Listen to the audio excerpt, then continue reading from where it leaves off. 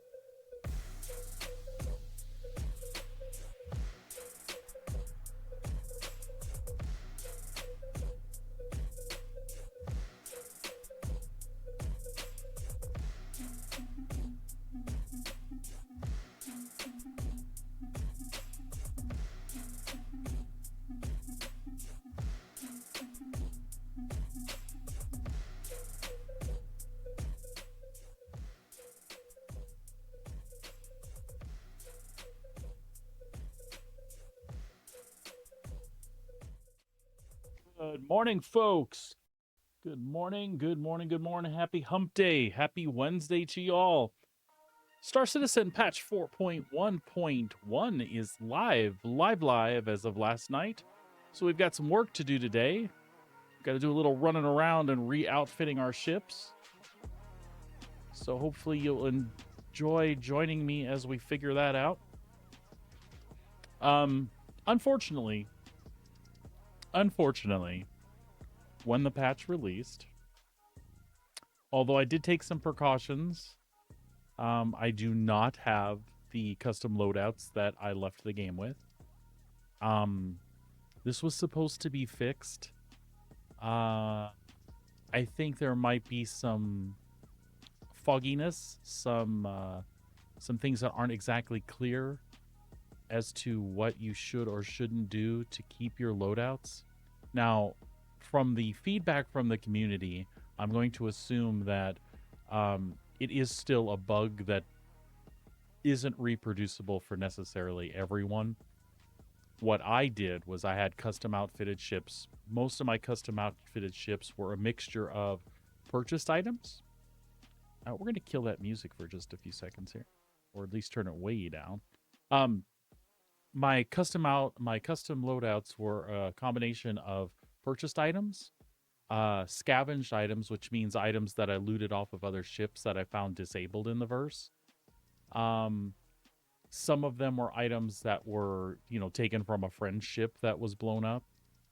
But not all of them fell into the same category. And then there were the ships like the executive hangar ships, the ones that come with a custom loadout. You don't change anything on it. It actually has like upgraded guns and stealth components and military components depending on the version that you got. So I had things that fell into all of those categories. In addition, about 4 days before the patch, I went out and did some more scavenging, assuming that something was going to go wrong and I was going to lose the stuff that was on the ships that I had. So I actually went out and I scavenged some other parts. Not everything I would need, but I had like 8 attrition 5s, some various power plants and shield generators and coolers. None of those survived. Now, I want you to know those were pulled off of other ships, put in my home storage, and my home is exactly the same in this patch as it was in the last. So I don't know how that factors in. My understanding is if they were never equipped on a ship, they should have persisted. Now, that being said, they were equipped to a ship that wasn't owned by me at some point. So I'll get to the extended version of that in just a moment. The other ones were equipped to my ships, had been saved, had been claimed, had been used, had been reclaimed, flown around. The parts kept respawning with no problems. Now, the one executive hangar ship I have, the Cutlass Black, the Executive Edition, the PYAM Executive Edition, I never changed the loadout on that, so it just had the stock NDBs and the stealth components that it came with. Actually, no, mine was military spec. It had the NDBs and military spec stuff. I did not have the stealth one.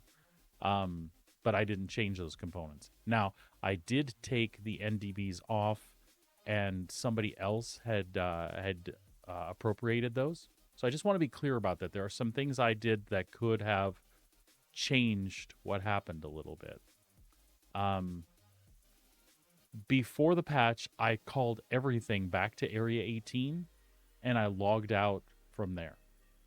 Now, there have been times in the past where with like purchase components, if that's what I'd done, when the new patch came, the purchase components were removed from the ships and thrown into my inventory.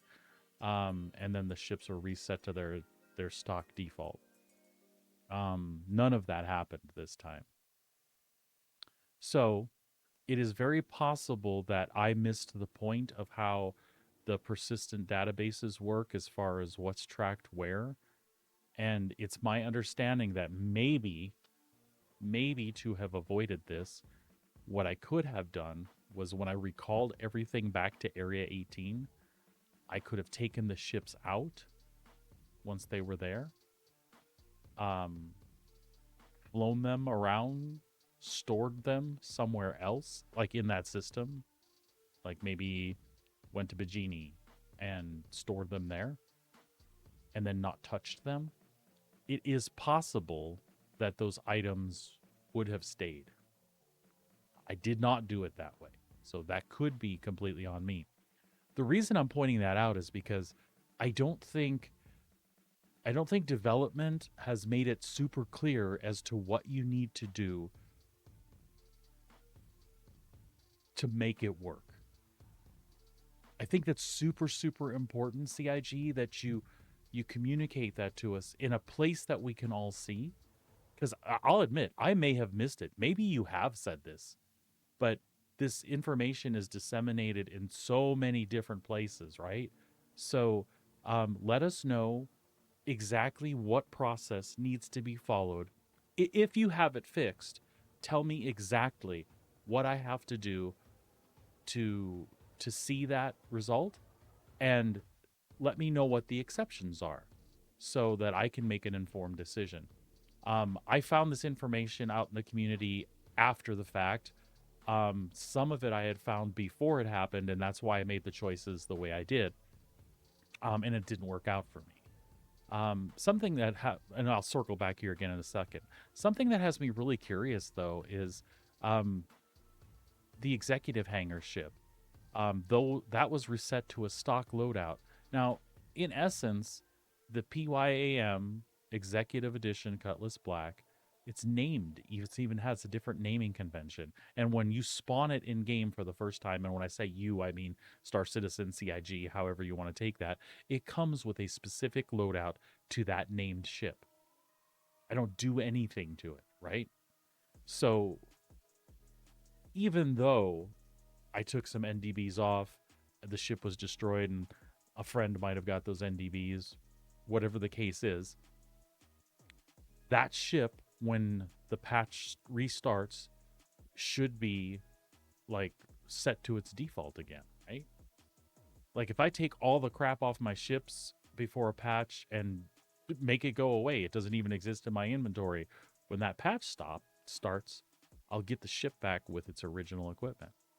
The original equipment on that Cutlass should have been the NDBs and the military spec components that it had. So I feel like there is still a bug here, despite the fact that maybe I didn't do exactly what needed to be done to make sure that those things flowed.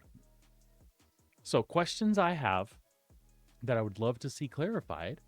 If I salvage something in the verse, my friend Chew McNomnoms has a ship, and it gets disabled in space, and I just happen to run into it.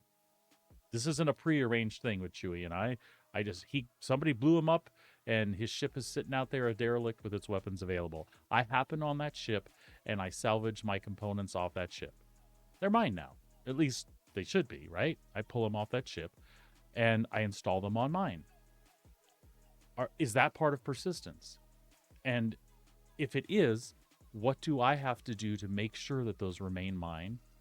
Or could you just plainly tell me someplace that I did do what was necessary and there's a bug? So that's my confusion. After all these years of playing Star Citizen and watching how this has evolved, at least the last 5 point patches or so, am I doing something wrong? Is it the wrong kind of components? Is it because they're salvage components? What can I expect to see saved? And I'm not upset. I want to know. I just want to have that information available somehow so that I can make informed decisions later. Also, I'm somebody who likes to make issue council reports. I like to help out with the development of the game. I need to know for certainty, this is a bug here. This is what I did, so you can reproduce it and, try to help things along, right? So anyway.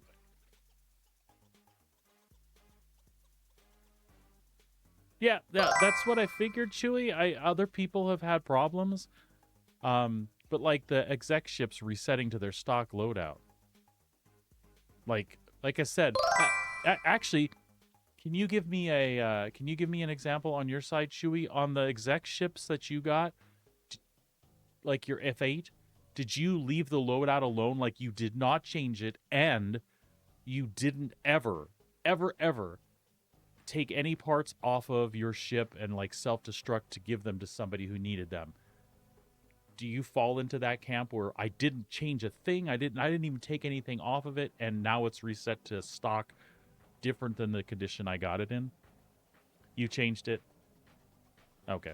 What I'm looking for is somebody who can tell me, I got it, it was like this, I never touched it. Not even so much to take a booger off of it, self-destruct and give the booger to my friend.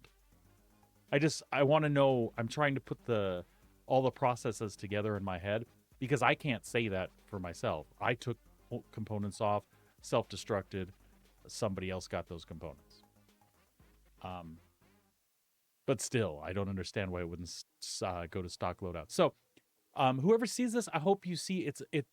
I hope you understand it's not a rant, and I'm not mad at CIG.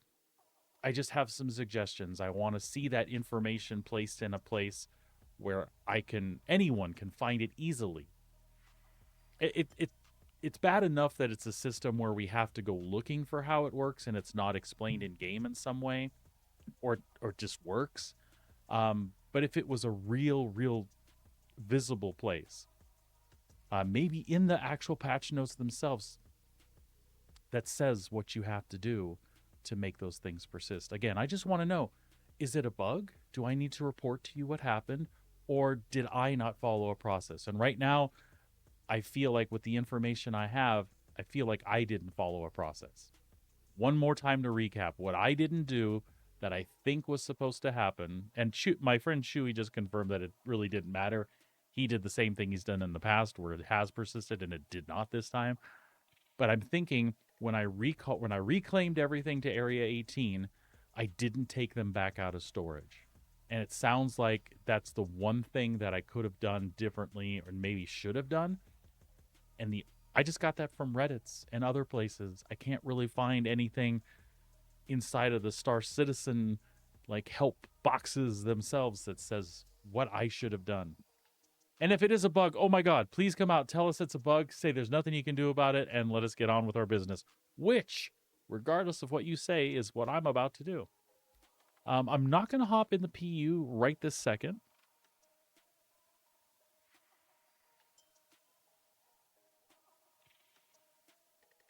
I'm not as mad as you are about it. Like I wouldn't say livid. I'm a little annoyed, but I do like that when I hit F5, when I hit my number 5 key. And for those of you that are listening and can't read, my buddy Chewy was saying he's upset about the med gun change. The med gun and the pistol share a slot now on your character, so you have to choose. You can't carry both like you used to. Before, the place you would put a utility, the med gun went there as a utility as well. So I could have on my body a tractor beam and a med gun and a pistol. Now you can only have tractor beam and a pistol or med gun because those two are what share the slot now. And in an effort to reduce, I think this was some of their intention. Like it used to be, I would hit the number 5 key, which is the default to pull out your utility. If you had both a tractor beam and a med gun, you would pull one or the other out first, and I guarantee you it was never the one you wanted. I'm like dying to heal. I'm out of med pens. I need my med gun, and I got my tractor beam, and I get pegged or stuck behind a rock or flail wildly and hit keys that I'm not supposed to. So it's cool now that whenever I hit that button, the med gun comes out without question. However, what people are upset about is that's the slot that's the pistol. So now it's an either or thing. You cannot carry both. I get it. Why not? If in life I had a med gun and a pistol, like right here, IRL, I could carry them both.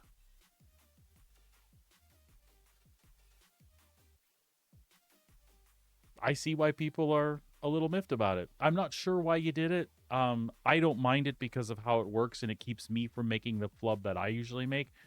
And this is coming from a perspective of, to be honest with you, I like pistols. I like to collect them. I'll carry them because they look cool sitting on my side as a sidearm. But I very, very, very rarely use them in the verse. That's not a good thing. there's great pistols like the Koda and the Uberov that does the explodey thing. They're great pistols. I should use them more, but for some reason my brain is wired between those two weapon slots and switching those out, and I just don't grab the pistol. As a matter of fact, I'm probably going to have a hard time adjusting to the med gun being on number 3, where that pistol that I never use has always been, right? Um, but anyway, for the people that are out there that are upset about it, I get it. I get it. It doesn't make sense. If I can carry it on my person someplace, and by the way, you still can. You can put one in your backpack, but you can't conveniently switch between them. So that buggers it up for some people. Like I said, for me personally, I didn't use the pistol a lot to begin with, so I'm okay. And even Chewy is saying it doesn't make sense to make you choose. I mean, where does it matter where I have it stored?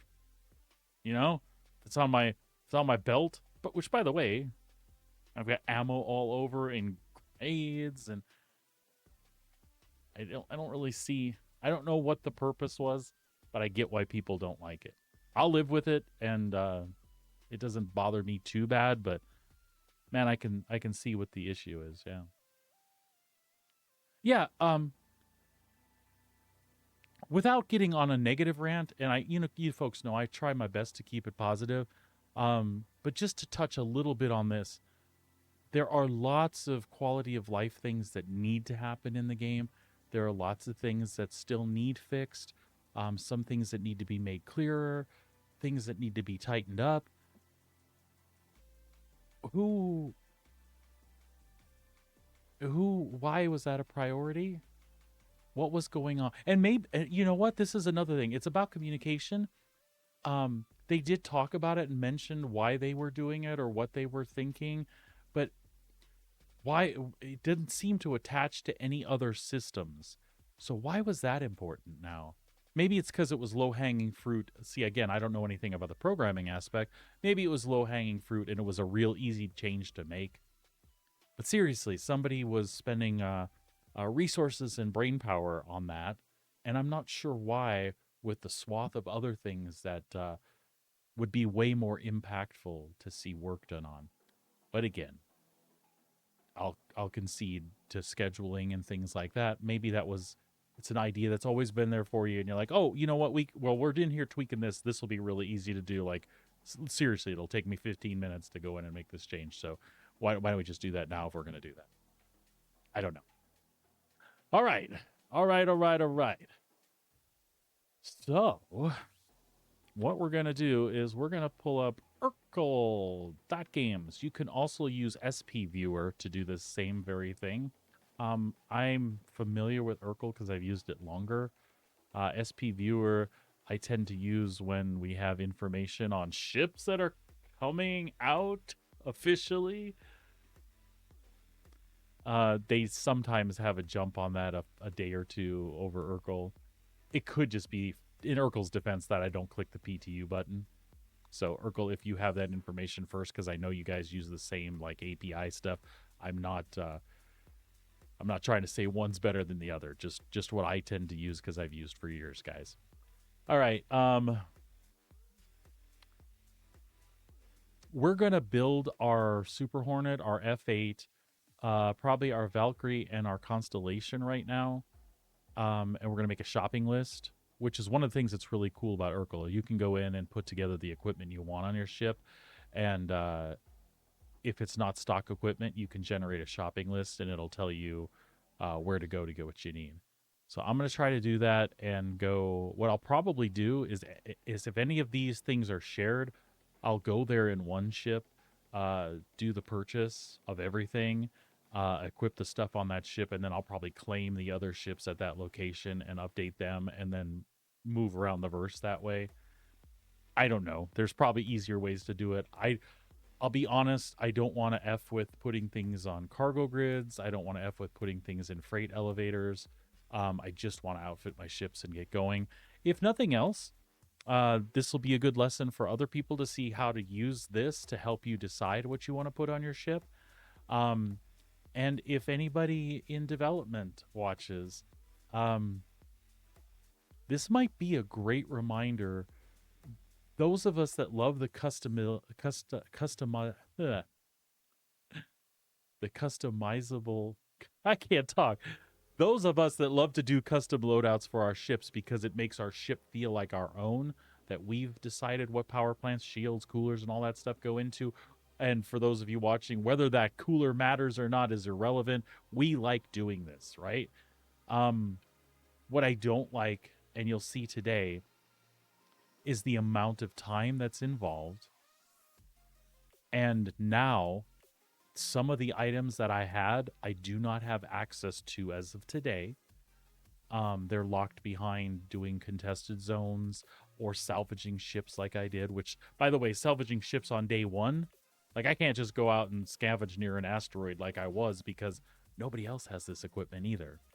So the only way is to go back into the CZs. That can be a lot of work to finally end up with the pieces you want. These are the pieces that disappeared that I'm upset about, right? If it was something I could purchase in game, it is annoying, as you will see. I will have to go to several locations to get like 3 or 4 ships loaded out, let alone the plethora of other ships I have. Um, the money grind for that stuff doesn't bother me. There's lots to do in Star Citizen. Most of the compensation involves money. You make money quick enough. It's the time. I would. I know it's kind of funny. Here I am, streaming and just chatting about it instead of playing. But when I do get into the game and start playing, I want to do that. I want to go play the new missions. I want to go kill Merox and Copians and pluck Quasi-Grazer eggs and do some bounties, talk to Gilly, hunt the Polaris. Those are the things I really want to do right now. But I like having my ships in order. So you can call it a me problem, except my ships were in order. And I understood that that was supposed to be fixed. And I'm a little salty about the things that I don't have access to now. So here's my plea. Please, for now, until this persistence issue is worked out, or until, if it's an instruction thing that the players are missing, until that part is worked out, please, please, please. This isn't a PvE or PvP thing. I spent hours in both aspects of the game this last patch cycle. I don't always have the plan or time or inclination to do that same thing. Please let me get these items like we did a few patches back for now. If the master plan is, hey, military stuff is, I don't want to say locked, military stuff is rewarded by doing this. Stealth stuff is rewarded by doing that. Totally cool with that. But right now, in alpha, so that we can keep playing and trying to enjoy what's here and helping to test and gather data, let me get those components so that I can re-outfit my ships in a relatively easy manner. Don't make me spend 2 weeks of a 6-week patch cycle getting my stuff back just to have it happen again in 4 weeks. Please make that stuff accessible earlier to us. By the way, you just did a component pass. You just went through this stuff and realigned the components to be more like they're supposed to be: stealth, civilian, industrial, military. There was like a whole pass that you just did to this. I know you'd like to see data and how we use that. You could have that in the next 2 days. There's a lot of data you're not going to get because people have to go through a lot to reacquire the stuff they had. So sorry it's been such a long talk about that, folks, but I think it's stuff that needed to be said, and that's my take on it. Not mad at you, CIG, nothing but love, but help back a little bit with the friction it's causing for us as players. I don't care alpha, beta, gamma, full release, first release. I don't care. It's here. It's a live service. We're playing it. You want data. We want to give it to you. Don't make it hard for me to do that right now. I love the first iteration. Put the stuff in the CZs, whether that was the full intent or whether that was just a move so people would go test CZs. Doesn't matter which. They've been out. People have fully tested them. There's been a lot of work in them. You've identified bugs. You've seen the patterns. You've got that data. Now you've made a component pass. Let me get those components easily for now. Later on, if you want to lock it, reward it, whatever. Totally cool. But right now, let me enjoy what I have. Right? All right, let's get moving. Yeah, that's another thing. Sorry, I thought I was done, but I've got folks in my chat that are saying the obvious. Um, it's true. What do I don't get anything back. The money I spent on those components where they're gone is gone, which is something I touched on, and I really mean that. I don't care about that part. I can make money to buy those components back. It sucks that I have to, but I kind of assume that's going to be the thing. That is far easier for me to collect 4 or 5 million to purchase components for 3 or 4 ships. Okay? But those components that I don't have access to, I have to go back and put the time into CZs. That means getting together with friends who have already done this content with me and may feel completely different about how than I do. They may literally say, "F it, I do not want to do that again." So I have less friends to do that with if that's my only avenue. And plus, I did do it. I spent the time. I gathered the cards. I did the thing. I got slaughtered. I slaughtered people. I got slaughtered again. I slaughtered some people. I got slaughtered again and again and again and again. And I got the cards and I did the exec hangers and I got the ship and I picked up extra components. I went out salvaging, ripped components off of ships. I did that for days. It was fun. It's not fun to do over and over and over. All right. Yeah, God forbid you have any in-game bought ships you didn't claim, because I actually hear that those fall prey as well. I've never seen that happen on my side, but I think I've always claimed them though too. All right, we're gonna start with the Super Hornet. What I normally would have done is I put a good mixture of stealth components on here. It keeps the signatures way down, which means you can sneak up on somebody a lot more effectively. Also, the power cost on a lot of stealth components isn't as high, so you don't have to have such a big power plant. If you're a person that likes to max out all the pips, it's easier to do that with stealth components. But what you got to keep in mind is I'm maxing out all the pips. I got full power to shields. You have full power to shields that provide half of the shield health of other ones. The trade-off is signature, right? So it's a balancing act. You can do things a lot of different ways if you want. I'm going to take a medium approach today. I'm going to go more power than my stealth build, but I'm going to try to keep things reasonable, because it's my understanding that the missile types in the game do play heavily with your signature. So if you have a real high IR signature, you have a real high electromagnetic signature, those types of missiles will have an easier time locking onto you the higher that signature is. Now, you still have countermeasures and all that stuff, and they should work as effectively as they've always worked. If it locks onto me, it doesn't matter. If I throw a big cloud of chaff in front of it, it's going to explode on that instead. So it's not like the signature thing is going to put you out of the running at being good. You just have to make sure you're good with your countermeasures, and depending on the style and type of fight you're having, that you always have, chaff and flak and noise and all that stuff available to you.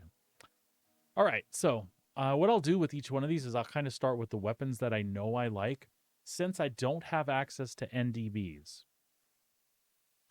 I'm going to go for my ships that I like to PvP in. I also do PvE stuff, by the way. So the ships I like to PvP in, I'm going to go for CF repeaters in most cases. The reason for that is the weapon velocity on CFs is higher than all of the other choices. If a ship is heading this way and I'm pulling my nose onto them and I'm staring at the pips and I'm looking at whether it's a lag pip or other, it doesn't matter. When I'm looking at the distance between the pip and that ship, because of weapon velocity, it's much smaller, right? So the weapon's getting to the ship faster, which means where I see that pip and where that ship is, space is closer. The slower, the wider that gap gets. So as you can imagine, as you're flying around, especially if you're not as skilled a pilot as some in the verse, when you're flying at fast velocities, when you're tracking somebody that's squirrely, not an NPC, and another player who knows what they're doing, the closer that pip is to them, the more shots I'm going to have on target. It just makes sense. Now, if you're really good and just you have this Zen force mind where you can anticipate what people are doing while they're this far off to the bottom of your screen because your pip's way up here and they're down here, and there are people like this, you can use attritions and do like top damage. But if you're fighting a fighter pilot that's worth their salt, good luck. Good luck compensating for this when they're already an ace pilot. The closer you bring that gap, the better off you are. Now, how does that translate into PvE? If I have attritions on everything, I will take down any PvE target a lot faster. It's just more DPS. I would argue that even in those scenarios, though, will you keep that DPS on the target the entire time? Maybe, because a lot of us are talking about this in the context of like VHRTs and ERTs where you're fighting big, heavily armed, slow-moving ships. Those attritions are really better for those scenarios because they chew them up quicker. You have to sit there and avoid their return fire a lot less. So it's kind of a good choice. But you can still get the job done in the CFs. If you can keep yourself from getting hit by these things, it's going to take you a minute longer, but the DPS gap isn't so huge that you can't kill the ship. You're still dealing with the same size guns, just the bursty DPS aspect isn't there, right? Anyway, so because of what's available and because of the content that I do with my two big fighters that I use the most, the Super Hornet and the F8, I'm going to go all for a CF build. When I go and do stuff like my my Taurus and my Corsair, I'll probably put attritions on those because I tend to use those big-ass ships against big-ass ships in the ERTs and VHRTs. Okay? So anyway, we're starting with weapons. F7. Oh, F7C-M. Okay, yeah, we go on the nose turret. It's already got 2 Panthers. So what we're going to do is we're going to change out the 2 size 4 Renovants. Those are Gatlings. They're awesome. They bypass shields and just tear up the ship directly. But you've got limited ammo, and if you're out doing lots of bounties or don't like checking in every 5 missions or so, maybe not the best. I like convenience a lot of times, and I'll trade that for what sounds good on or what looks good on paper sometimes. Anyway, so we're gonna go CF 447 Rhinos in those 2 slots.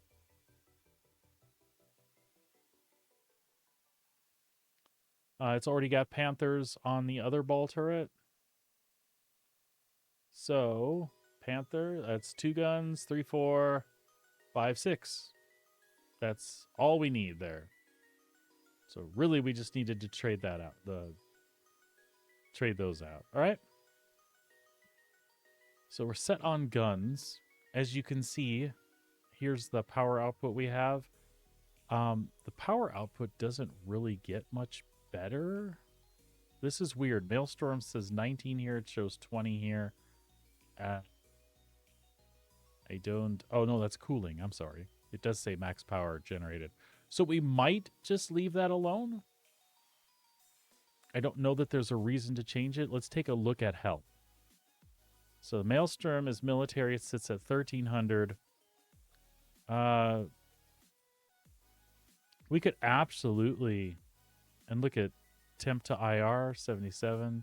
We could absolutely switch this to an industrial just to gain 100 hit points. But if you don't want to spend the money, I would say there's no need to do that. Oh, I lied. Maelstrom. We're going to pick up an extra pip of power, which which could be very useful. So let's do that. Let's pick up an industrial A here. I'm going to knock these coolers down. Coolers still aren't working the way they should be in game.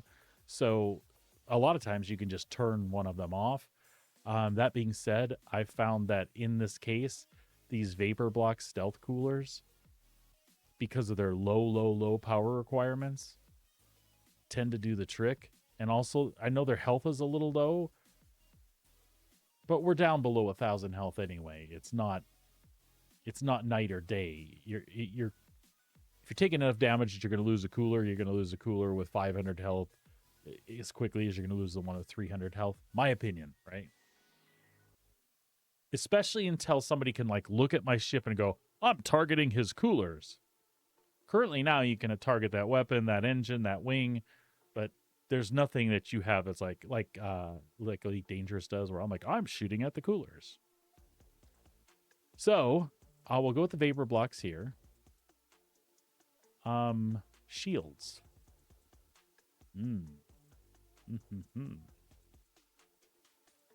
So this is another thing. This is all it takes to get the max amount of shielding from my shields. You can see the bubble. It doesn't change, right? I get 5190 HP from those shields just by giving them the max amount of power they need, right? Which is 3. That's all it requires. Now, for every one of those I go above that, you'll see it'll change the HP regeneration. So if I can put full power to shields, these guys are getting a whopping 332 HP per second back. And you can see each pip that you take out of that reduces that. So obviously, if you're one who likes to stay in the fight and you don't like to take off in different directions all the time, HP regen on a shield is a big effing deal, right?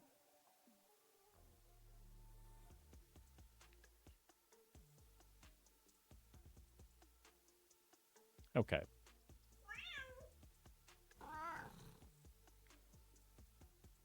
But also, to get the max out of this, it's a little weird. So what I'm thinking of doing here, and these are 1730 HP apiece. So I want to stay at least at that and above if possible. I'm going to sort these by the pool HP. And I also want to be real cautious of what I need power-wise for these guys. Okay. So I'm liking, there's a good balance. So these are all stops. And all stops you can see are 630 health. They give 1730 shields. 1 power minimum, 3 is their power max.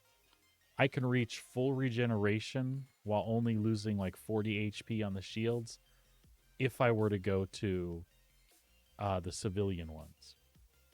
And then the regen delay and the downed regen delay are actually faster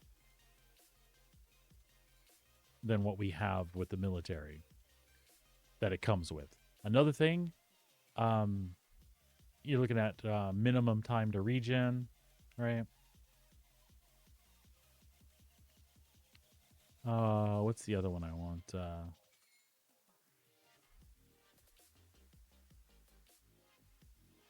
So I'm really thinking of going with these Concords. But if we want to upgrade a little bit,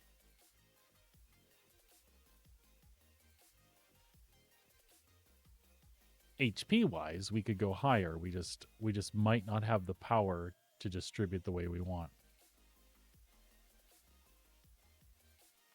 All stops are 1 and 3. These are 2 and 3. Let's just see what happens if we put in the big industrial one here. I don't think much. Well, what happens if we do that? So 300. We gain a lot more. We gain like about 1,000 or so, which is cool. That's HP, right?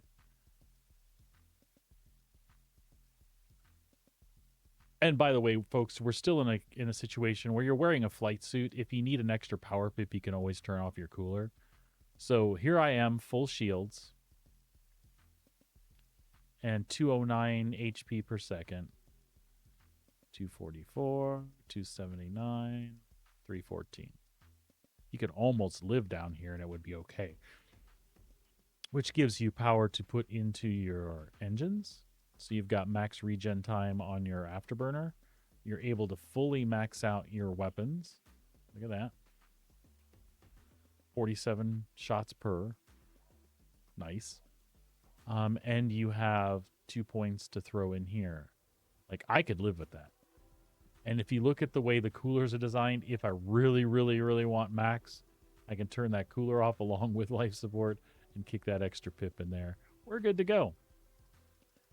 Now, if I'm wrong about the coolers and I haven't tested the changes properly, then we might have to do some reconfiguring here. Also, I like to change these to drift because the power requirement is less as well. So watch what that does.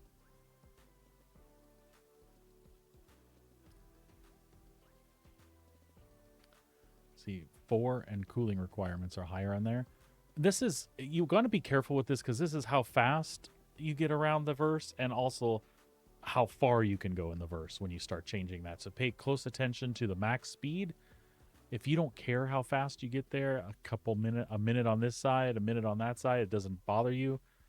Don't worry about the max speed, just worry about the max distance. How far can I go before I have to refuel? I found that 130 for smaller ships, that tends to be a pretty good sweet spot. If you can get that far, you can jump all the way across system, either Stanton or Pyro, before you have to stop and fuel.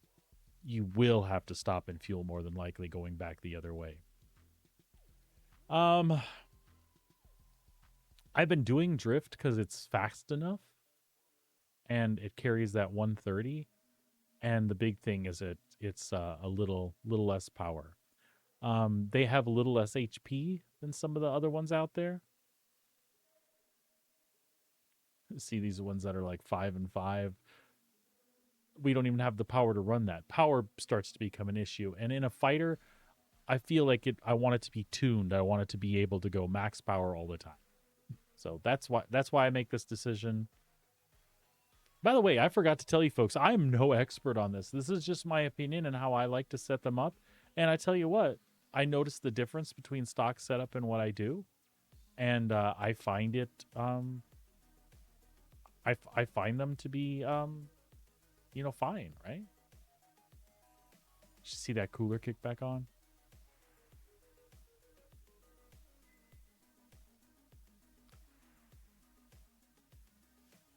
I feel like, what do we do?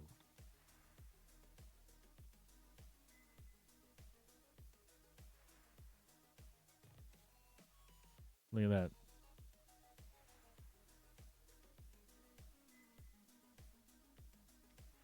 Now, we do have some other options.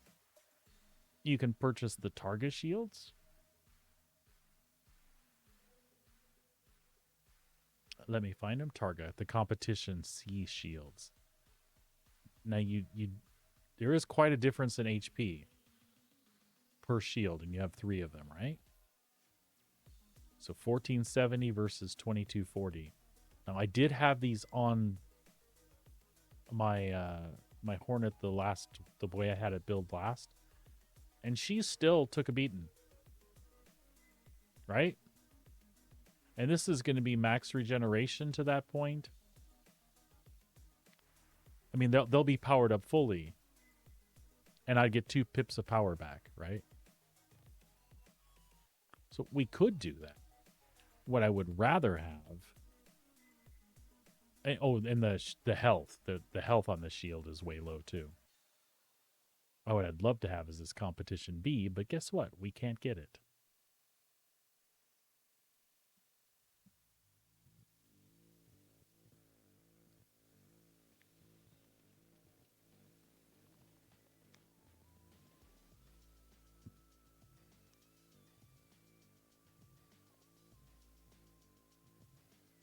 I'm just going to stare at the HP pools again for a little bit.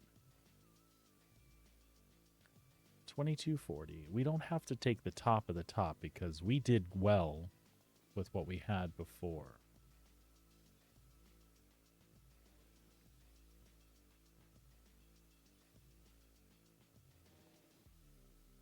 The only other place to drop down and still go up higher than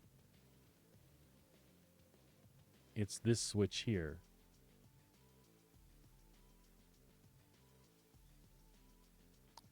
This would be lovely, but we can't get anything in this range. I would love to just put FR66s on here. I would be super happy about that. What we can do is we can try these. Again, they're better than the Targa we used before. 1470 and 1730. And again, 1730 is like the stock that the Super Hornet comes with. We're getting a little smaller of a regen delay. It takes longer to regen to full, but the downed regen delay before it starts regenerating is definitely lower than that. So, and then the health difference is not that bad. So we could try that. Let's see what that looks like with these on here instead.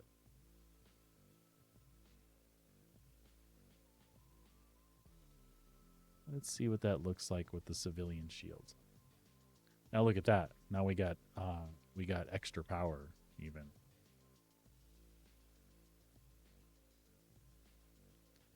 And that one pip right there, we keep it in there for the max regen, right? We can leave our coolers on. We can turn our life support back on, and we're still in pretty good shape.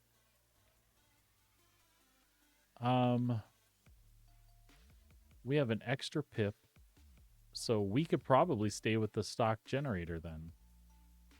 We could stay with that Maelstrom.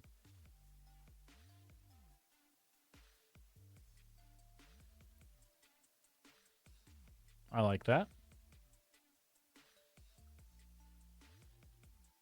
What were the stock on these? Oh, yeah.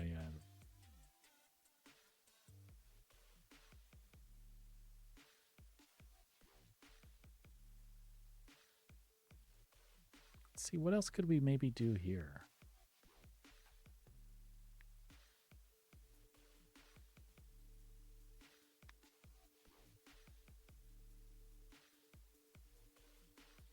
Nothing that we need to do. These vapor blocks are fine.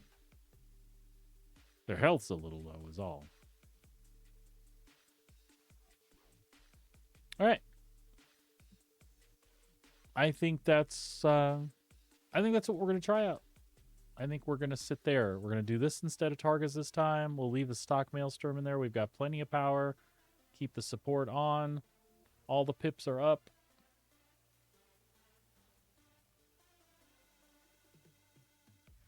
That regen is what might hurt us. I don't know that the Targas necessarily regen that much faster. Maybe they did. Let's look. Excuse me. 12, 4, and 8. 12, 4, and 8. That's almost 13. 12.7, 4.2, 8.5.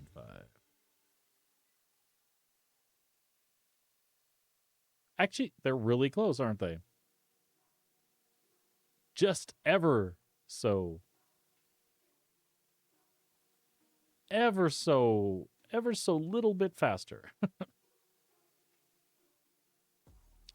And then the EM max is a little higher, of course, and then we're good.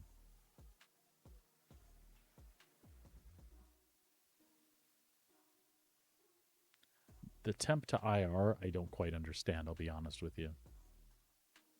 So let's try this. I think this is good. Damn it, turn the damn life support back.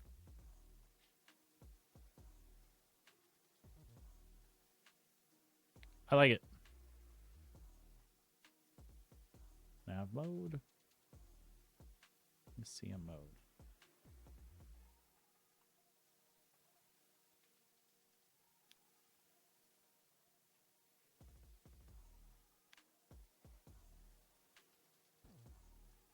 I feel like there's maybe one bump up in shields that we could do differently.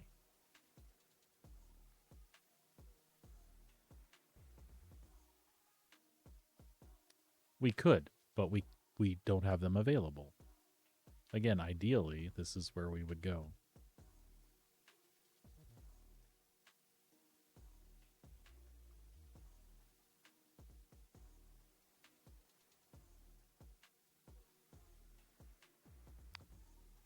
With 590 health, we could go with these.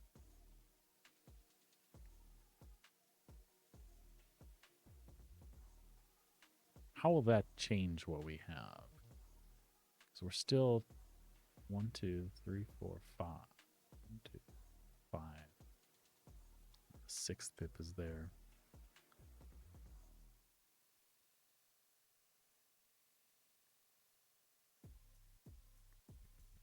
What if we put Guardians on here instead?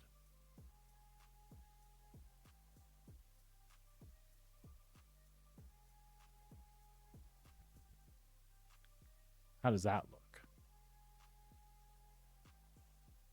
And if we really wanted to, we could shut off one of these coolers and go here.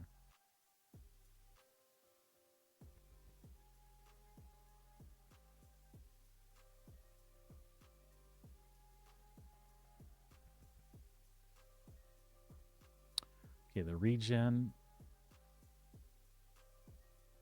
that is considerably higher.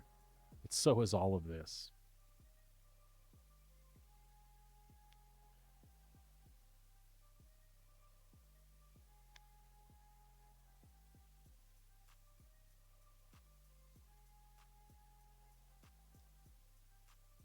I say we stick with the Concords.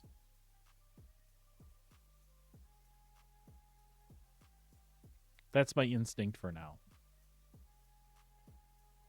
Keep everything on the way it's intended. Have great cooling. That regen is about the same place.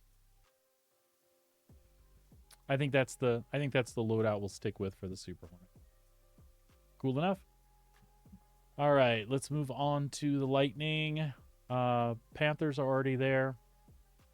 We're going to change out the Tarantulas. Tarantulas. To CF 337 Panthers.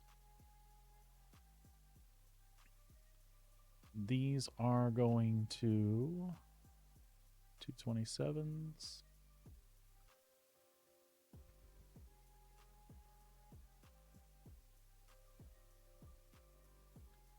That's going to be our Lightning loadout for now.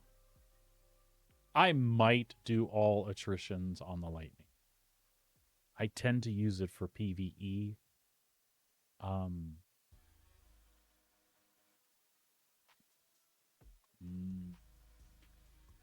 I use this for PvE way more than PvP. Almost never for PvP. Let's do an attrition build. So let me reset this.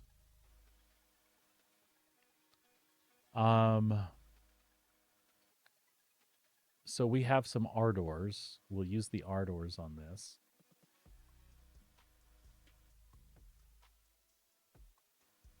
I guess it doesn't work like that.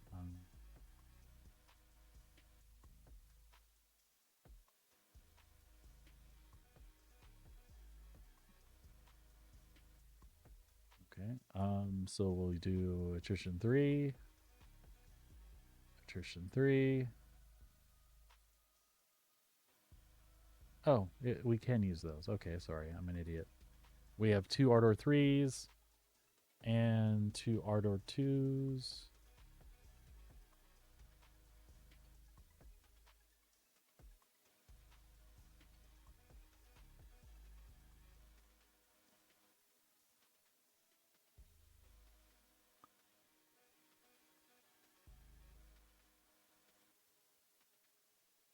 Right. So we have those. We have those. Those are there. We just need to get attrition 3s for that. Okay, that's not bad. All right. Stealth grade B shields on this baby.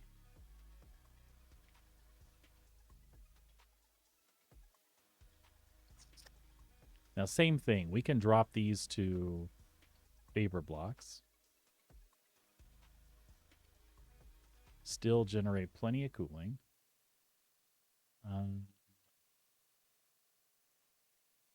We're at 5780, 224 regen with these two shields. Our output, we've got everything but our life support on. So I'd love to see this jump up to at least a Genoa, because that's all we can get. So that gives us an extra pip. Or it should have given us an extra pip.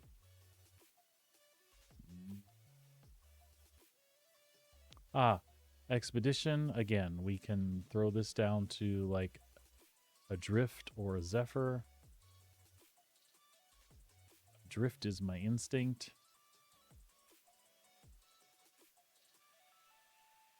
We're not getting that power back though, are we?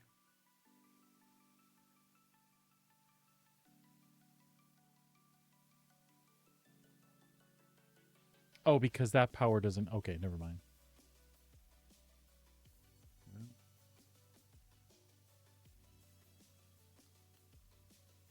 Okay. Let's look at shields.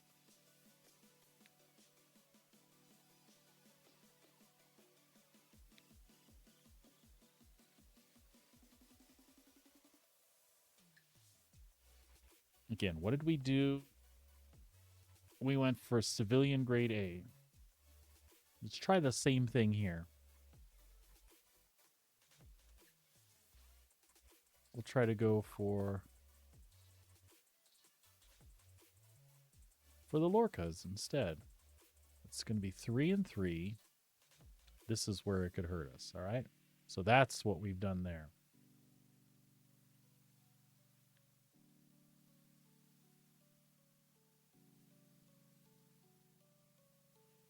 I don't hate that.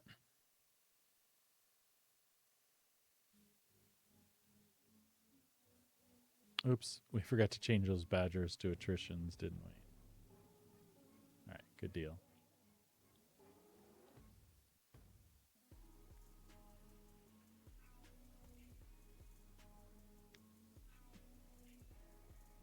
I can pretty much live with this build, I think.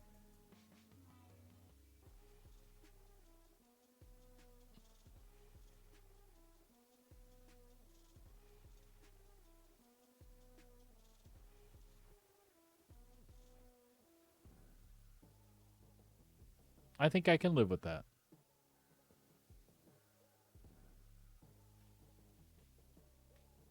Let's take another look at shields. What we had before was the Trentas. Let's see how that would look.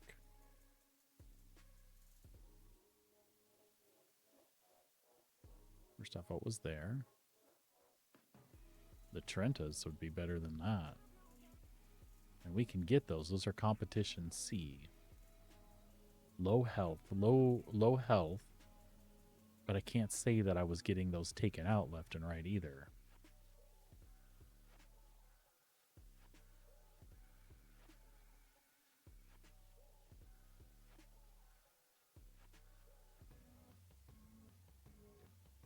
We had a Lux core in there before.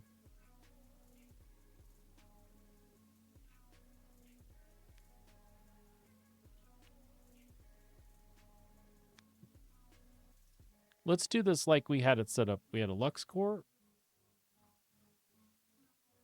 And we had...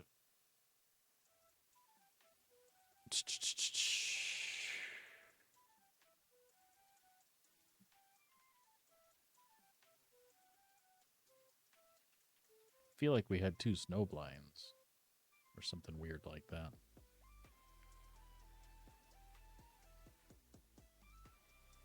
So I think some of this we're looking at has changed with the rebalance. I'm looking at different stuff than I was looking at before.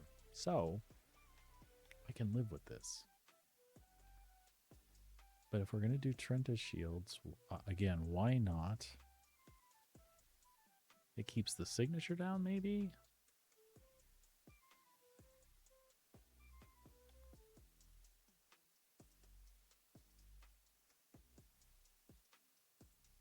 Yeah, 2 and 3. I like this better.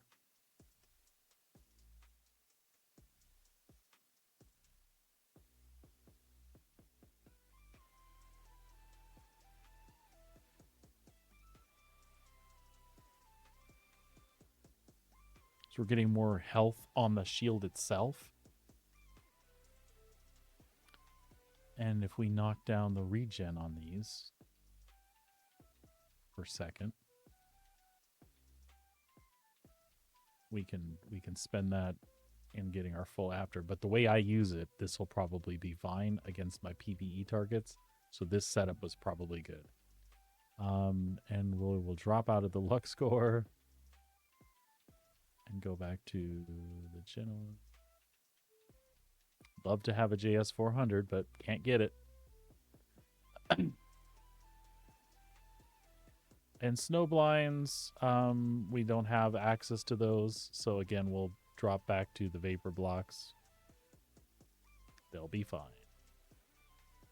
Cool? Cool.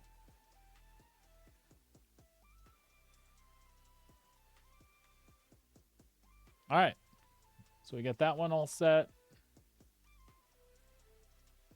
And we'll move on to the constellation. Same thing. We're going to trade these out for attritions.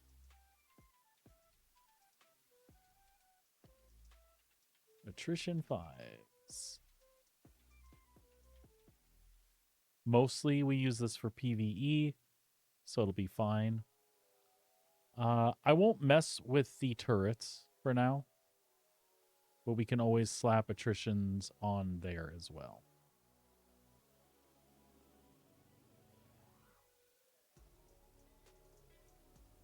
All right.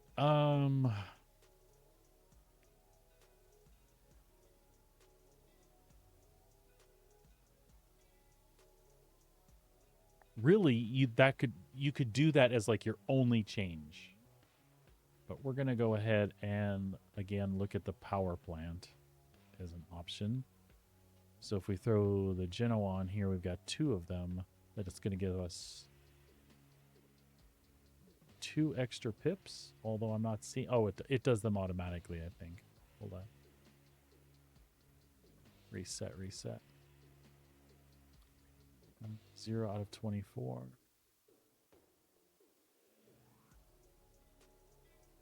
I don't know.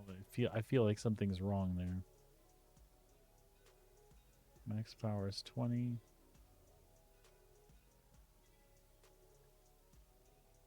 Oh, the diligence are giving 20, aren't they? Yes, they are. I'm an idiot.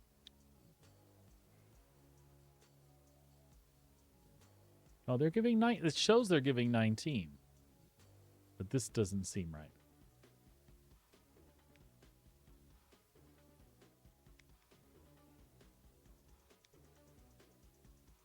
And we want their component health to be up there too.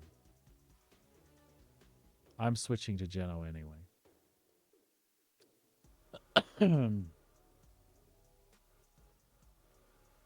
No, we do not need that kind of rounds, that amount of rounds there. Life support always seems to be defaulted to off these days.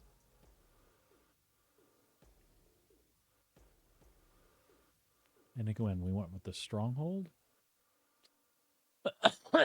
Oh, we didn't. Okay.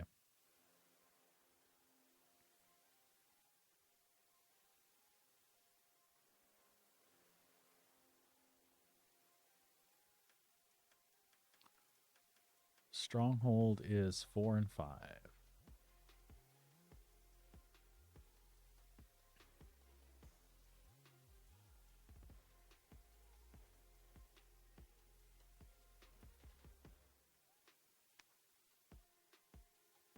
When you look at this, there's no reason not to go to the parapet. Just the regen delay is slower, is quicker, and the down regen delay is quicker. So there's no reason not to make this switch, and the component health is higher. So we'll do that.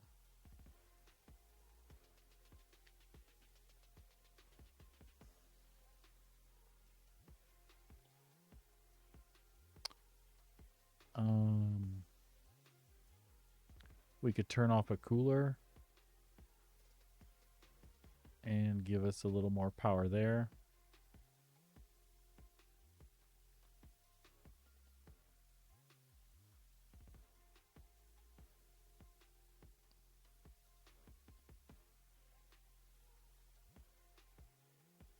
So there's some power management things you can do here. I think this gives us enough to deal with.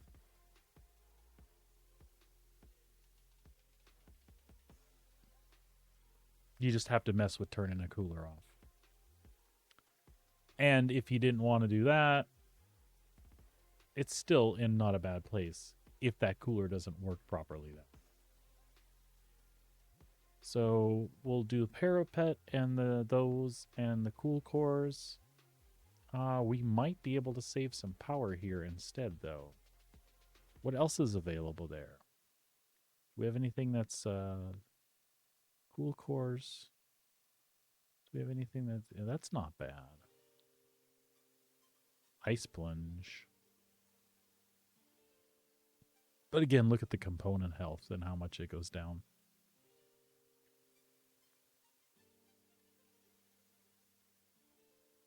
It's where I'm confused because I don't know how the cooler actually takes damage during a fight. And if it goes out currently, like, how does it affect anything, if it affects anything? This is a tractor beam? What is that one right there? Yeah, that is the tractor beam. Oh, so you could turn off the tractor beam and get power back. Okay, so what if we reduce these to something that requires a 3 as a minimum? So that is 3 as a minimum. It's the cool cores. And cool cores is 710. What if we changed it to competition C, the ice... Oh, the health is terrible. What if we went here instead? Or here, the snowpacks even. 3 and 4. Okay, because it's the same. 2 and 3.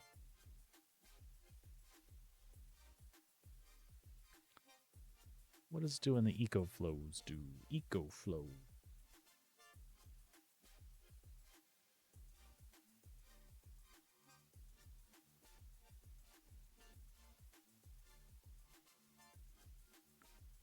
Eco flow versus cool core.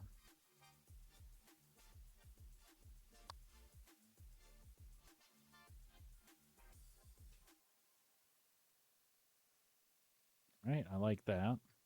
I think.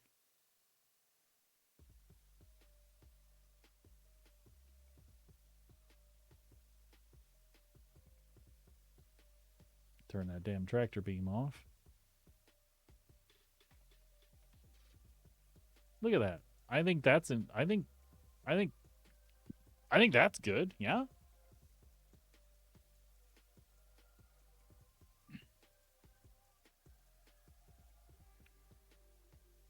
As long as that does what it's supposed to do still, I think that'll be a decent setup for us for now. Although we wouldn't have to change this. But all of those are 4 or 5, and I think we should keep it up there. We should keep it up there. What was the stock? Stronghold. I think there's no reason not to do that.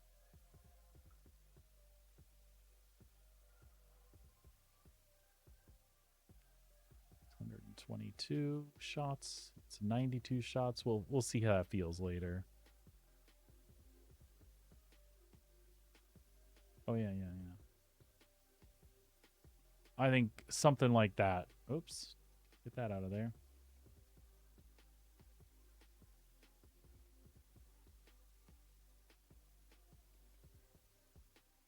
I think something like that ought to be good.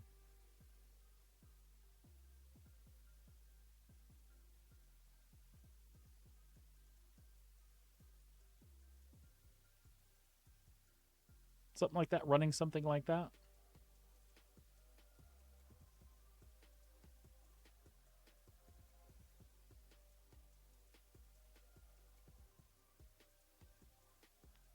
I like it. Alrighty. So from here, let's take a look at Valkyrie. Don't have to change anything out here.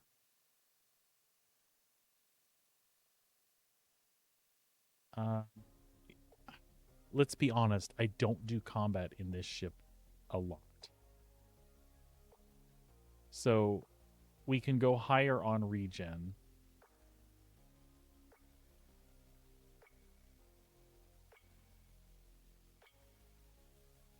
So what would gain us more anything here? We can move from Maelstrom to Genoa.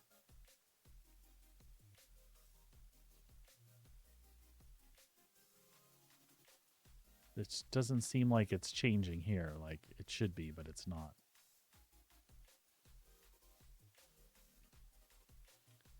That's cooling. Ah, I see. And for that increase in component health, why would we do that? Requires less cooling on the stock, so reset those to Maelstrom. Okay. So 4740 is our big shields here.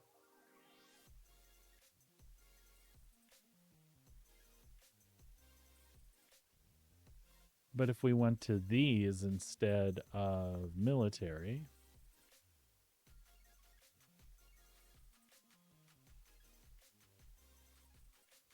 I mean, that's how that looks, right? 689 versus 685.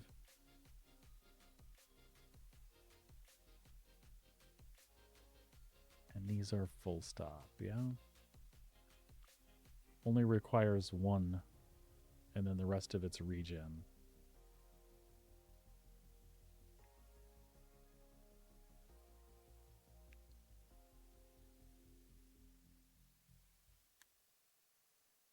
What if we went with the big ramparts just for fun?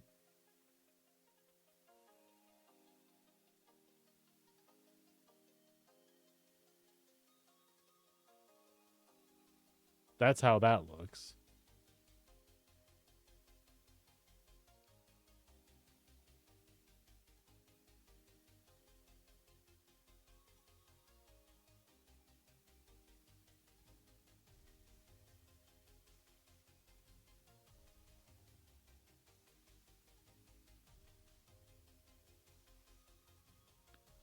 We've got Arctic on here now. Arctic is 1 and 4.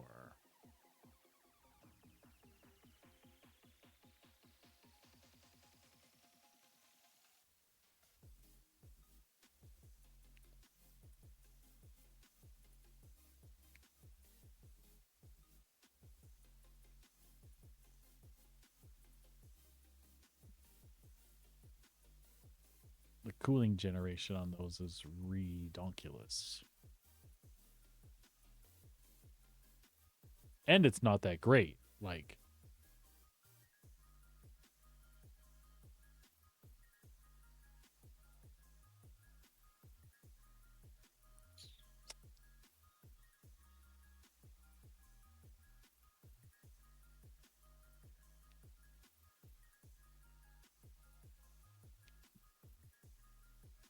I don't know.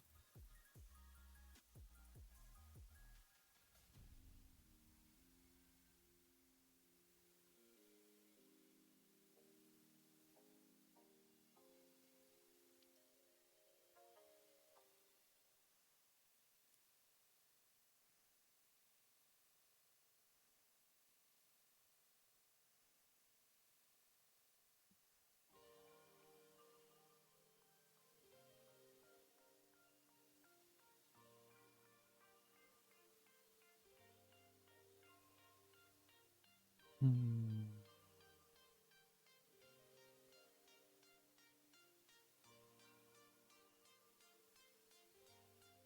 So the only thing that's better is Avalanche. So the cooling gen in this is poo, regardless. Okay.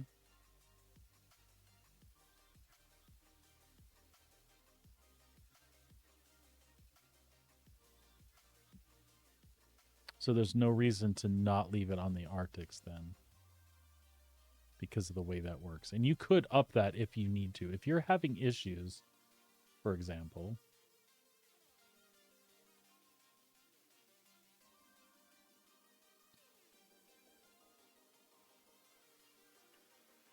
but you are losing shield when you do that.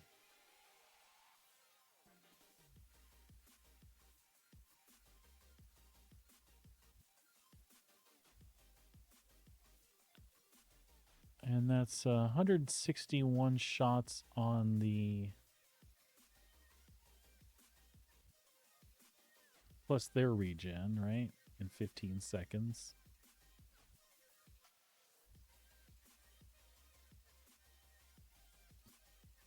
So like something like that doesn't look terrible. Again, we're running no life support too.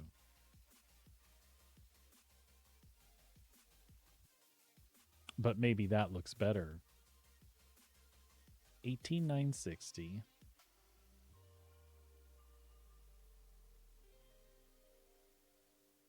What if we could get them up in this range instead, like industrial, not rampart.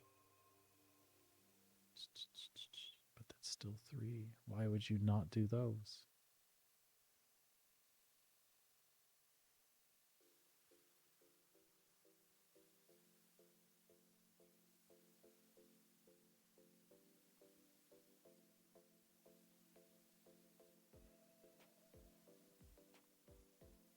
And then that's 4740.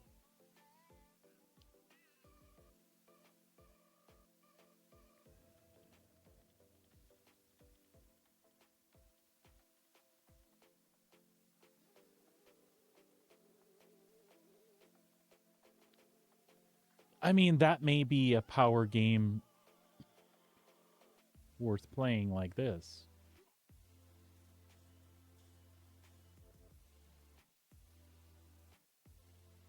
Just leave it. Just trade. Is there anything to trade out then at all?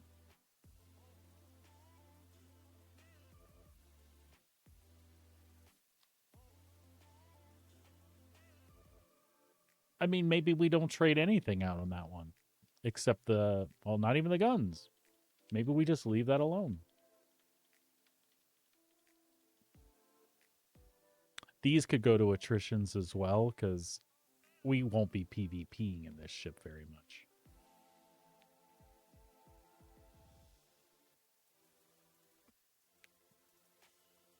So I could see doing that.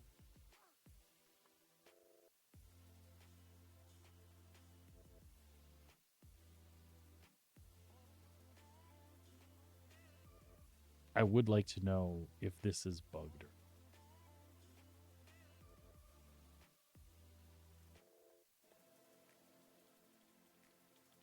Maelstrom is given 20.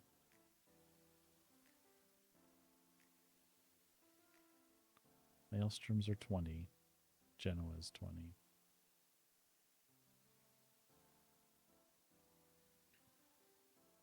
It's just a boost in 300.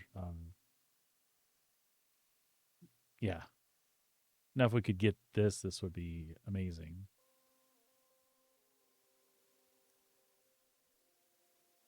But that's not doing anything.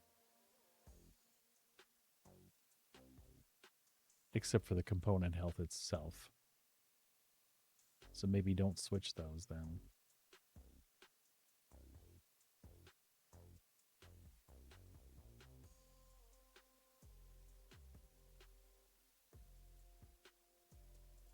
And 29 cooling is the best we're going to do. So when you're trying to flee, you know, you can do that.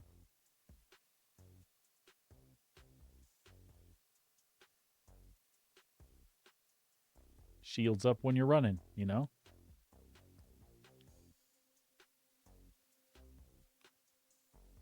So I think there's There's not much of a reason to do anything different, full stop. Unless you wanted to give it more shields. 1 and 4. 980. If you wanted to make it tanky as hell. But how would those look running those? See, if you did this, what happens is you are on and at full regen. But if you want to run, you see what I mean? You can't full power to engines and then run. But this is incredible. Maybe you don't have to then. And again, I don't believe this is affecting your top speed, right? This is affecting your afterburner regen, right? If anybody's watching and knows, how do the pips in your engines affect what you're doing?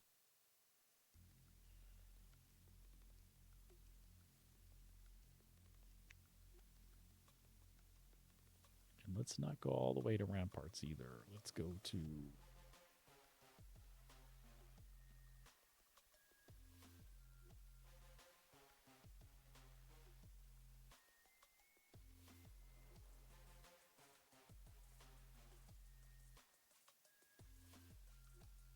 there are still 3 pips there.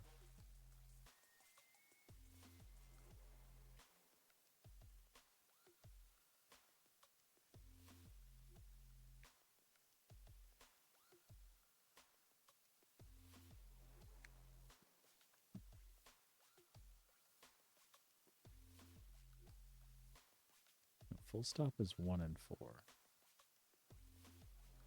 So what would be like a 2 and 3? And full stop's health is what? Full stop health 980.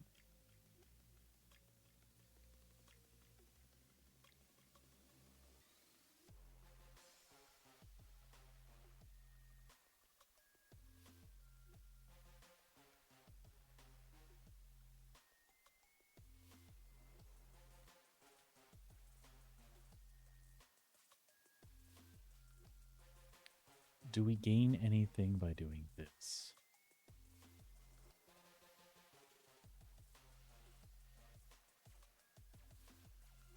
I think we gain options. Nope, just we gain 1.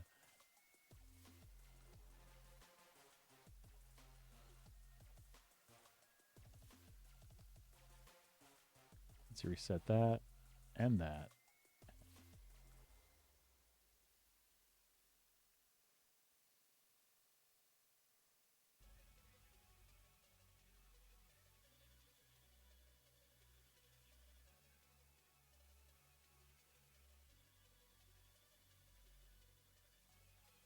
Again, these would be options that I would like to have. But they're just not.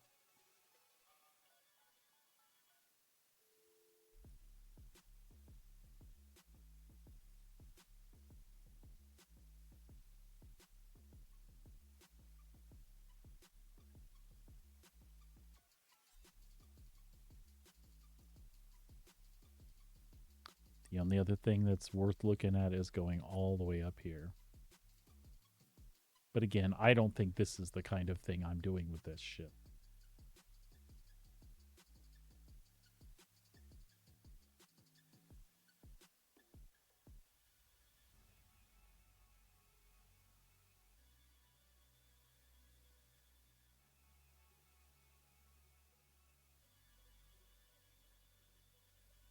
And I think stuff more like managing this, more like managing, you know, that. Bringing that down a couple clicks.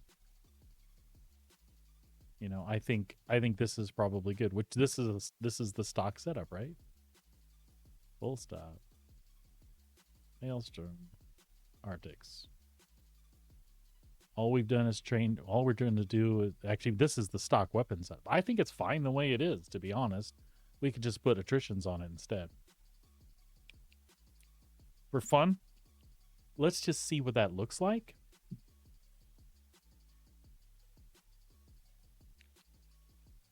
Okay, so attrition 3s, attrition 4s, attrition 4. And again, these are the turrets. We could leave them alone. This is just pilot controlled.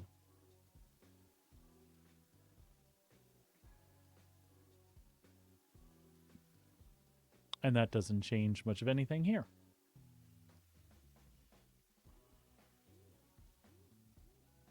Right? 191. Well, you can get more shots out of that. I see. Attrition 3. Attrition 4. Attrition 4. Not bad. And on the Asgard, it would be 6 attrition 3s, which I think would be pretty sweet. And again, we can keep our full shield, drop 6 pips, and have full to engines. We could even bring our life support back online. And then, you know, we're engaged. We've got a ton of regen. If you wanted to fully regen, you would switch weapons off as you're running, and that pool would go up super quick. And again, we don't need 191 shots. Somewhere around 144 that completely regens in 15 seconds or 16 seconds. You see here we could leave it there. That only increases the regen a little bit. So this is like a good top out for the weapon if you want max regen to get them back. But seriously, it still does it still does the same there at 144 shots. And look at that. You're pretty balanced across the board. You can drop life support and pick up another pip if you want. So I think the attrition's on here, leaving its stock loadout. You can mess around with that if you want. That's the other thing. What do you got when you drop into nav mode, right? When you drop into nav mode,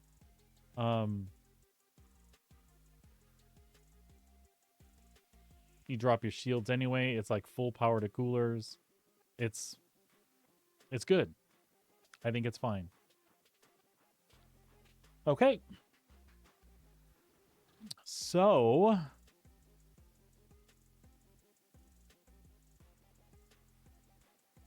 we want to non-stock items in the cart. Non-stock items in the cart. Non-stock items in the cart. Non-stock items in the cart.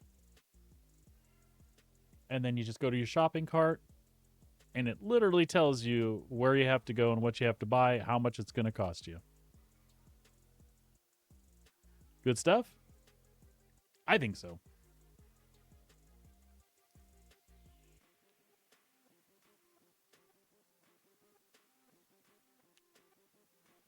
I think so.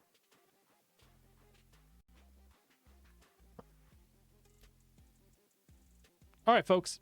We're going to step away for just a moment. I have to use the restroom, and I'll be right back, and we'll hop right back into this. Be right back.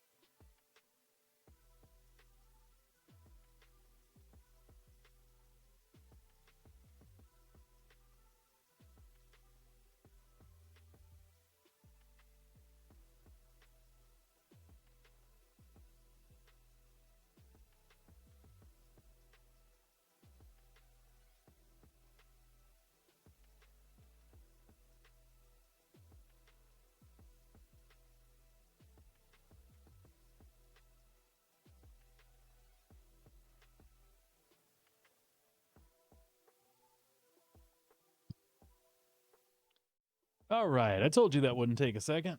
We are back. We've got our shopping list for 4 of our ships. We're going to go out, we're going to outfit these.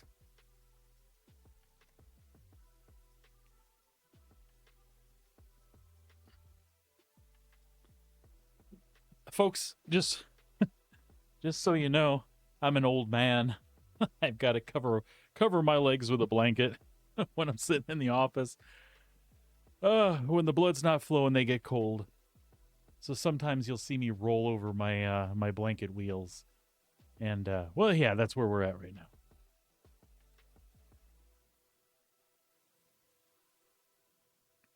Okay.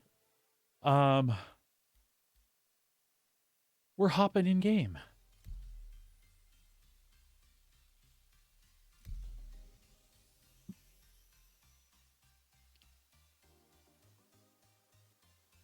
Stopping off in the Valiant Biosphere.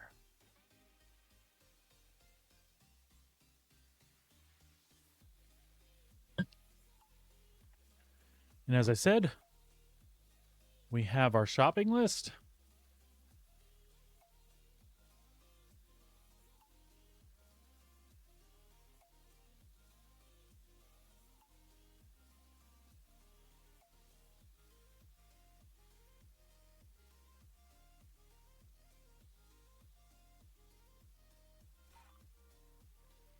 We'll be going to Lorville for those, by the way.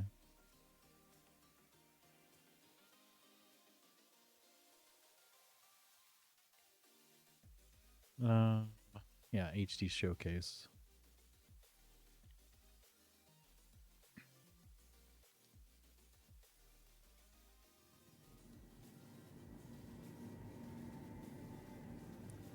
HD Showcase. Platinum Bay, Omega, Platinum Bay.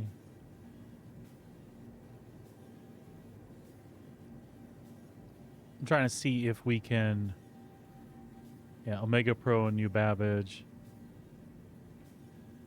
Omega Pro and New Babbage. I'm just trying to consolidate this.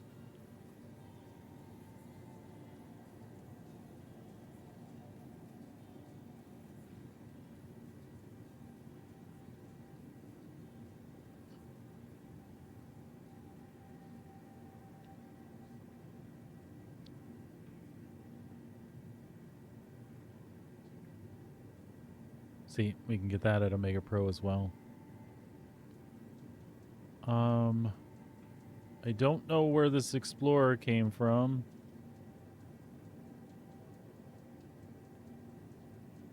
We shouldn't need to buy that.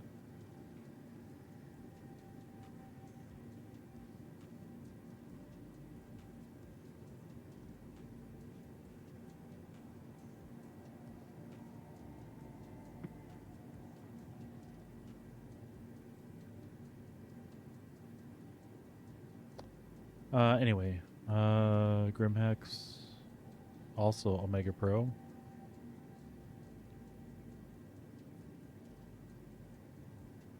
So far,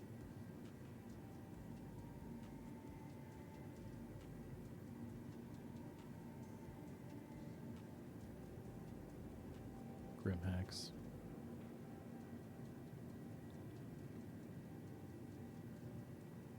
Grimhex.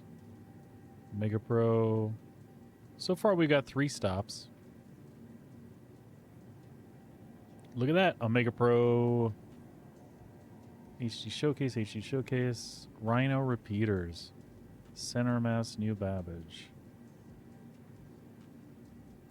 Yeah. We'll be in New Babbage for Omega Pro, so that's fine. And then Cousin Crows. These vapor blocks, we can get them at Grimhex since we have to make a stop. So that's 1, 2.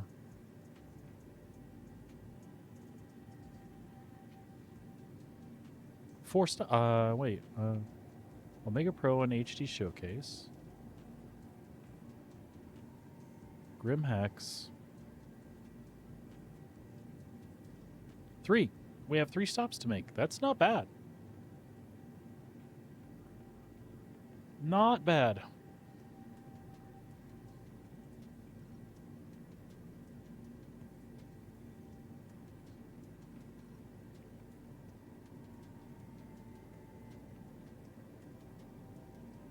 All right, we can do it. We are in game.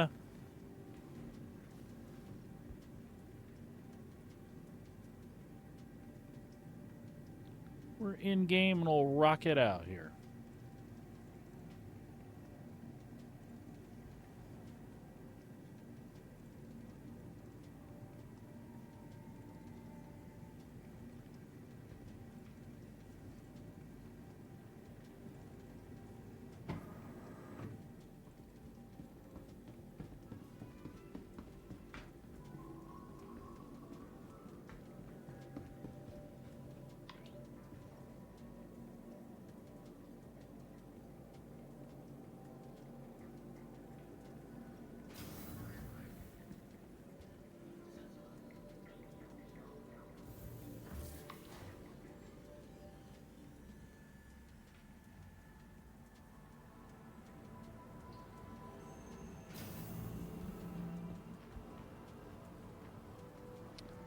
I hope nobody found the stuff at the beginning of the show today too much of a rant.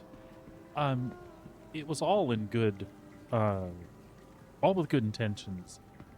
Just trying to make folks aware. I mean, I wish somebody on the side at CIG would stumble on that, and I hope they would take it as constructive feedback. I really don't mean any disrespect. I think there's a way better way for us to experience this. I think some of the things that we're left without are really, really hurtful. It sucked putting these ships together and not having that stuff stay. And I was left... I guess that's what I want the takeaway to be. I was left feeling like I'm the one who's at fault here. And I don't think you want your players to feel like they did something wrong, right? And that's how I felt. I'm like, I obviously stored something wrong or did something wrong that I lost all of this.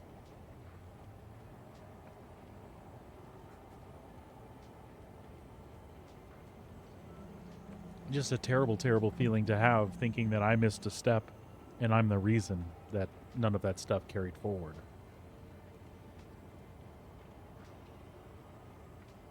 Well, that's where I'm at today. Now, I'm gonna get over it. I'm heading out to re-outfit my ships. Whether it's permanent or temporary, I don't know. I made some loadouts. We got a shopping list together. These are the things we want to buy. This is for 4 ships. One of them is only changing some weapons, but 4 ships, it's going to cost us, 2.6 million. Doors are now closing.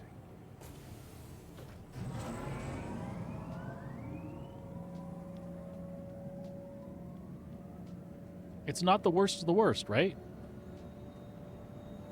I have the money. I do have other ships I need to outfit, though. So I would say triple that to get everything fully the way I want it with what's available. Now, if I was to have access to the other military components, I would definitely change some stuff. But I'm anxious to grab what I have and see how I feel about the loadouts this time around without any influence from CZ stuff or executive hangar. It should be okay. I'm going to miss some of the stealth setups a little bit. It was nice, especially in the Super Hornet, being able to get quite a bit closer before somebody knew that I was there. Right now, one of the big trade-offs is... excuse me. Most of my stuff is screaming, hey, there's a guy over there. He's coming your way. Which, you know what? That could be just as good a tactic as stealth. Typically, if I'm out looking for PvP, I'd like the other guy to know I'm coming. And then we can battle it out. I'm not trying to sneak up on him, get a couple of cheap shots, and unless it was like a stage in the game where we were doing fleet things and it was strategic and you wanted to get in and bust up a patrol or something really fast, well, then it has a purpose. But right now in game, just for my purposes, if I'm fighting somebody, it's because I wanted to have a fight or I'm defending myself. I'm not trying to be sneaky, right? All right, let's Our corp is proud to bring the universe closer together. Our corp, investing in tomorrow's future. Let's take. Oh, you know what? Let's go to the hangar and make sure paints are applied. I did that last night, but some of them I don't think I applied correctly. Or the ones that I wanted, I guess is what I'm trying to say. For the latest travel information, be sure to...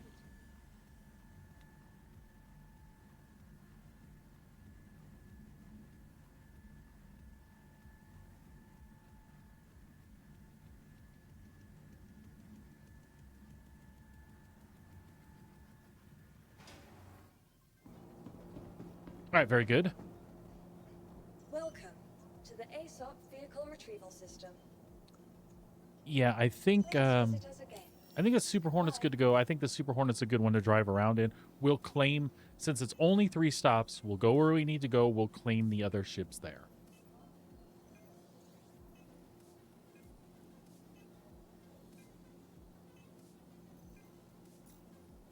Just want to make sure our paint is ironed out.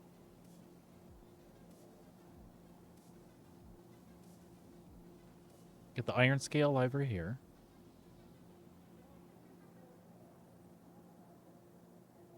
Actually, you know what? I would actually like to drive it around as the Heartseeker for a while. I love that iron scale, but I haven't used this enough recently. And I really like it too. The Lightning, we're going to leave stock. The Valkyrie has got her skin. Good deal. The Geos. I would like to change one of the Geos out.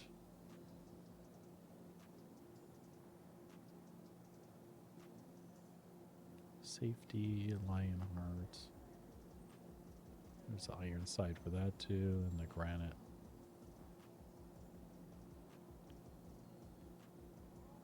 It's carbon black. Actually, the Keystone one is cool as hell. We'll just leave that. Mole is Keystone. Beautiful. SRV. Some of these are the only ones I have. It's just before I go throwing them around the... if the Invictus one comes available this year, I want to get an Invictus one for this as well.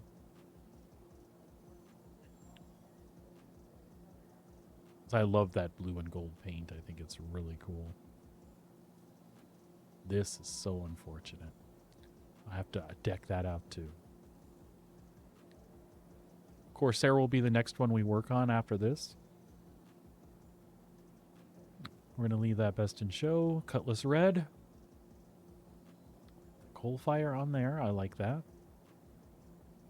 The Golem should also be using Keystone. The Vulture is Icebreak. Although we could go with the... No, well, let's do that one. Oh, and that's another thing. These, utility. Do we have...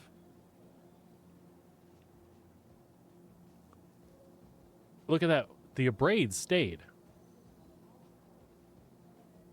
Interesting, isn't it? So we have an Abrade, and a Cinch and a Cinch. So it's, I think it's like this. Actually, I think a Cinch needs to go there, and these need to be Abrades. Okay. So, Abrade. Abrade. Cinch. I think that's the way I like it.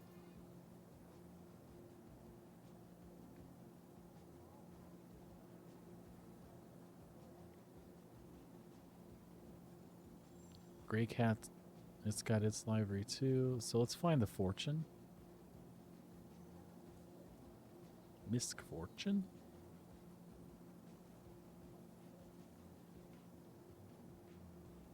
We've got that in that copper windfall one, which is really cool. Utility here. We do have another abrade. So I want to switch that abrade out. Sweet.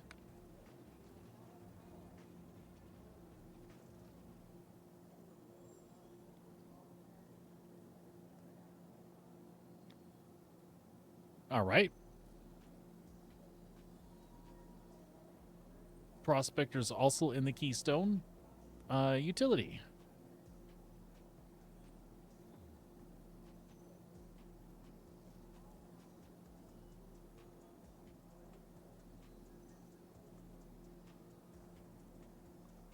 We'll put a Hofstede there.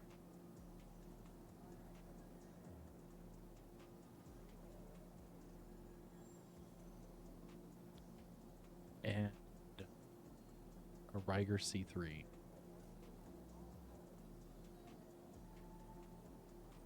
Save that.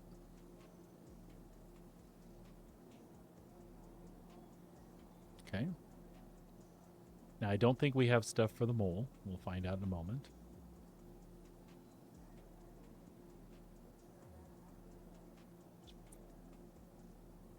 Argo mole.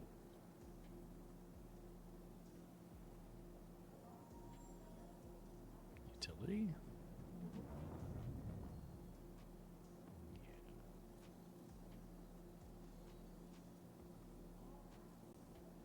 Nope. So we'll have to outfit the mole. No, there's one. Those are purchase components and on the mole. Which means I lost them because I claimed it and didn't take it out and store it? Or do I need to take it out and go someplace else and store it? That's the part that I'm left wondering. Did I do that wrong? CIG, please tell me the order of operations there to protect my investment. It's important to me, you know? It is. It's freaking important to me.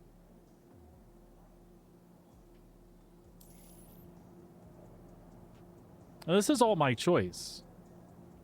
This is what there's a subsect of players out there that would, if I'm complaining that I have to do this, they're like, well, you don't have to. You could just go out and do this.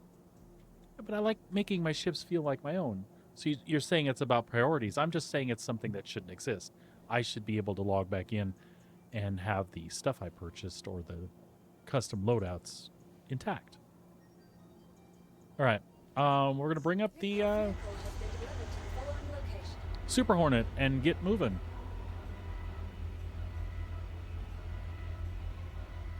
Is what we're going to do.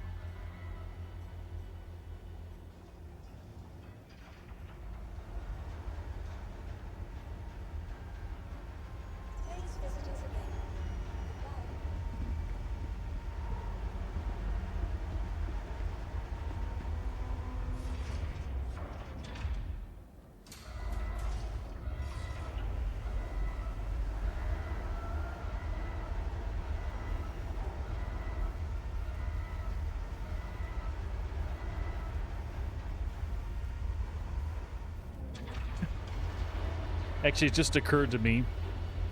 I should be flying the ship with the biggest claim time on it. But I think what I'll do is, while I'm waiting, I'll put together the shopping list for the other ships that we're gonna do, and that'll do much quicker than the ones I did this morning. I just kind of wanted to do it with you all and let you see the tool I use and how I use it.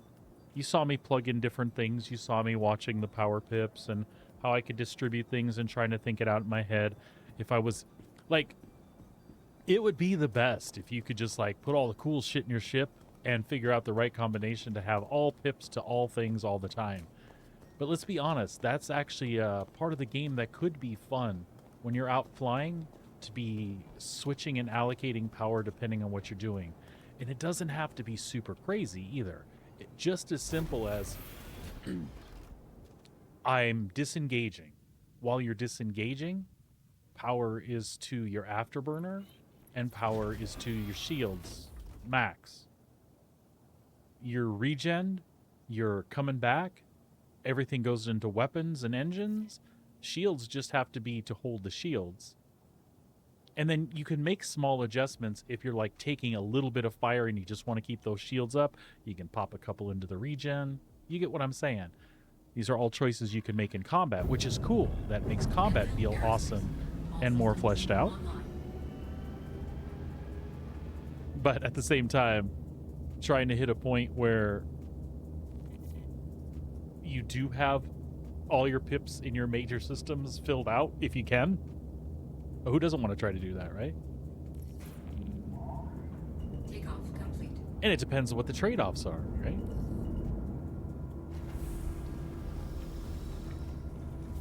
Landing. All right, so we have got to go to Hurston. I think that's our first stop. Hurston and then New Babbage, and we will round it out in Grimhex. How does that sound? Sounds good to me.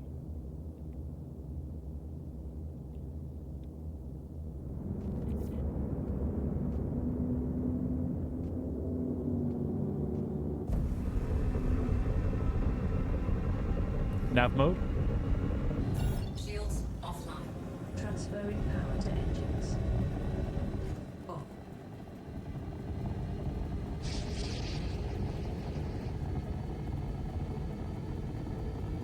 Let's make sure we're actually rocking the Heartseeker. We are. There's our pin up on the nose.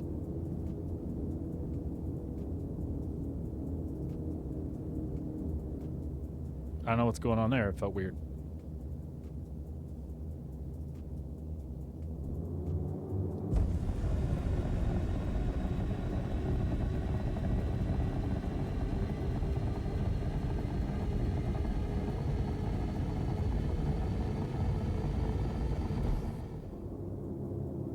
Well, you can watch my VOD. It'll be available on Twitch after the stream. Plus, I'm going to be doing some more of it again. And I'll be referencing my shopping list as I do it. As a matter of fact, for folks that are just tuning in, once we get traveling to Hurston, I'll pull up my shopping list again. What am I doing? Oh my god.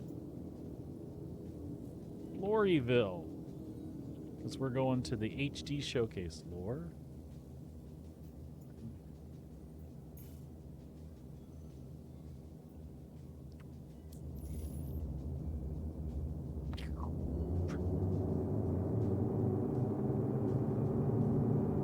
I don't know what to say, folks. Sometimes the game doesn't have enough sound effects for me, so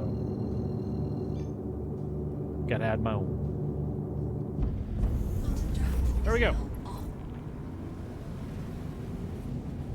So, while we're traveling, we went through all the lists and determined these are the things we need, which is really cool. I don't know what causes the default shop to pop up, but if it's available multiple places, you can do the little pull down. That way you can select where you're going to get it and have everything neatly on the list. So we went from like 6 locations that it had defaulted us to find out that half of this stuff was available at Omega Pro.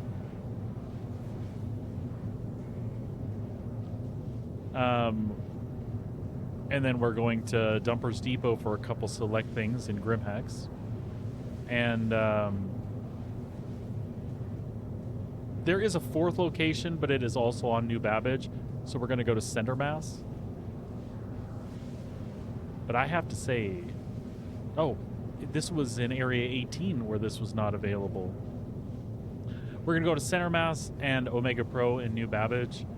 Everything else we're getting at the HD Showcase in Lorville or Dumpers Depot. And this is to outfit the Constellation Taurus, the Anvil Valkyrie, the Anvil Super Hornet, and the Anvil F8. After that, we're going to go pick up and take care of the Starlancer, which I have never changed a component out on, ever.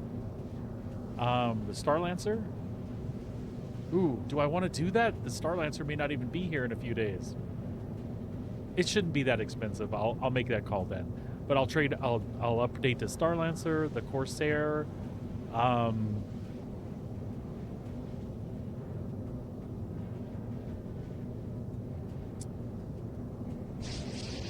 maybe something in the Zeus. And now I'm trying to think, did I see the Zeus when I was pulling stuff up? Well, we'll wait till we get to Lorville and see.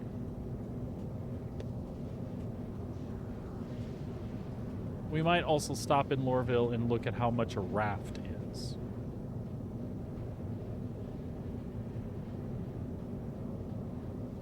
Well, it depends on what I would want to update. I might still want to look at it in the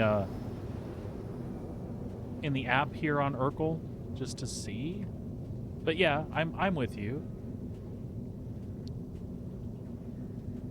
Like Avril Lavigne says, I'm with you. Is now up.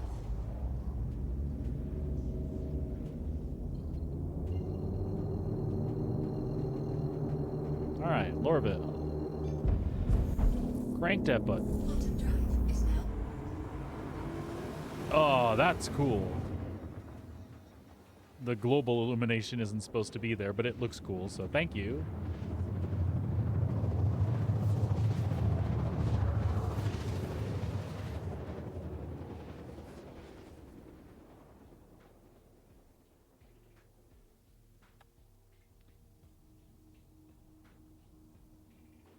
Quantum drive is now. Sweet. Spearhead, it's good. I'm having a good experience so far. With a caveat. The caveat is either it's because of a bug that's not fixed, or because I managed my ships incorrectly. I lost all my components. That's no different than the last few times I've been through a patch, though. But even my executive hangar ship,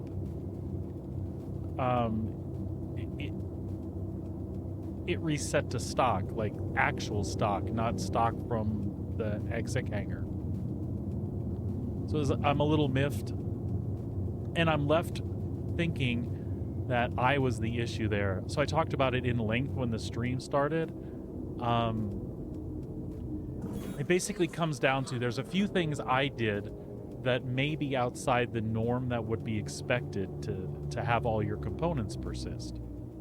This is not even thinking about the fact that if we go back way far, components have always reset. Remember back in 4.0 or 4.1, they're like, oh, no, after 4.0, they're like, oh, this will be fixed in 0.1, 0.2, and then I carried into 4.1, and its point patches. Basically, this last one said the component thing's supposed to be fixed. So, I explained at the beginning of the stream, the ships I have a mixture of stuff I salvaged off of other ships wherever and used. Some of the things were, hey, a friend blew up his ship and I picked the components off of it. Some of them were purchased. Some of them were actually looted from the CZs. Some of them were even off of my exec hangar Cutlass that I self-destructed and took things off of. So all of the things I just mentioned could be a wrench in the works, right? It's been suggested that the way to have made it work perfectly was any of the components that you purchased or salvaged, you should have put on the ship, saved it. Now, if you've ever claimed the ship after that, this is the part I missed. If you've ever claimed the ship, the way to get that ship's contents stored back into persistence is to claim it, call it, take it someplace else and store it. Leave it alone until the patch happens. So I didn't do that. I reclaimed everything at my home base in Area 18. And like I said, all of those ships had different circumstances and things and ways that the equipment got on them. But I just don't know because CIG doesn't say directly to you, you must do this, this, this, and this. We get all this information from the community and it's all webbed and confused. So at the end of the day, I'm left going, did I cause this? Or is it a bug? And that's a terrible feeling. Because if I caused it, it's on me. Now I know what to do. If somebody would tell me in yellow and blue, and I say yellow and blue because posted on Spectrum where I can see leads. And then if it doesn't work, it's a bug, and I can report and give information. I'm very passionate about it because I love the game so much, and this time it's not just money, it's effort that I spent collecting those things. And yeah, there you go. That's an example right there, right? I've had that experience before too. And as long as I've purchased it, had it delivered, used it, and put it away, I've never had an issue. There was one time before a patch I bought something, had it delivered, but I didn't take it out, and I did lose it. I lost a Taurus once that way, but never since. That being said, there's been other people that are like, oh, I did what you said. I bought it, I took it out, I even went and did this, and then I stored it, and the patch came and I lost it. Who knows, right? It'd just be nice if there was a more concise, like, verified CIG saying, this is absolutely the steps you must take to ensure that your stuff remains intact. And then it's on us if we didn't do that. But I think there's nothing that fits that description. Lights on. Lights.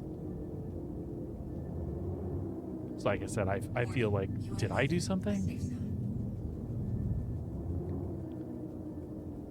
And regardless, and you know, there's a lot of people in the community like myself that have been around forever, but they'll tell you, well, then don't upgrade your ship. I've gotten where I don't upgrade my ship anymore. And I'm sorry to talk shit about you in the voice I'm using, whoever applies to that, but here's the thing. It's my ship. They gave me the ability to customize it. I like doing that. It's different. It flies different. It performs different when you change the components out. But who wants to do what I'm doing today when it shouldn't have? Like I said before, it was something we expected, but you're telling us that this should be fixed now and we shouldn't have to do that. Well, I want that. I want that bad. All systems offline. Anywho, like Spearhead said, sometimes weird things happen, and I am completely on board with that. I just need to know that it wasn't me that did it.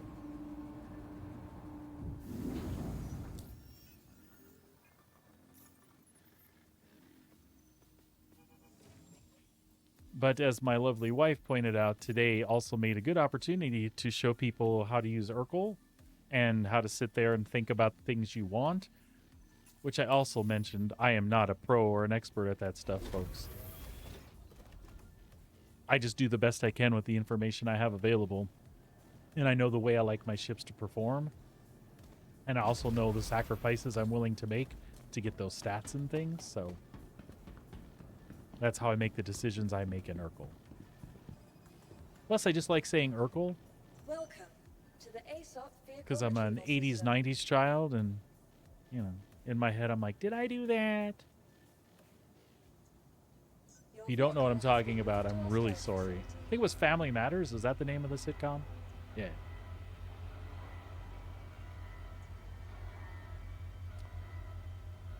But, buddy, other than that, the patch is great.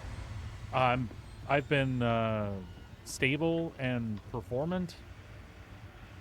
Once I get these ships ironed out, I'm going to go do some missions, maybe hunt the Polaris.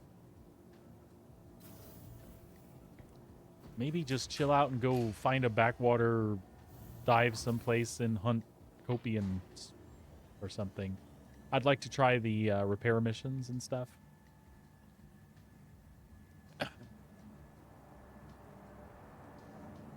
Whatever we can get around to today, but the ship thing's important because otherwise every time I go to use something, it won't have its stuff and I'll be irritated. We did say that we thought about a raft. We were going to see how much a raft is in here and then make that decision.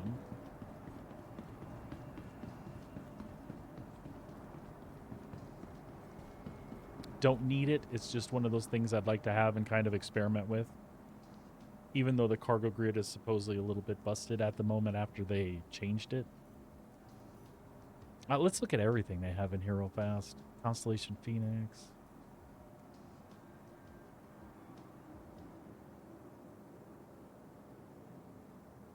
I heard that too, but then I also heard that some people are not getting paid.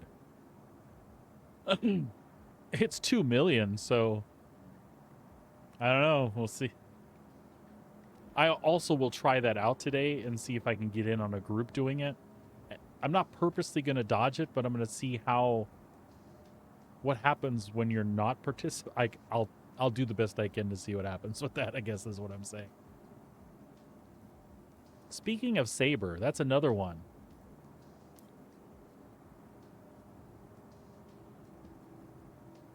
Which is like the best general all-purpose Saber to get. I don't want the fire whatever, because that's all missiles. Is it just the straight up Saber, or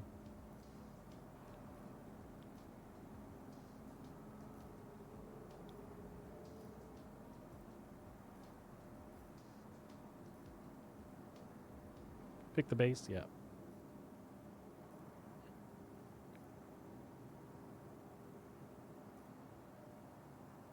Well, I also like the base. The base set, the windows tinted.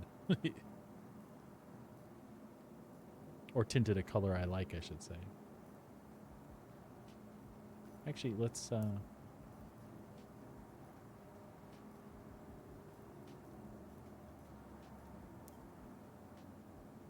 I thought the other ones were available. Maybe at Astro Armada? Or maybe at the end of the list and I'm just not being patient. So this is racing. Yeah, we don't care. I like the look, but... And I like the closed back of the... Okay. Yeah, the base. Oh, that's pretty inexpensive, actually. Anvil... Argo. How much be a raft? 3.5.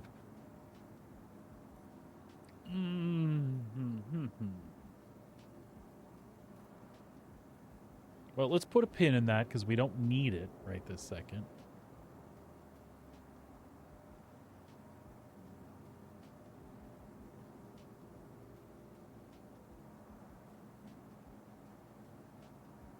Sit, Ubu, sit. Good dog. Also, we need a Fury or two. Oh, we can rent those. You know, that's oh, I was going to say, that's probably what I'll do is rent the raft, but I was just talking with the wife about that. That's not going to be for rent during Argo's stint in Invictus, so. Okay. Let's go ahead and get on over to the HD showcase and buy the attritions we need. While we're there, we might think about the other ships and if we want to go ahead and pick up additional attritions while we're there.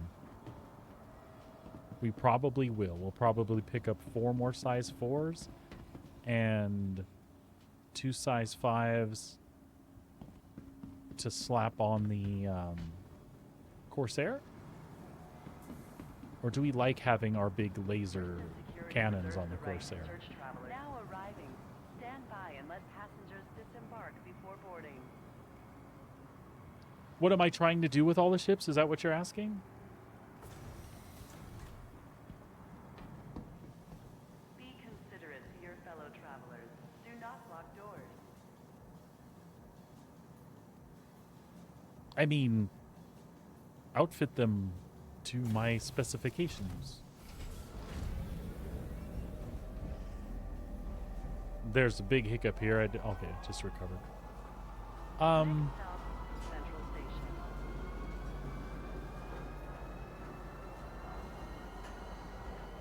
Oh, I want to have a raft to play around with, and a saber to play around with.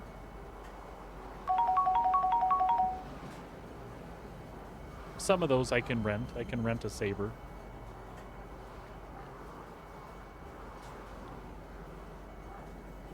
just platforms I don't spend enough time in, and the raft has changed a lot. The Saber's just a stealthy fighter that I haven't spent much time in, and thought I would tool around in one as much as I can and actually try it out in combat and things. Now arriving Central Station. Please watch your step when disembarking the train.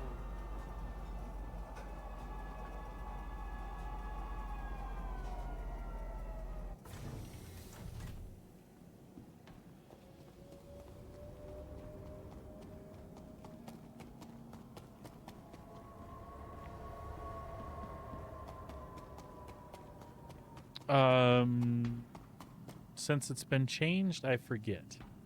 Let me look.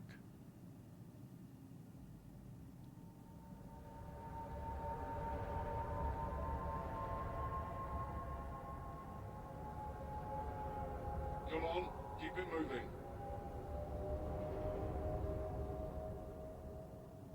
I believe it's like 180 now.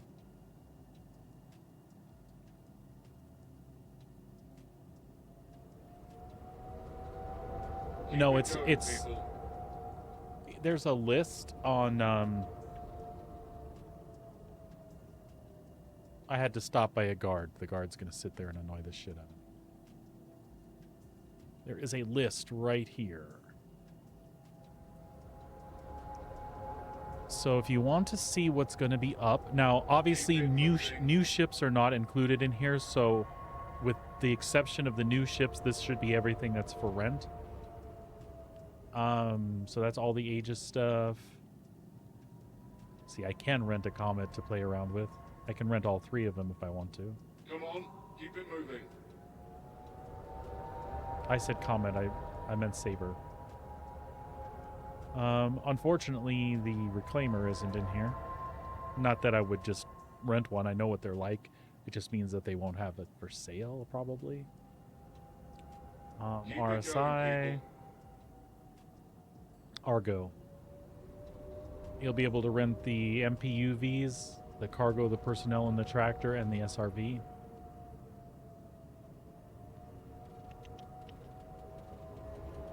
But no raft.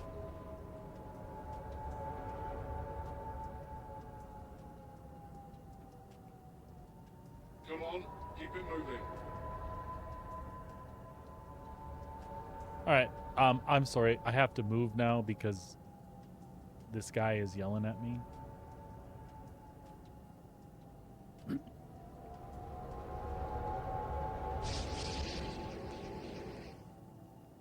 Keep it going, people. Oh my god, dude.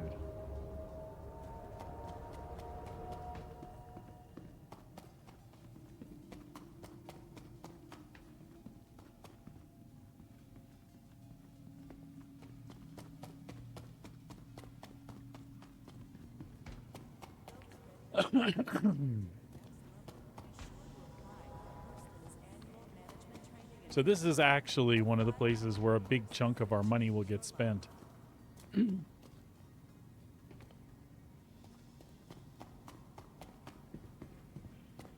On the stupid attritions.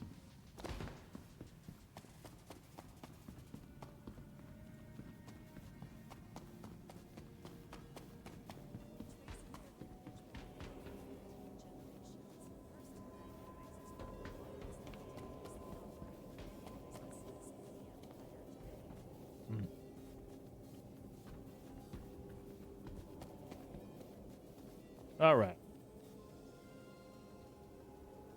Shopping list. And like I said, I think we're going to be smart. We know we're going to do this probably on the Corsair as well. So we'll just get them while we're here. But we will potentially be back here anyway. So we need 4 attrition 3s, 2 attrition 4s, and 4 attrition 5s. So for the Corsair, we need 2 more. 2 more of those. And 4 more of these.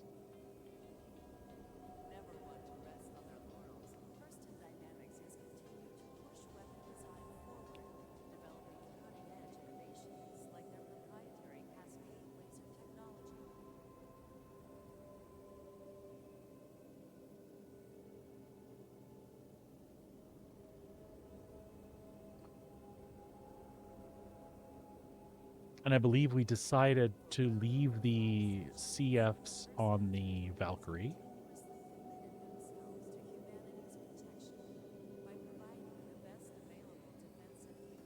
Or did we?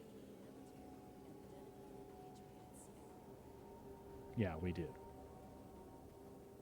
All right, so that's all we need at the HD showcase is those attritions.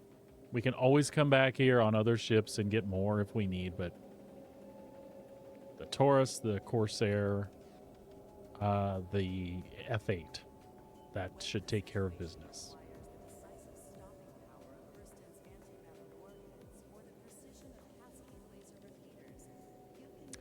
All right, so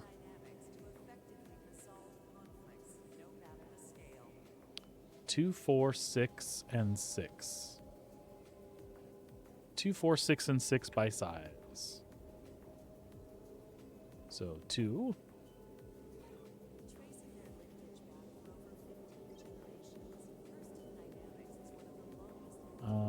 4.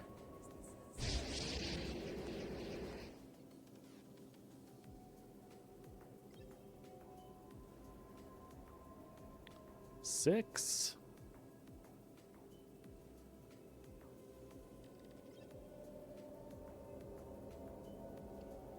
And 6.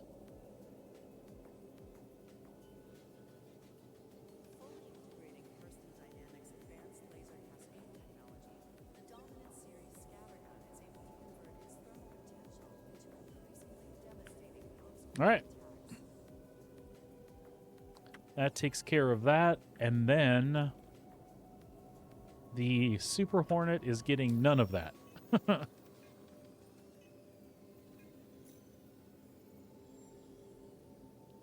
Yeah, the Super Hornet is getting none of that love.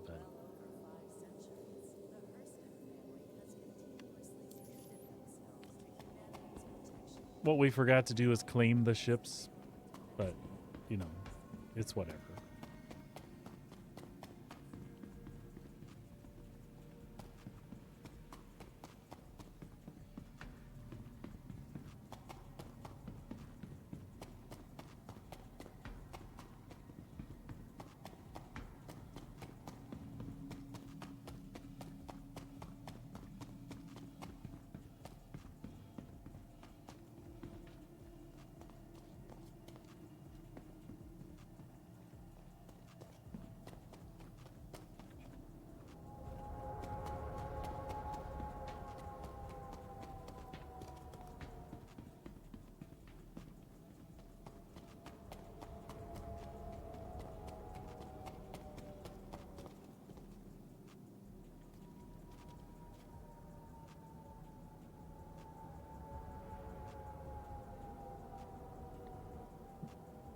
Now arriving from Tisa Spaceport.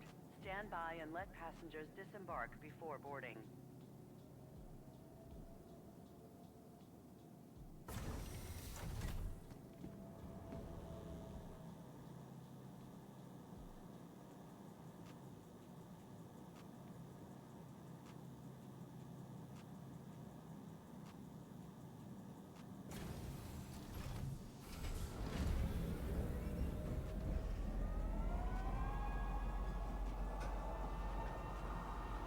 Next stop, Tisa Spaceport.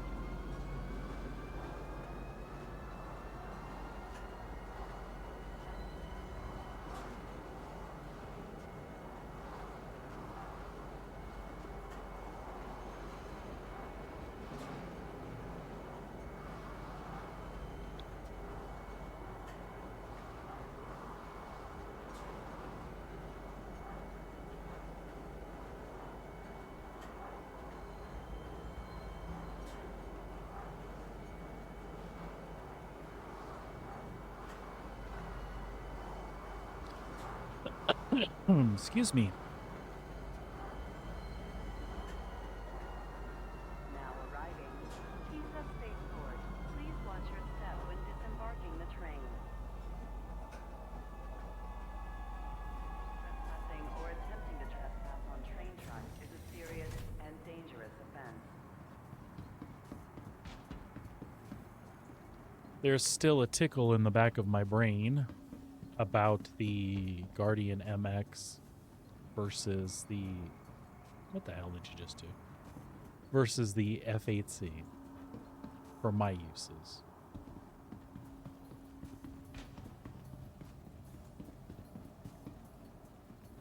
When I PvE with stuff like that, I tend to like to use, you know, bigger guns. Because I'm going up against things like constellations and such. But the F8 does do its job, so I might just chill. Welcome to the That poor ASOP thing has been vehicle melted and retrieval rebought system. like every quarter for the last year.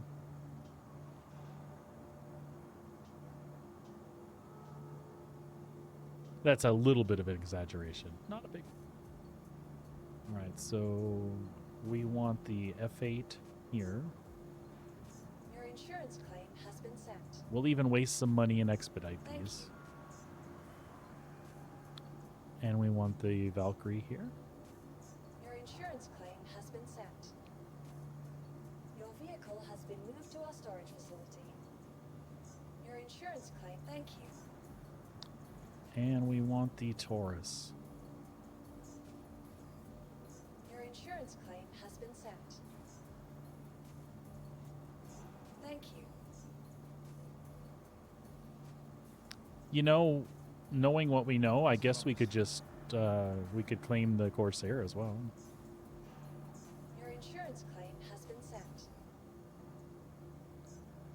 And we have other things to outfit like the Mole, which we're not going to be using in these first few opening days. And if I change my mind, I'll go outfit the Mole when I'm ready. And that's an easy one. I just take the Mole to New Babbage and all the stuff I need for it's there.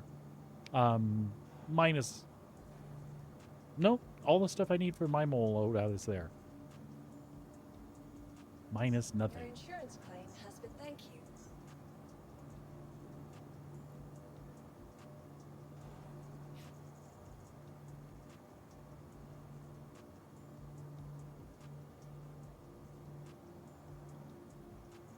So, folks, we're just going to chill here for 3 or 4 minutes while these ships... Okay, 4 or 5 minutes. 4 to 10 minutes. Anyway, we're going to chill, and when these two get here, we'll outfit them with what their changes are. Although I might have called the Valkyrie on accident.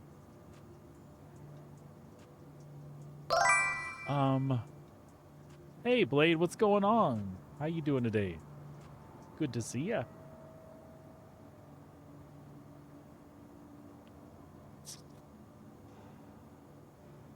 It wasn't that bad. It was chuggy anywhere around the like the business district. It was a little bit chuggy, not like terrible. I was still getting like, you know, 28 to 35 FPS. It wasn't crazy. And that's standing in the center where the Idris is above. Of course, we don't have the actual halls open yet, so it could get worse. Hopefully it'll hold there. Once I got out in the hangar and the doors open and I got up above the city, like in the general vicinity, things were still going good. So it's just a little bit inside inside Area 18. I could totally live with it.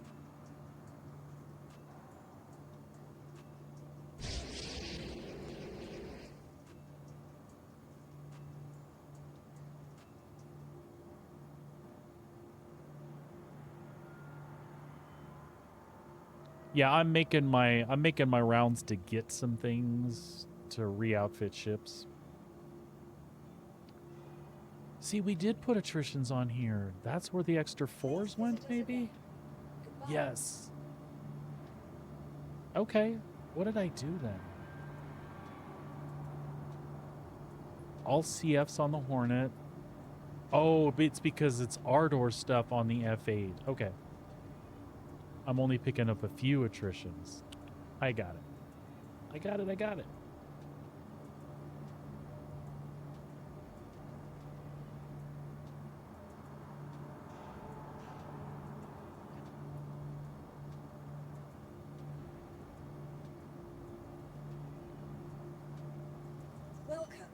to the ASOP vehicle retrieval system.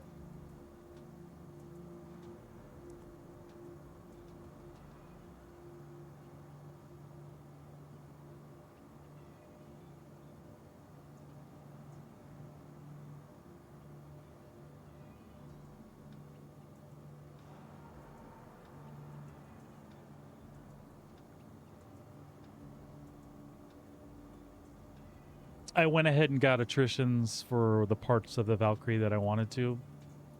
If something happens and I end up getting an Asgard, and then I probably won't use the Valkyrie much, I can just take the size 3 attritions off here and put them towards what I would change out on the Asgard.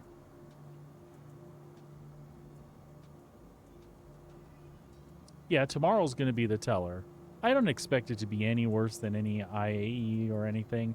And to be honest, the last 2 IAEs weren't that bad. The last one in particular was even an improvement on 2 years ago. So I don't expect we're gonna have too awful a time.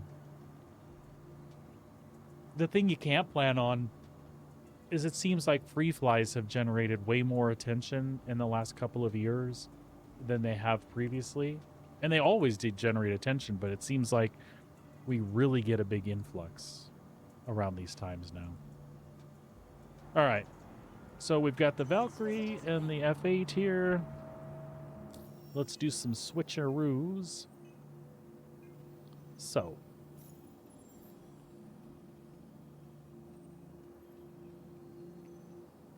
The Valkyrie.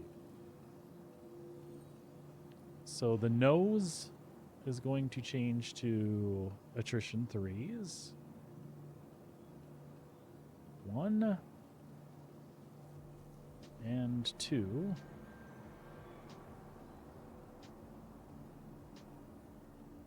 And then the wings are changing to attrition 4. 1 and 2. And the rest of it I'm leaving alone.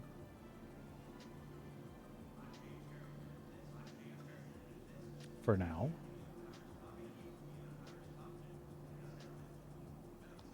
And then the lightning is going to receive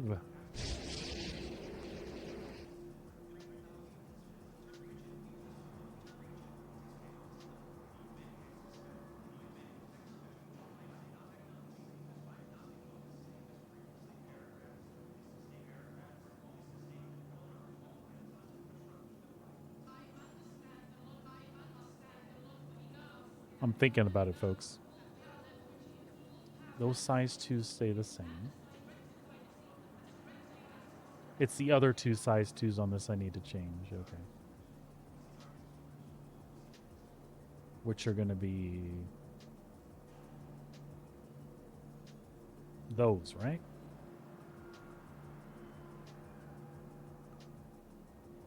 Because these size 2s will change into the Ardors that I have. Well, actually, we'll just do these right now. We'll make these the attritions. That one. And that one. The other 2 CF, the other 2 cannons will be the Ardors.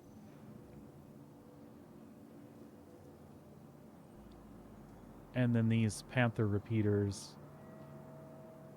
will get changed out for the size 3 attritions I have.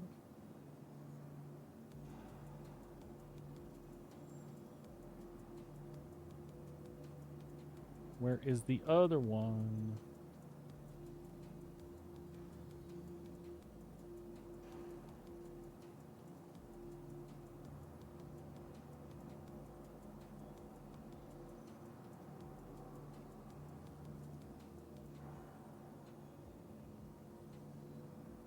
It's that one.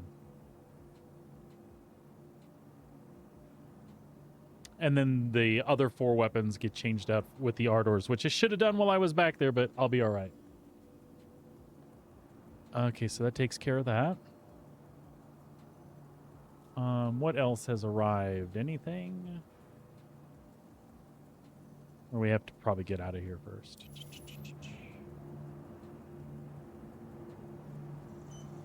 Welcome to the ASOP vehicle retrieval system.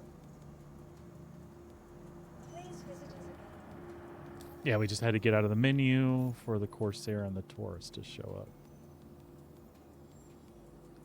All right, the Taurus. Vehicle weapons.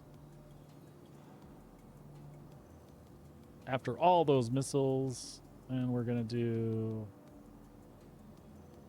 size 5, size 5, size 5, size 5. And again, the turrets I leave alone.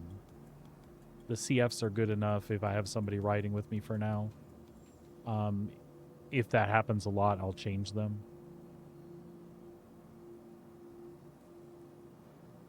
All right, so we're good with that. And the Corsair.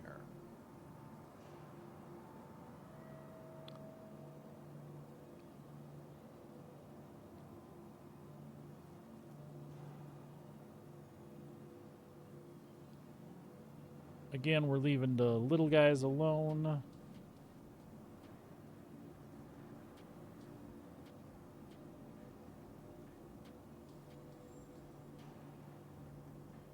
It's the big guys we're changing. We're changing the cannons out for attritions.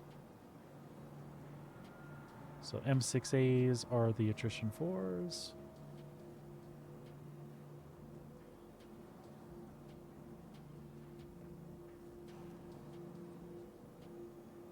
And the M7s are the other two 5s.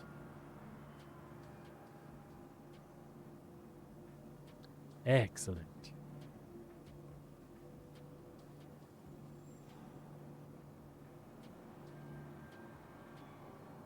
Beautiful.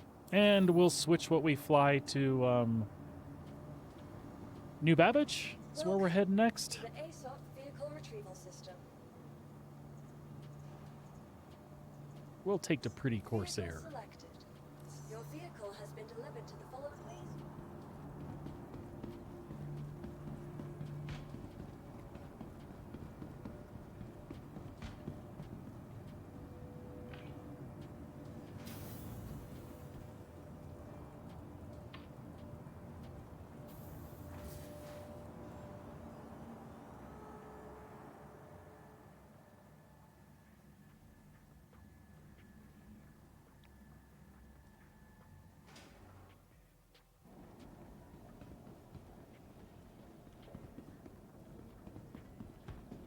Very good. She looks to be all attritioned out.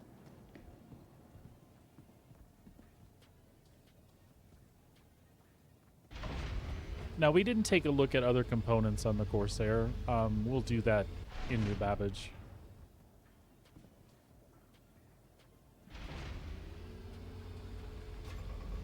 Because Urkel only had 4 slots for us to configure.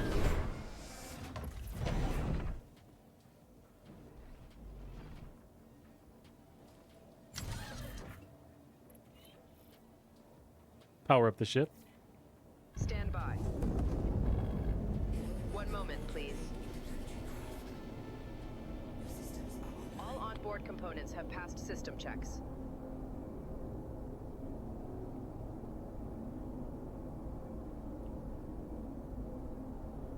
Request launch permission. Executing now.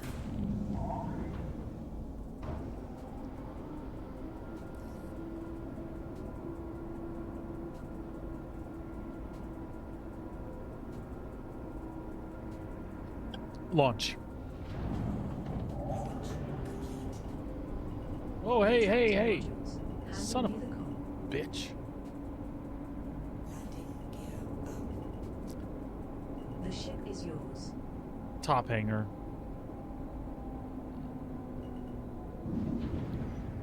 Let's hope I didn't break anything. It was a light touch. It really doesn't matter. Just me being annoyed with myself.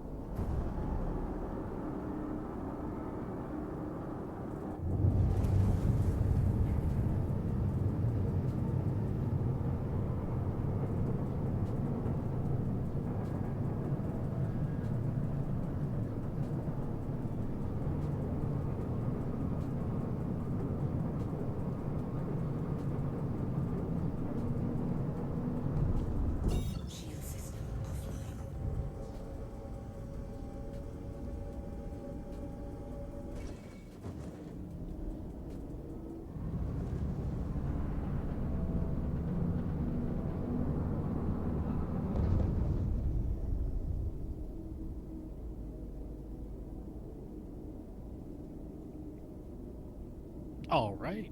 Open Moby Glass.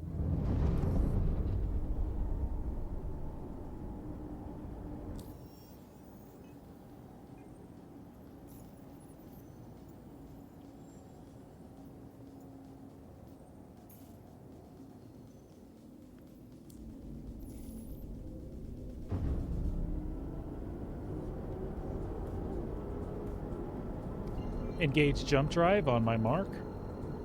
Ready on command. Engage. Think for space. Drive.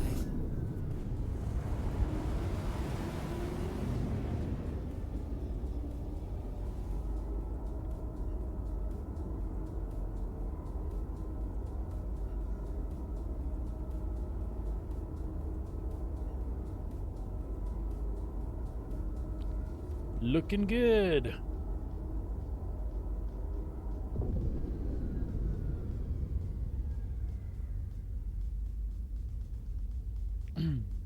If Fireclaw was on, he would be making jokes about my Corsair, but say what you will, I think she's an awesome ship.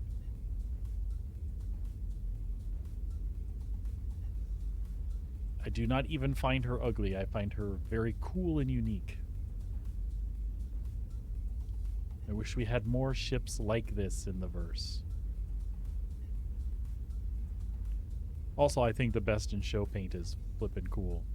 Purple is my favorite color, but it's hard to do purple right on a spaceship, and well, you know what I'm saying.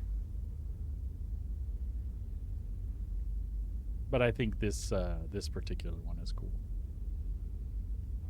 That was 2 years ago at IE.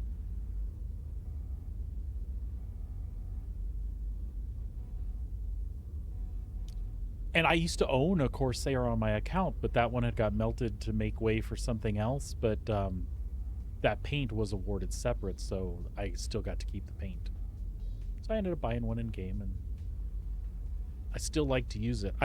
After the guns got nerfed, I wasn't sad anymore that I melted it. But now that it's been reconfigured again, I miss having it. It's what happens is I'll do things in a cycle. Like, I know that I'm not perfect. If I go out and do BHRTs or ERTs for an hour, I'm gonna die a couple of times probably. So when I do that, rather than have to wait because I'm kind of in that zone, it's nice to have the Taurus and the Corsair and similar ships all lined up. I'm like, I'll just grab this one and I'll put that one on claim, and I'll just go back out and keep doing what I was doing. So they feel interchangeable to me.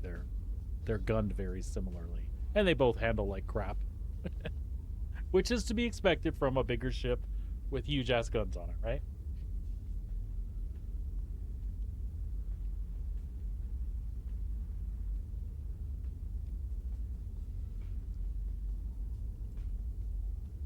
So we're heading to New Babbage now to stop by Omega Pro and Center Mass to get some shields and things that we decided we were going to trade out.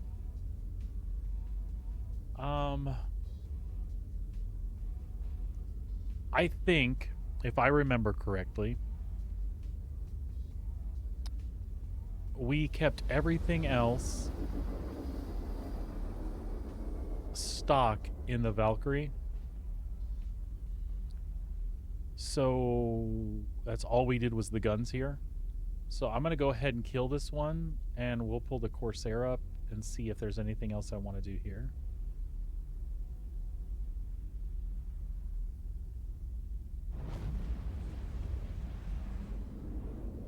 Let's pop back in game, though. I hear us arriving at our destination. We can do this when we get on the ground.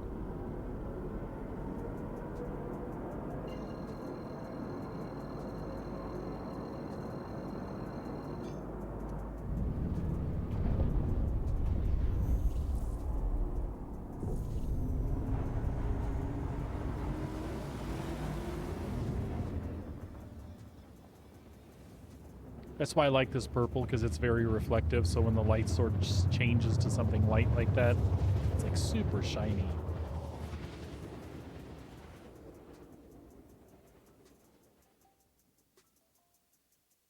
I have no problems with the default color though, but I also have the Dawn Break or whatever it is camo, which I think looks really cool on it.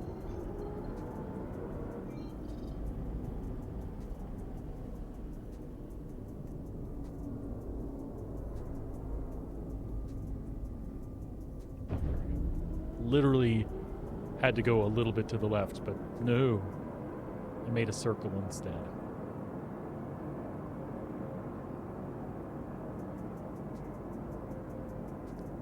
SCM mode. Shield system online. Acknowledged. Shields online.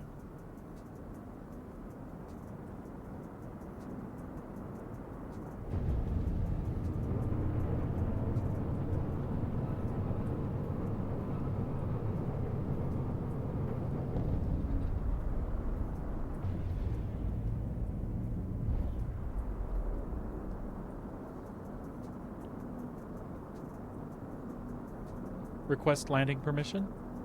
Request complete.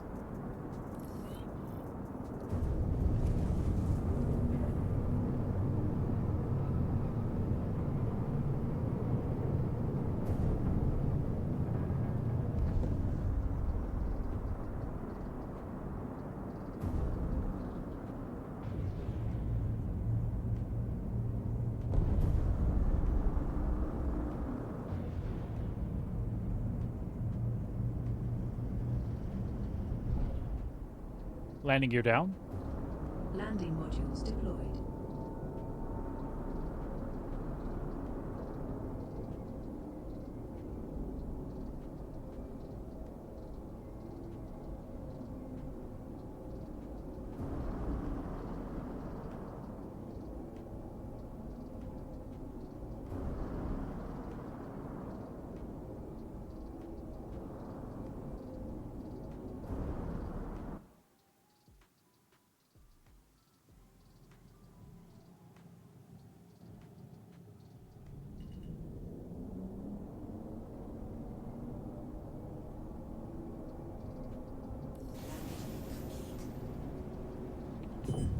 There we go.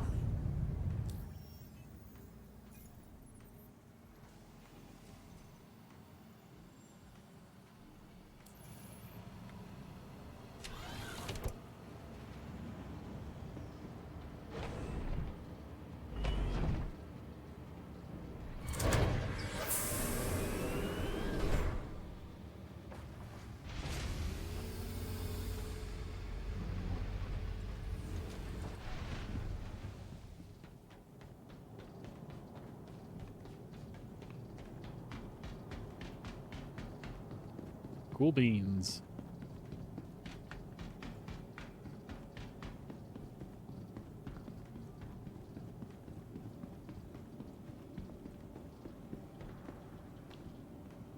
Welcome to the ASOP vehicle I will retrieval get her system. stored away.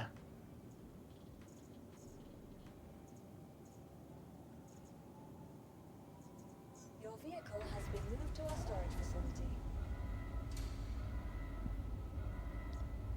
And we'll call over the Lightning. Your insurance claim has been set. Thank you. And the Super Hornet. Your insurance claim has been set. Your vehicle has been moved to our storage facility. Your insurance claim. Thank you. And the Taurus. The Valkyrie's done. Your insurance claim has been set. Thank you.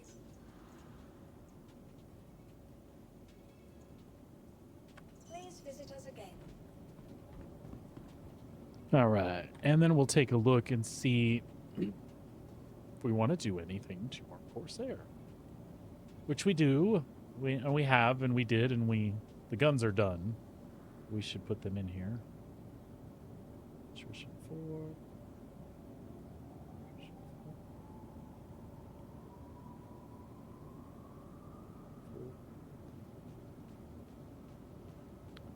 4.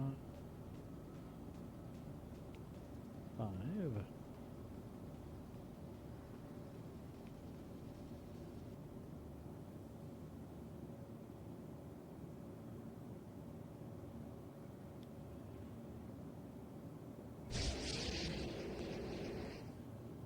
So that's a civilian C. 1 and 4. What if we change that to a civilian A?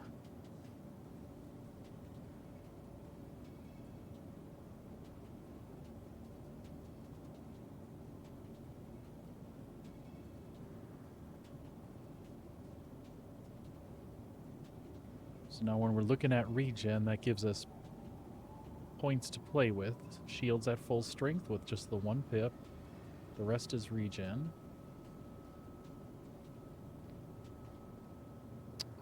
We can probably up the power generation a bit. If we do that and that.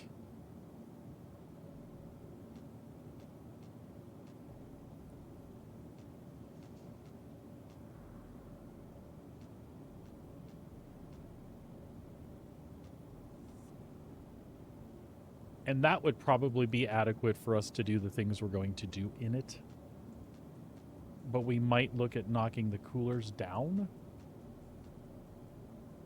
They're a little on edge here, but let's see what else we got available. So Frost Star is the default, which is civilian C. All right, dear.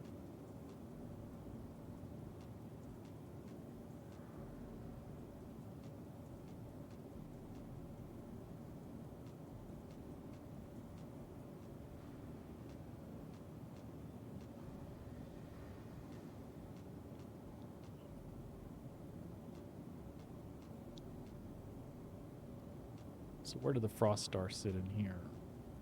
Cooling generation.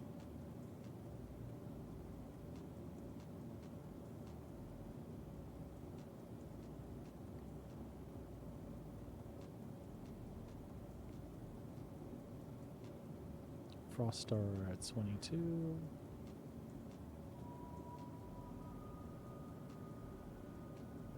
$590 health with a 2 and a 3.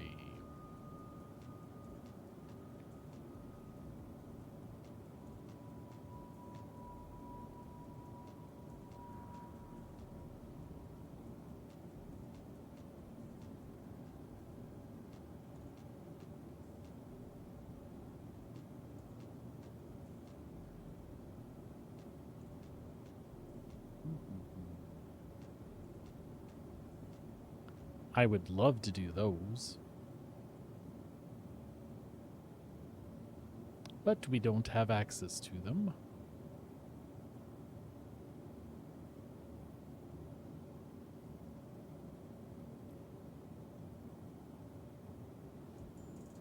And we don't need that much cooling generation.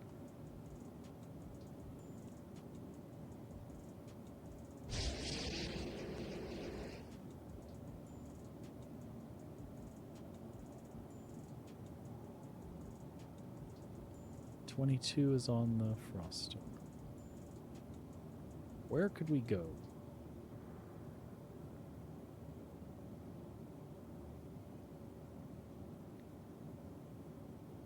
We could also just leave them alone.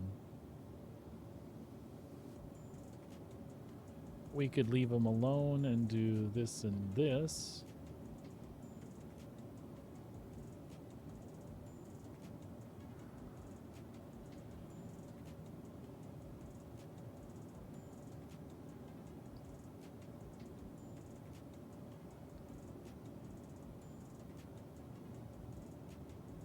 So if we change out the shield and the 2 power plants, maybe that's all we do additionally to the Corsair for now.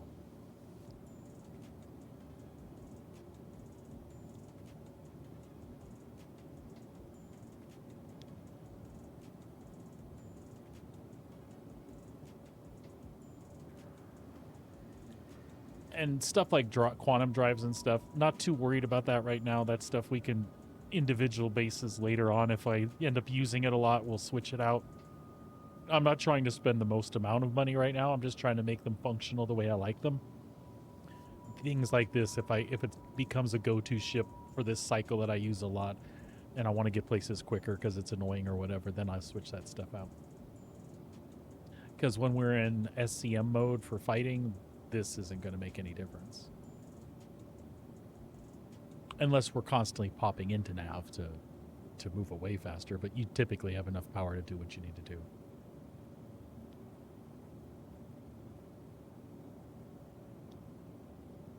So let's do that.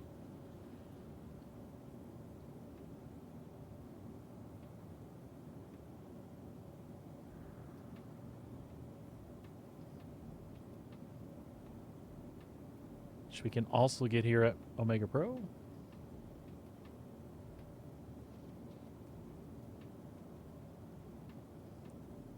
And Omega Pro.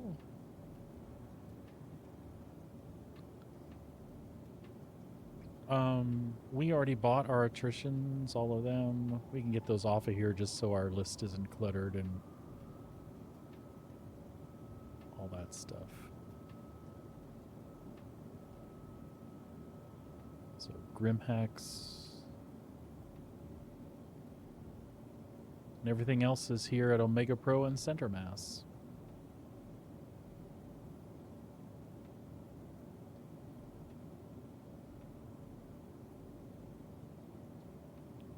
The Concords, are they going in who?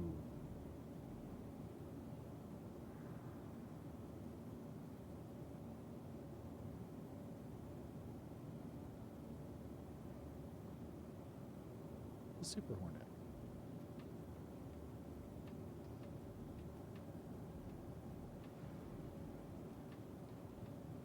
Okay. I think we got our list together. We should probably take us a quick break and grab a little lunch, and then we'll buy this stuff and get on off to Grimhex. I can at least get on the tram and head to the right place here.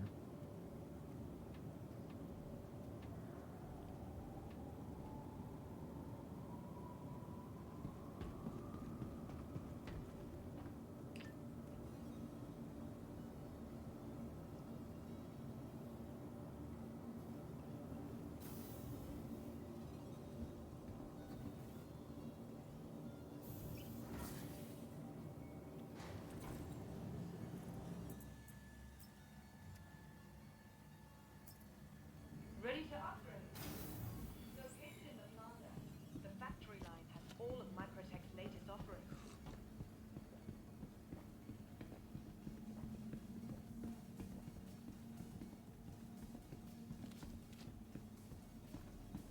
Microtech, the Empire's leader in cutting-edge technology, where creative innovation is innovative. You are well, if you say so.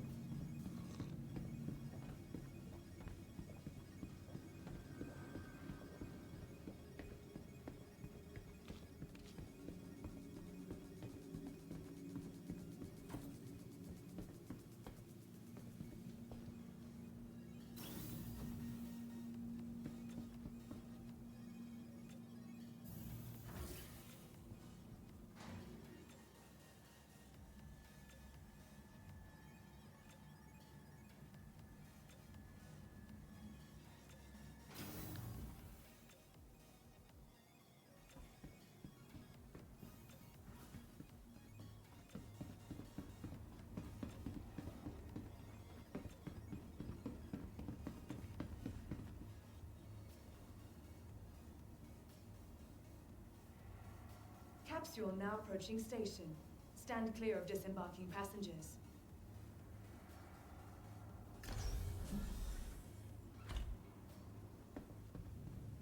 The capsule will leave the station momentarily. Careful, doors are now closing.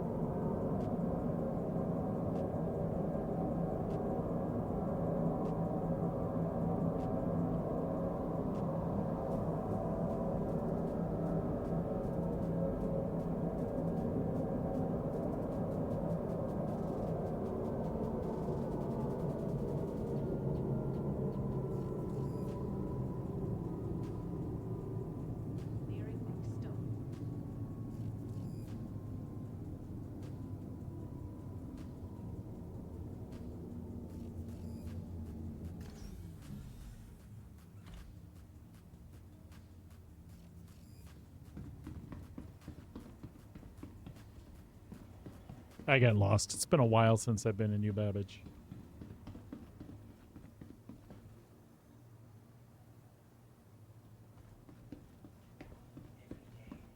Set aside time to stretch your physical being and your mind.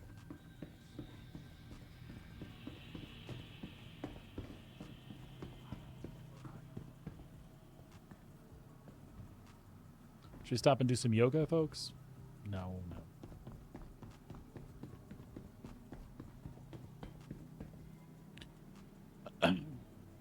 I get lost here too. This way. Center Mass and Omega Pro. That is correct.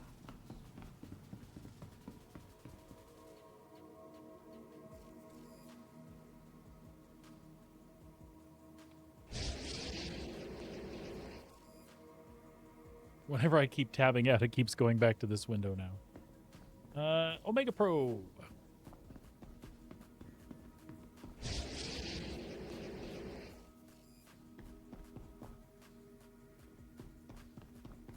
I swear I know where I'm going.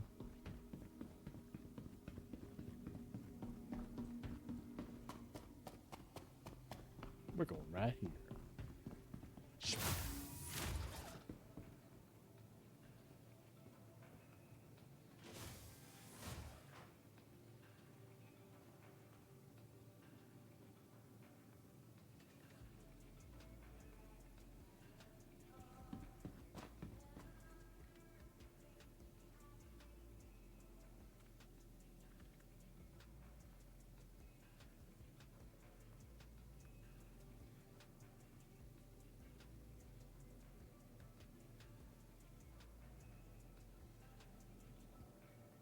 All right. Shopping list. Shopping list. Let's get in here. Omega Pro. Sorry, folks. I've got my shopping list on the side here because, well.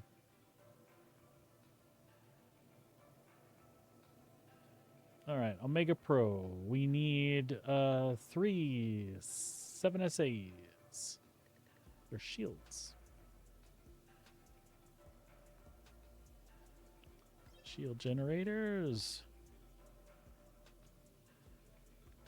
We need 3 of these.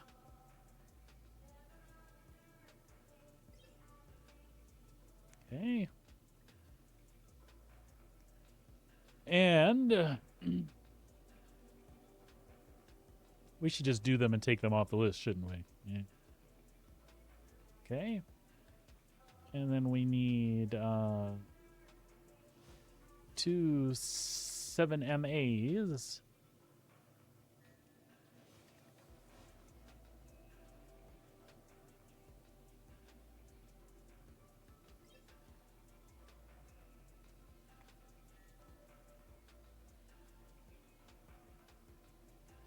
We need 2 EcoFlows. Those are coolers. 2 of them.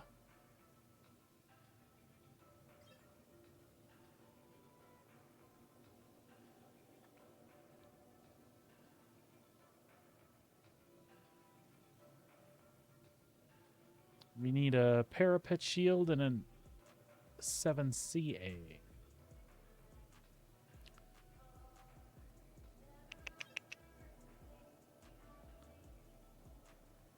Well, there we go. One of those, right? One of those and one Nargun. Okay.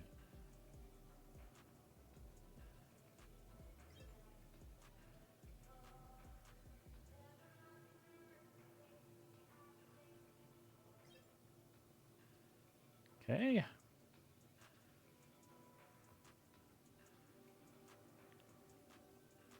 Now we need 5 of them there power supplies.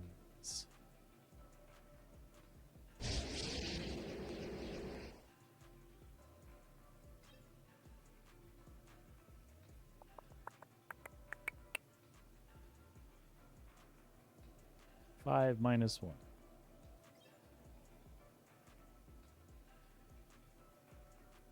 Okay. Now we go over to center mass and pick up a couple of rhino repeaters. And everything else is in Grimhex.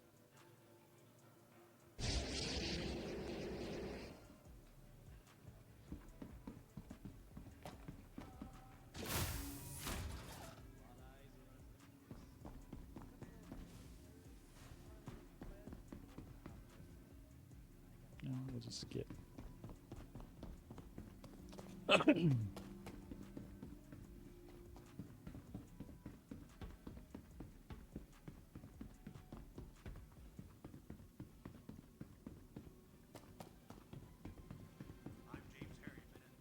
Center mass.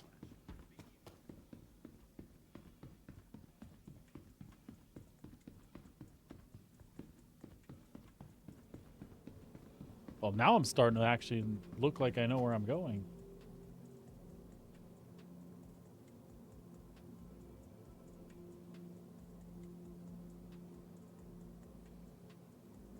Sure you could, absolutely. Center mass.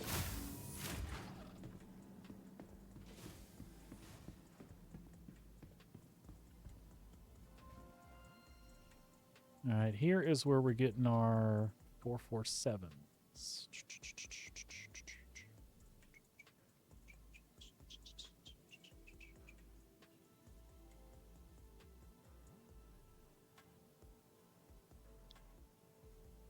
We could probably narrow this to vehicle.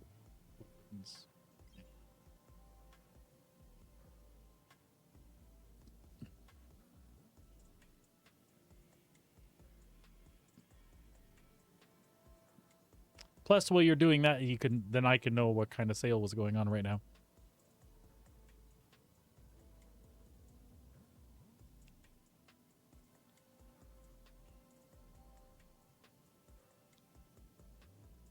Oh, and dear, are the polo shirts like the one I have, or are they a different type?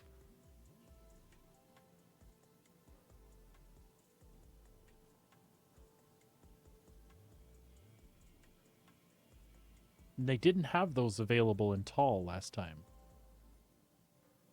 So cool that they did now.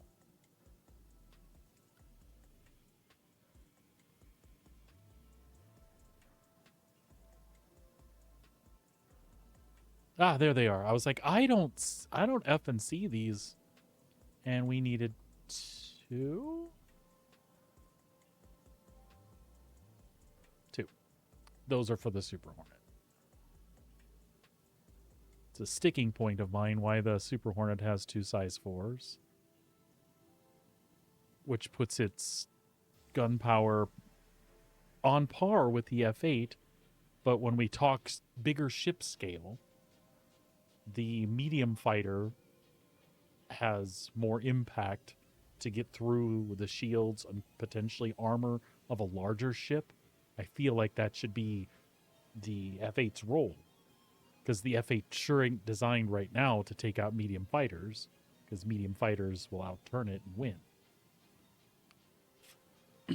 Then again, I think what people fail to see sometimes when they talk about that stuff is often we're talking about like singular ops, right? Like just you and the universe. What if you're doing shit with your buddies and you guys fly up in like 4 F8s and you're just encountering low amounts of fighters? The 4 F8s can converge on anybody just like a medium fighter can. And that's fine that you can outturn the F8, but you can't outturn 4 F8s. I mean, you can individually, but while you're focused on escaping 1 or maybe 2, the other 2 have got you, right? We didn't buy these yet, did we? Okay. 2, make sure I got 447s. Buy them. Okay. And then we'll equip them. Then we'll take a break before we go to Grimhex. How about that?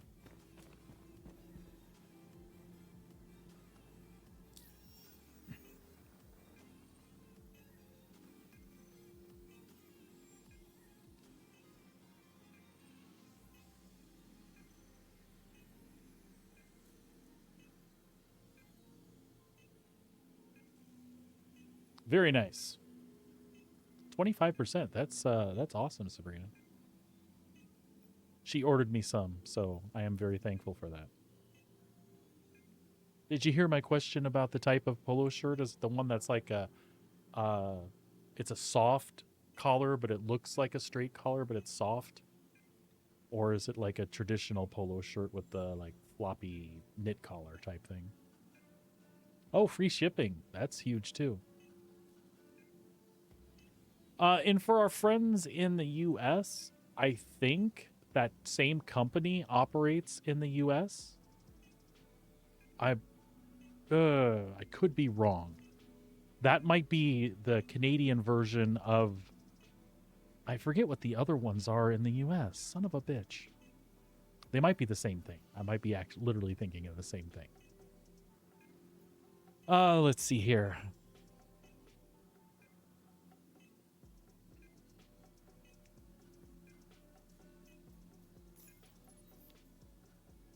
So let's go to the Super Hornet.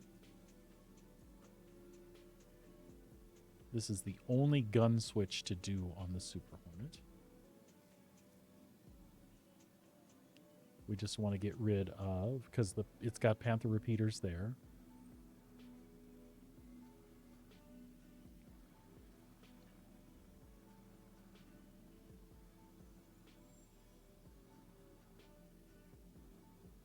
There we go. The Renovate Gantlings.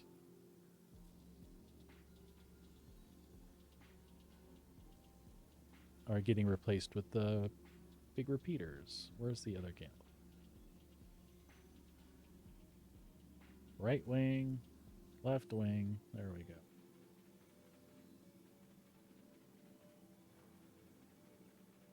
Save changes.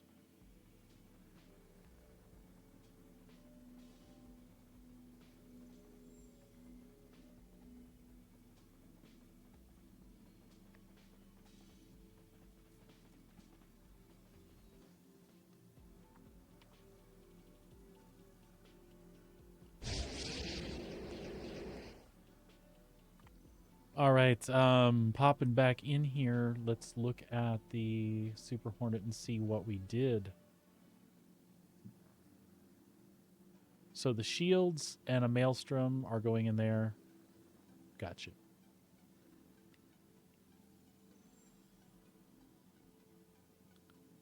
Maelstrom is what came stock, so it stays. The shield generators are changing to these.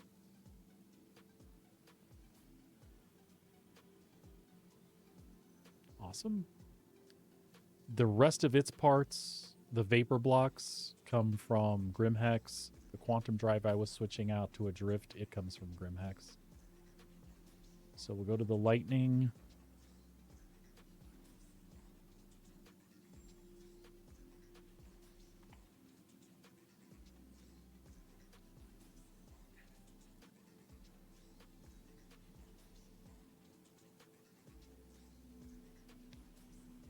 Same thing on the lightning. It's getting vapor blocks and a drift from Grimhex, but it's getting a Genoa and the 27 MA is okay.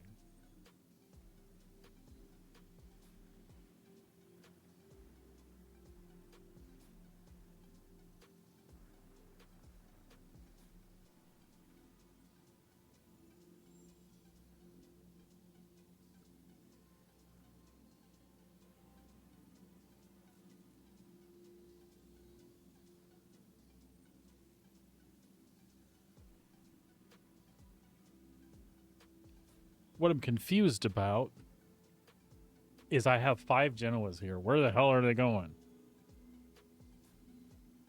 The Corsair got 2, maybe?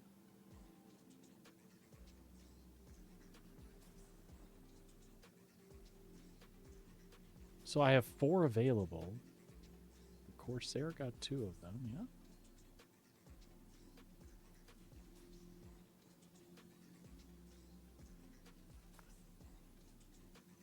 Thanks for looking. I appreciate it. I would guess that they probably have similar sales coming up around Memorial Day.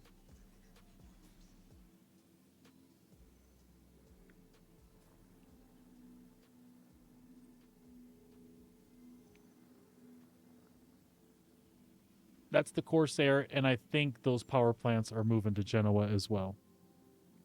Genoa? Genoa. 2 of them in the Corsair.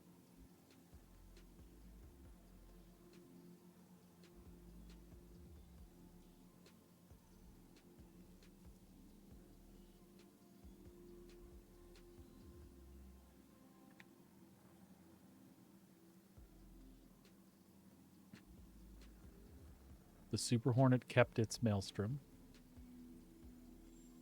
The F8 Lightning I switched over. Looks like the Constellation Taurus is getting them as well. That should be the last 2.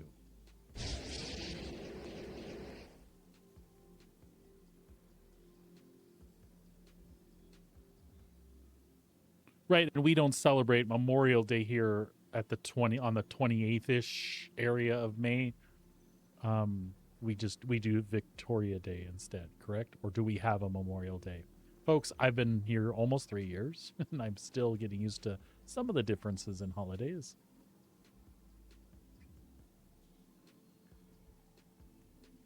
So, right, we did change the power plants here.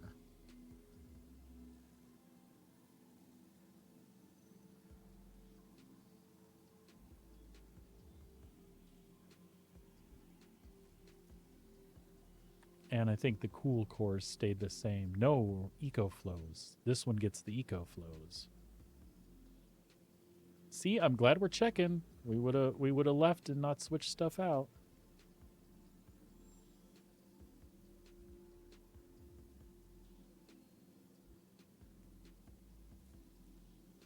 Gotcha, love.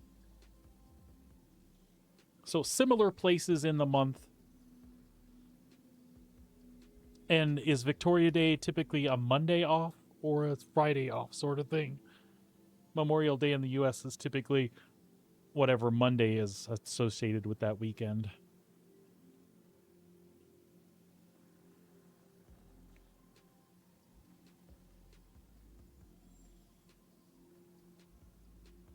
All right, I think we did good.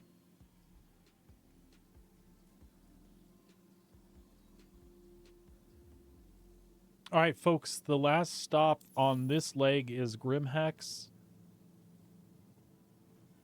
So we'll head on back to the spaceport. And I know I keep saying this. We'll head on back to the spaceport, and then we'll take a break. I keep going further every time I say, let's take a break.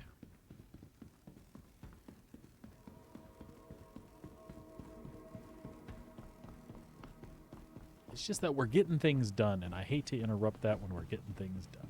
Be mindful of the potential you harbor for healing. Find your true center. This is another moment of clarity with Albert Vakanda. The way we're doing things, too, makes it really easy to know where we left parts. Lorville, New Babbage.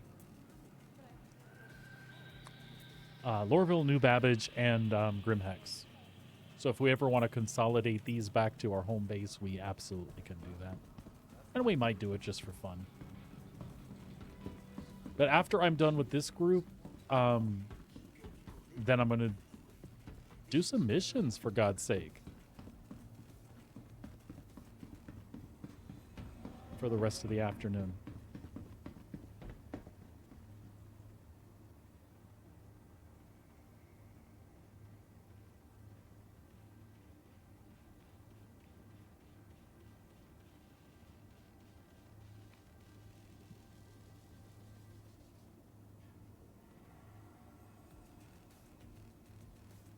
Woohoo! Rock on, long weekends. We love those.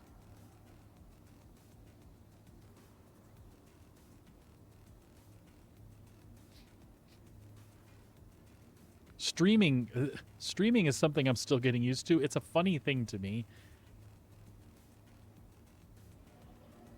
If you really put your heart into it and try to make a go of it, you need to spend the equivalent of normal work days streaming. And then it seems like when I'm not streaming, I'm thinking about streaming things.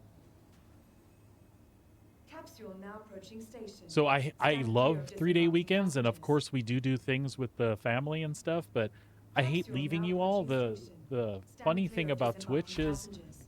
I feel like you get, or at least I get, in this mindset where, like, if I'm not here, y'all might find somebody else to watch and then never come back. I know that's sad. And it's probably not true, because usually you hang out with people, you're like, oh, I like that guy's personality, he's chill or whatever. He plays the game the same way I do. We have similar likes, whatever the case is. And honestly, that's why you come back. But at the same time, even those new folks that come in and they just hang around for a month or two and they move on, that's helpful to the channel, right? So it's those that I feel like if I take a little vacation or take a couple-day break, I feel like I'm gonna lose the opportunity on those. And quite honestly, even that support for a couple months, as those types of people rotate in and out, they like replace their numbers. They're like, oh, this guy might pop in and sub and hang out for a couple months, and then he never comes back, but somebody else does, you know? I feel like I miss those.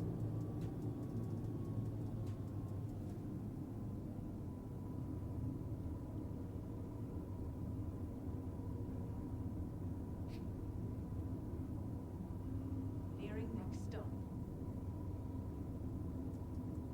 Yeah, I have reservations about going camping just the one. They keep each other busy. Stand clear of disembarking passengers. Oh, Spearhead, I know absolutely. You're one of my regulars, buddy. The capsule will be leaving the station. I absolutely consider you that.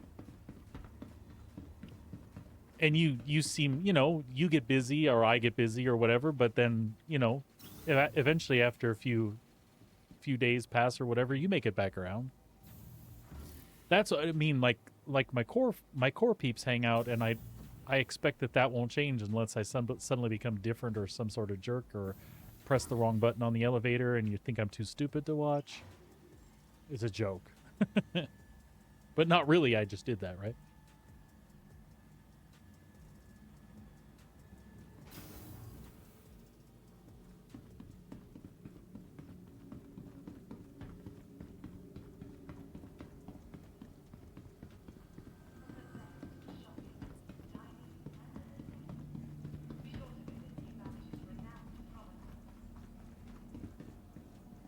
Well, that's the way it goes, right?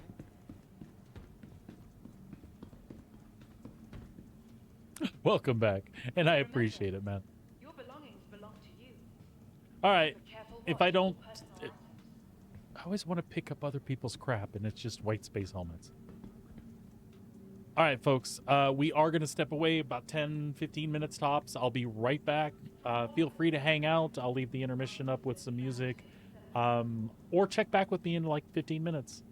But I'll be right back. I got to eat something or the wife will get cranky at me. And honestly, it's been better for me. I don't eat everything at night when I stop and have lunch. So, good thing. I'll be back in just a few.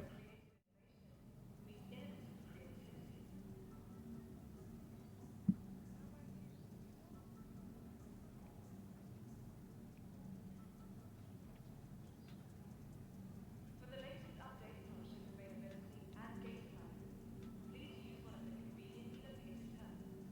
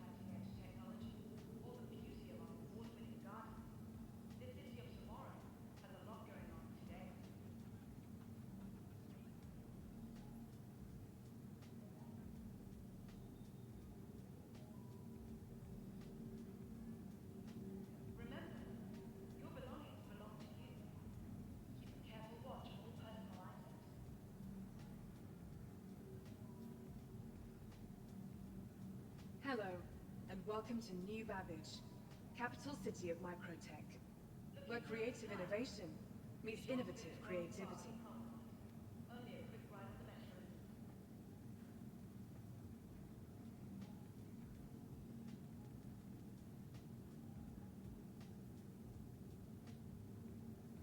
Remember, your belongings belong to you. Keep a careful watch on all personal items.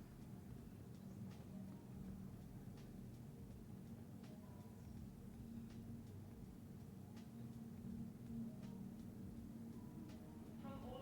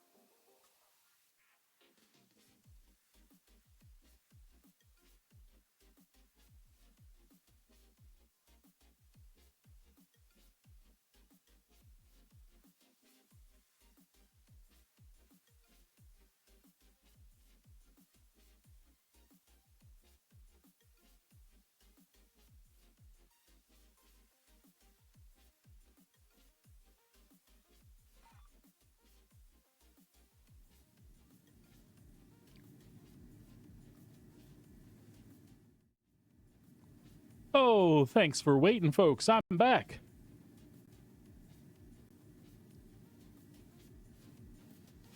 Just switch up some music here a little bit.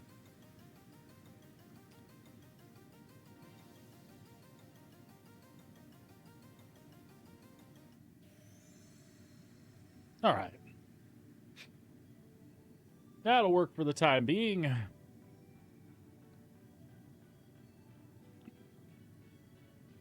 We got set back from the spaceport. That's okay.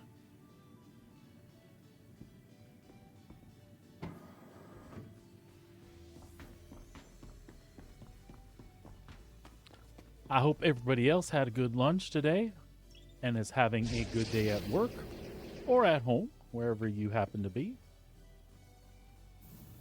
Don't be gay. And I will take the advice of the person walking around New Babbage here. I won't be gay. I'll be sad.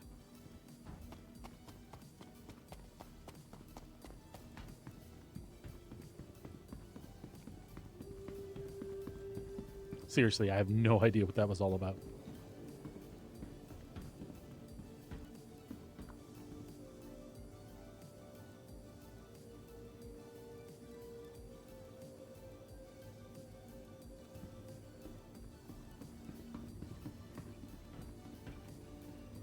Oh, spaceport. Oh. Capsule now approaching station. Stand clear of disembarking passengers. What was that about barking passengers?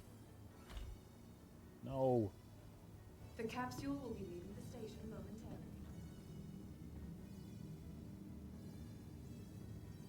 Careful, doors are now closing.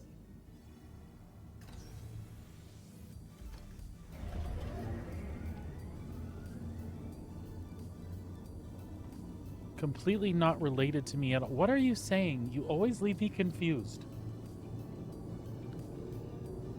I was asking if people were having a good day at work.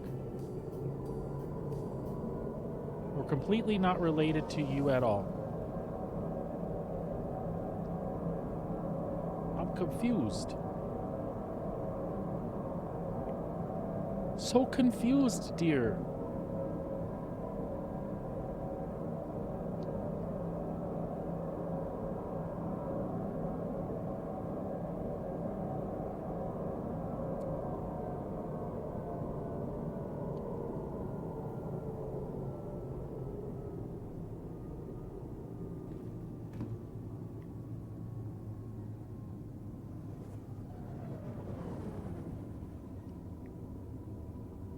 I feel like you're having a conversation and you're sharing one side of it with me. I don't know what's happening. And it's going to drive me crazy unless you restate for me. I don't know what did I say something confusing? Or did you find something funny about me talking about having a good day and then that person in VoIP told me not to be gay?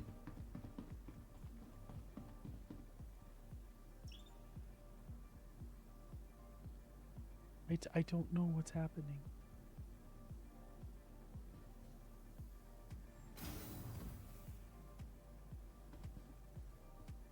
Oh, or your comment was related to, like, did he hear me and was responding to me in some way? I think that's what you're trying to imply to me. And I'm sorry that I'm so easily confused. Your English is probably perfect. My understanding of said language is questionable at times. And by at times, I mean those times when I'm awake, mostly.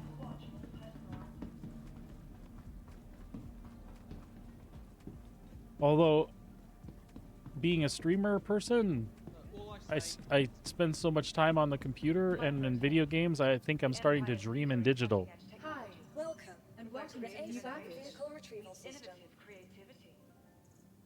Wait, isn't that a song by Orgy? Now that control is gone, it seems unreal. She's dreaming in digital. Dreams in digital. Something. I don't know. We are going to Grimhex. Let's take the little guy, and we'll call the others there. Vehicle selected. Stand by. Your vehicle has been delivered to the following location. Please visit. Tide of travel. That makes Why sense. not rent an expensive, easy renovated accommodation? Hello, and welcome to New Babbage, capital city of microtech, where creative innovation meets innovative creativity.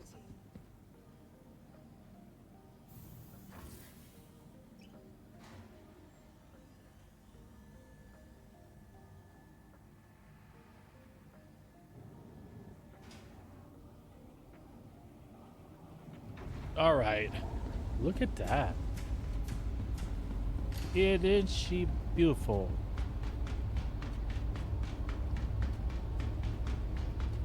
Size 4 papaos? Size 3 papaos. And up there should be another set of size 3 papaos.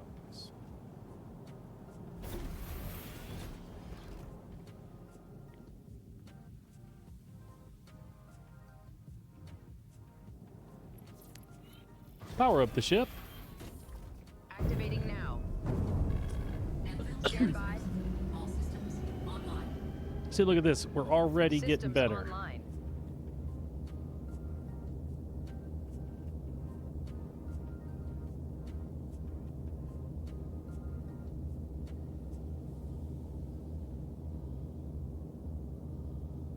Already getting better.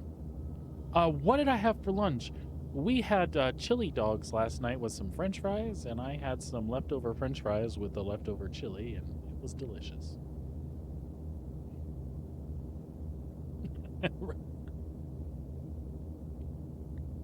I can type. I can type to Spearhead.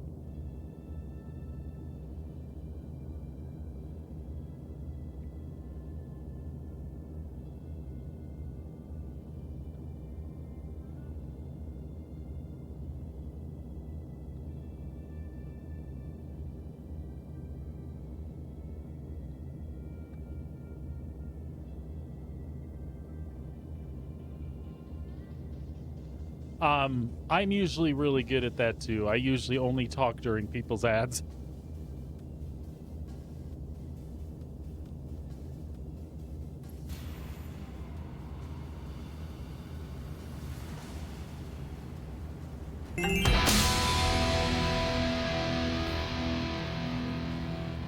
Oh, awesome. Well, thank you. Thank you for the gifted sub, dear.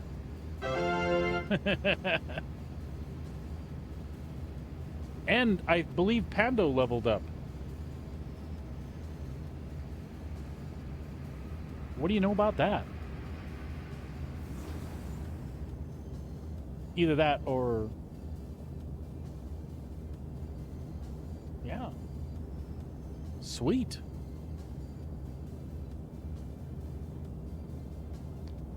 Well, we have a different fox color. I can't look into that now, though. I think it's just another shade of red. But still.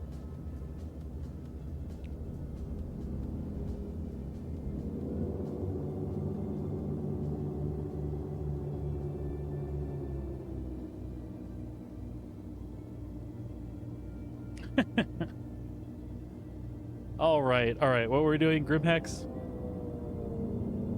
Gosh, I'm so easily distracted. That's good, though. Except when you want me to notice something, then I'm not so good. All right.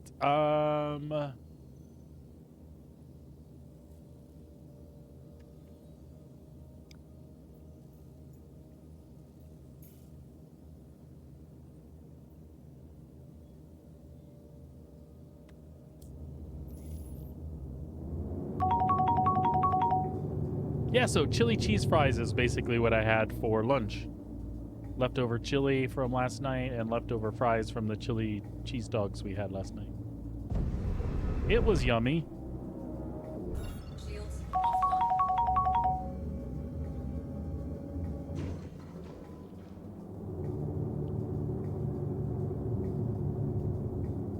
Oh, we're still in Atmo. Actually, we better be careful or we won't be in Atmo. Here, let's get out of Atmo. Jesus, what am I doing? What am I doing?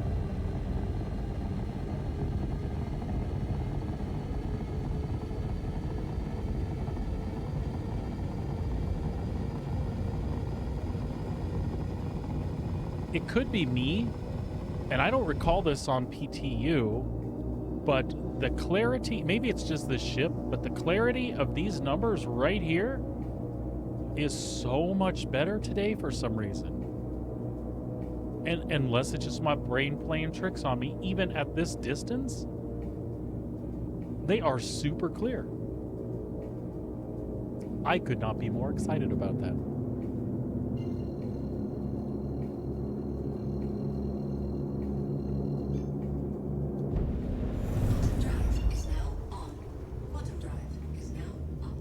No, I clean my glasses every morning, dear. You think you're funny, and you are. I took it as the joke it was intended.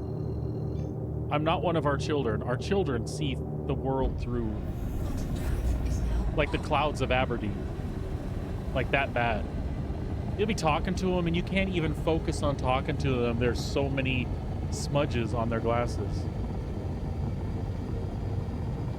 Yes, I did clean my monitor, but I zoomed in on the numbers. If you look back at the VOD, you'll see they're really clear. That has nothing to do with the cleanliness of my monitor. She's just a comedian today.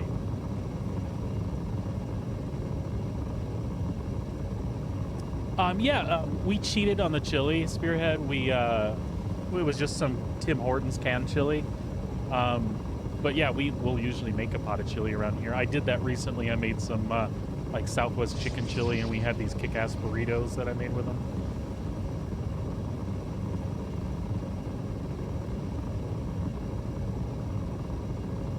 Yeah, that's actually the first time I had Tibby's chili. We got a can of spicy and a regular can. I am partial to the spicy stuff myself. Yeah, if I have to get chili out of a can, Stag's has this Southwest chicken chili that I like to get, and I'll add chicken to it as well, and chorizo.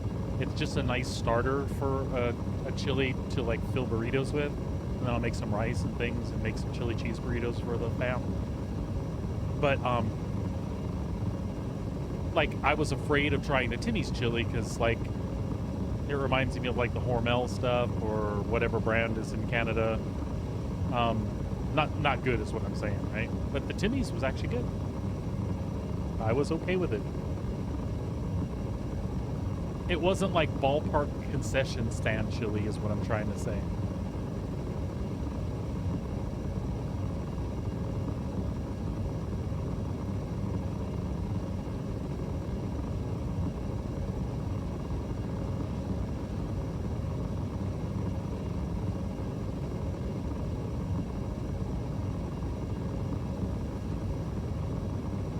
Is it me, or is my Hornet unusually loud in Quantum today?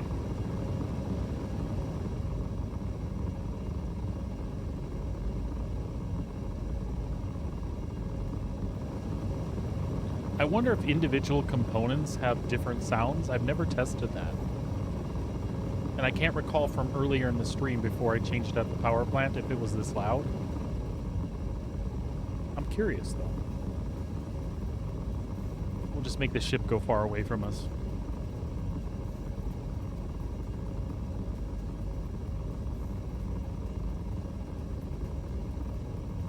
So although I enjoyed using the NDBs, I much prefer the look of attritions or CF repeaters on the Hornet.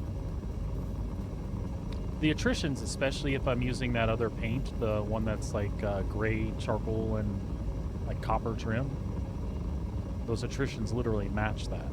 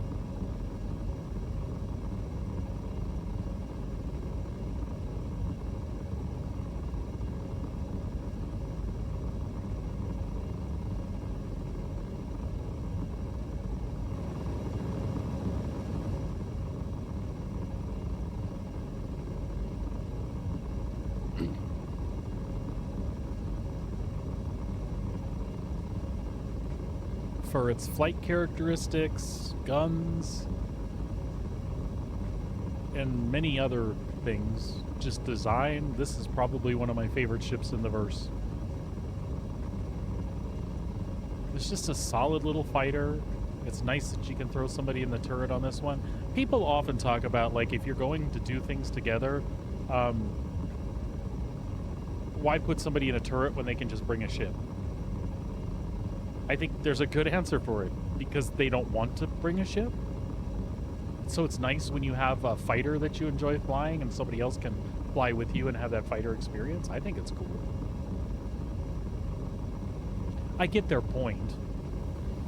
Like, if you're going to tackle an objective specifically to kill something, 2 fighters would do the job better than 1. But it's like people don't want to multi-crew together. They don't even want to they don't even want to couch co-op.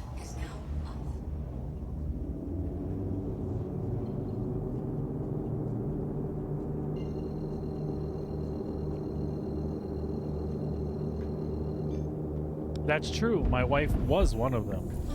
But I think she enjoys flying now. She does not do combat flying, but she actually likes flying her ships around now. At first she wasn't too sure, but now she's got HOTAS set up and a Tobii eye tracker and all that good, all those good goodies.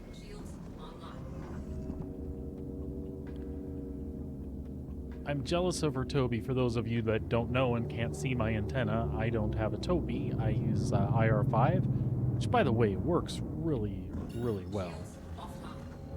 Super smooth. The only thing I'm missing is the eye tracking. I would really love to just glance at a target and click my button to target it.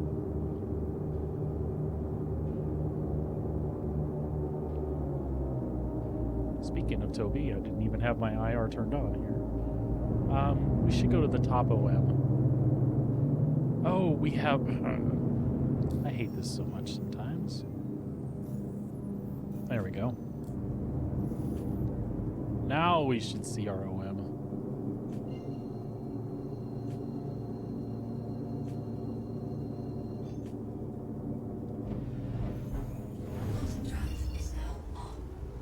Yeah, you know what? The time I feel it the most, Spearhead, is when it's just me and the wife playing and I'm not streaming. Then I'm like, I don't want to put my headphones on. I'll have the speakers on. And since I wear these so much during the week, I like to give my head, my ears a break. And that's where the IR fails for me, is I could clip it to my ear, I suppose. It would be uncomfortable and not reliable.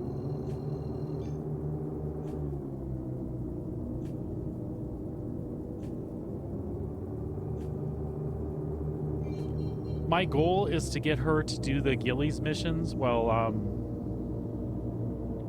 they're the intro, like the UEE Gillies missions, the intro ones. My goal is to get her to do those on her own while Invictus is going on, and then try some of the lower level combat missions, some like LRTs and things like that, and then I'll come along and share the mission with her for support. Just some like low level stuff where, you know, it's not like super stressful.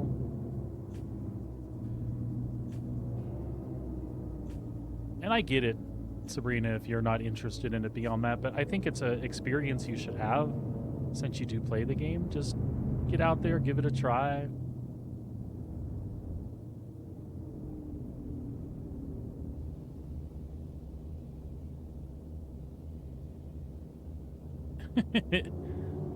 just for these Gillies missions, because they're pretty simple.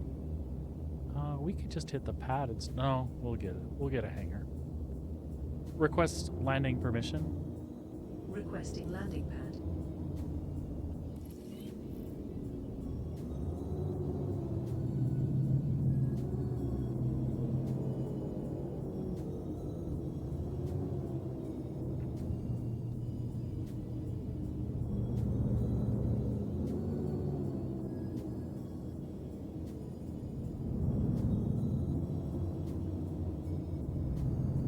I always feel like I'm going to hit these rocks when I'm moving because the shadows over here.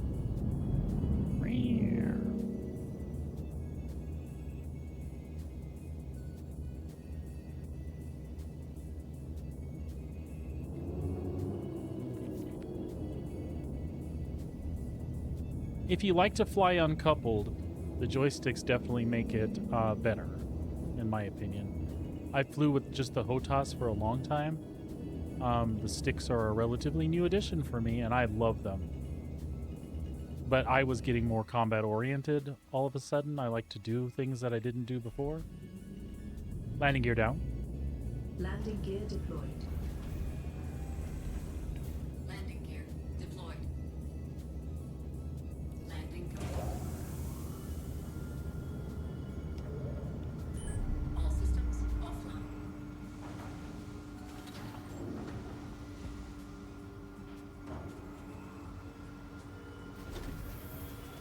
I just thought you should give it a try, Sabrina. I'm not going to force you to do it, but the little intro missions that are up during Invictus are only up during Invictus. Then all the new combat missions and stuff are still a thing, but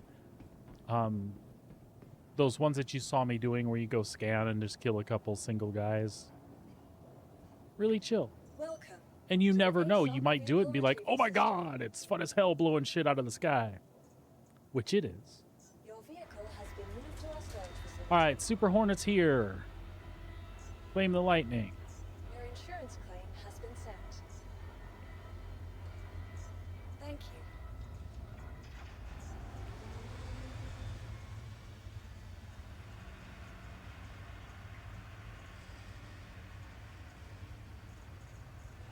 Oh, we can't claim the others there.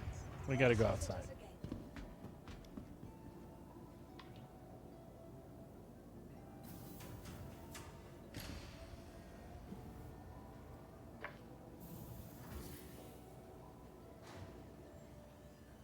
Yeah, absolutely. It's a huge part of combat for sure.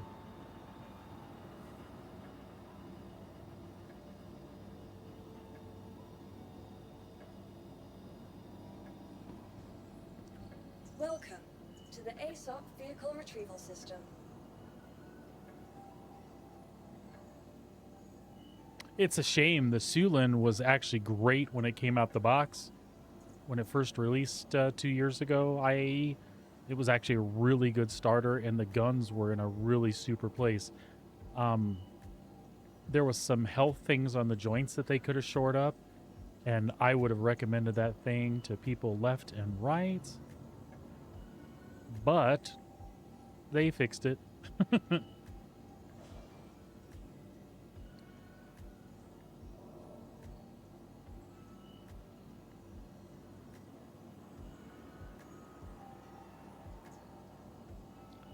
Yeah, it's crazy. There are some pros out there with mouse and keyboard or stick and mouse, and I can't even. Your insurance claim has been sent.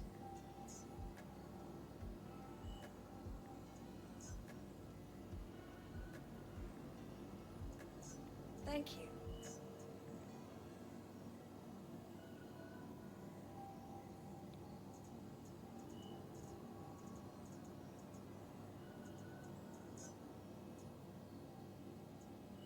Your insurance claim has been sent.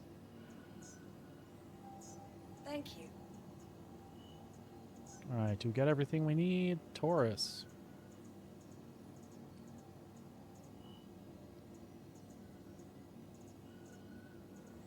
Corsair. Lightning and Hornet. Okay. Please visit us again. Goodbye.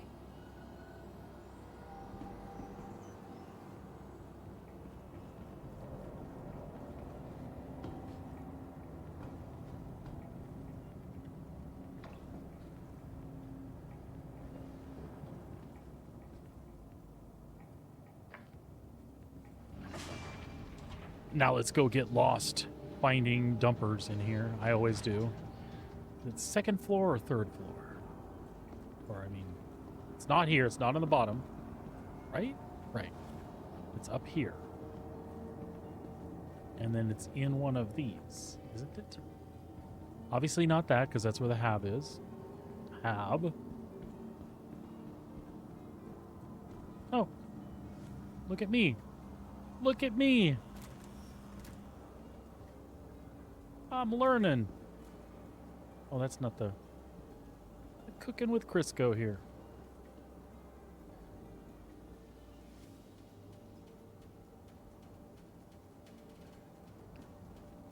Are you in that terminal, buddy? You are. Could you get the F away from that terminal, please, buddy? I could probably find what I need on the shelves. What do I need? What do I need?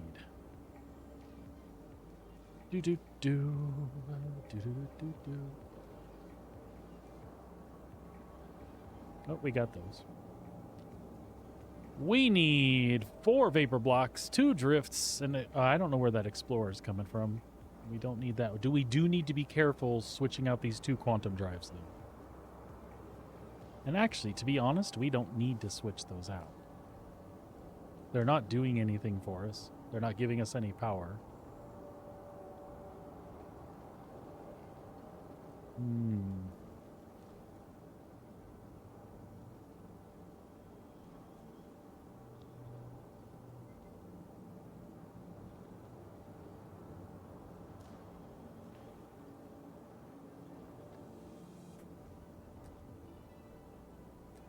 Is there? Cool.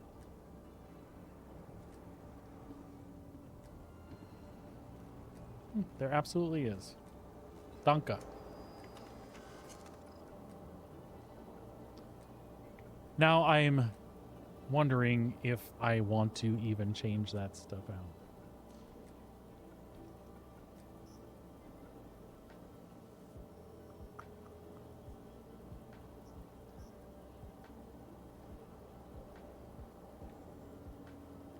The vapor blocks and the frost star because they take less.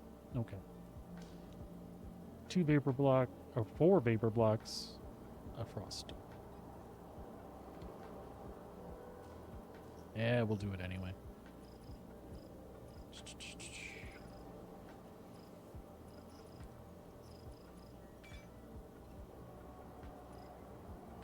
It was 1 frost star, right? Yeah.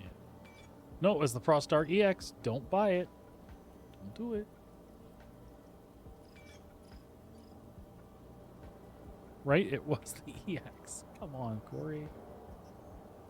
Yes, frost star EX.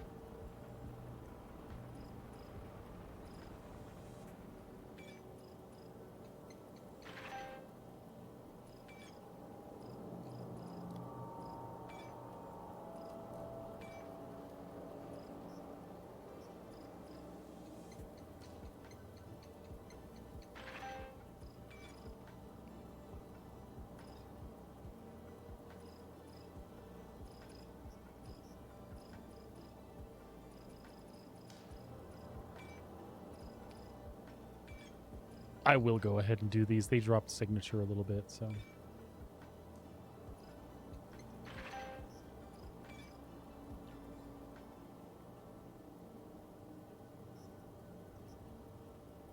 Oh, and the Explorer just shouldn't have popped in there.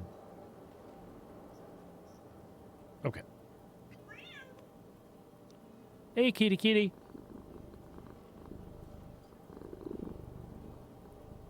All right, I think we're good.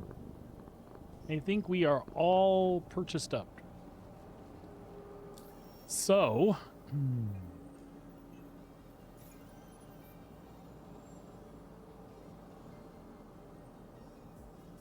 Super Hornet systems. It's going to be 1 and 2. We want to be careful here. Quantum drive.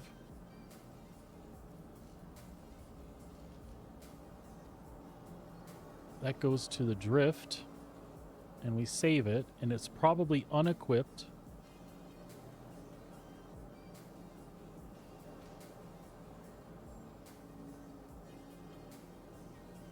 The jump module. Ah, look at that. It 2 in use. It says 2 in use. All right. We will hope that it stays? Question mark. We'll double check it before we go anywhere, but according to this, it's there, folks. Oh no, it says jump module empty, doesn't it? You bastard. Okay. So we'll have to buy 2 explorers and install them, and that's fine. I'm okay with that.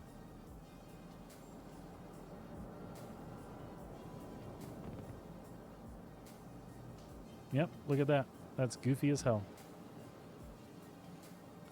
Goofy as hell. Paper block. Paper block. Drift. Oh, you know what? It's like, I bet you. Give me a second. Nope, it already did that. Actually, don't save it, Corey. Let's see if we can find the workaround for this. Propulsion. Propulsion. Explore. What if we unequip it? Oh, it does say 2 available now. Okay. All right. Let's try this out. I think we got it, though. Vapor block. Vapor block. Drift. Propulsion. We got an Explorer. Cool. And now the Hornet? You had to pop out of the F1 menu to see the available Explorer that got unequipped, is what you had to do. And there we go. Explorer equipped. I think we won. All right. Corsair?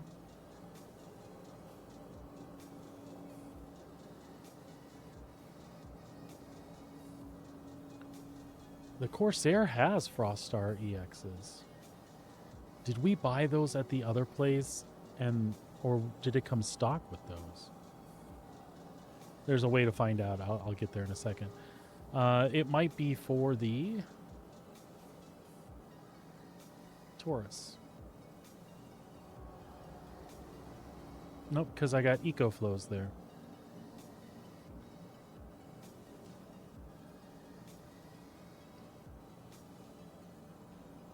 Okay, well, I think we just bought Froststar EX that we didn't have to buy. No big deal.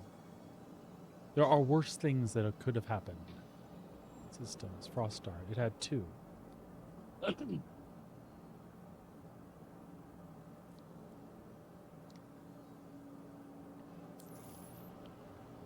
If that doesn't come stock, then we must have already bought 2 and screwed that up. And apparently, I killed my...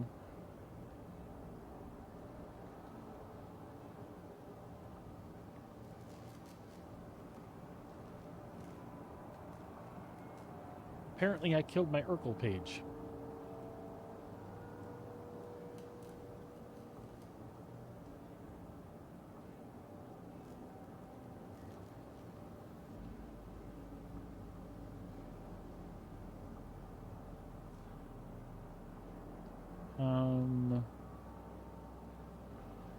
Yeah, they were stock.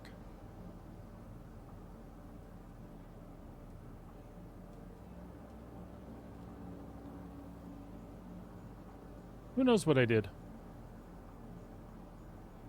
Favor block. Favor block. EcoFlow. Somehow I accidentally got one in there. It's totally okay though.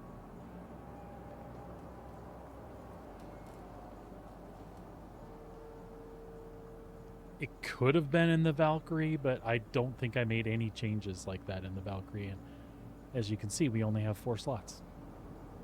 What that does mean though, folks,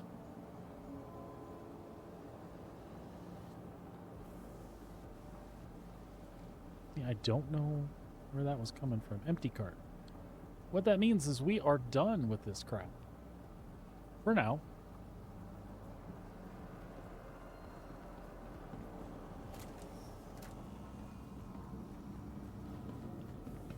So.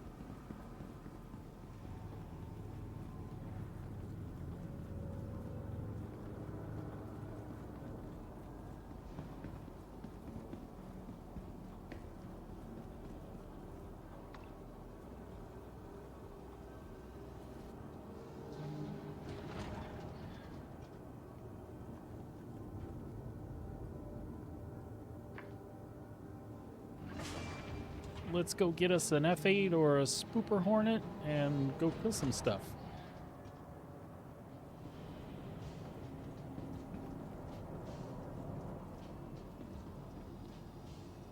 All right. There is hunting the Polaris.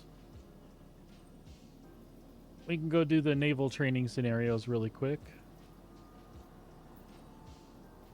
It's the Gillies combat ones that I wanted to do. Foxwell, Ambush, and Amateur.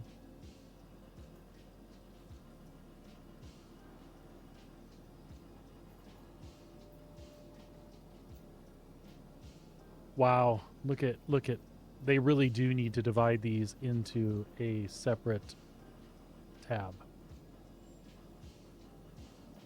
It hit the live servers. There's 528 bounties out on players.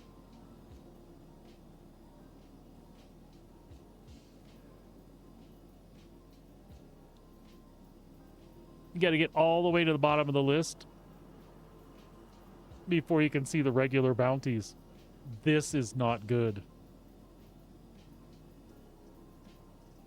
On PTU, you had to scroll through, I don't know, a dozen of them tops. Folks, you're watching me scroll through 500 to find the actual bounties at the bottom. There they are.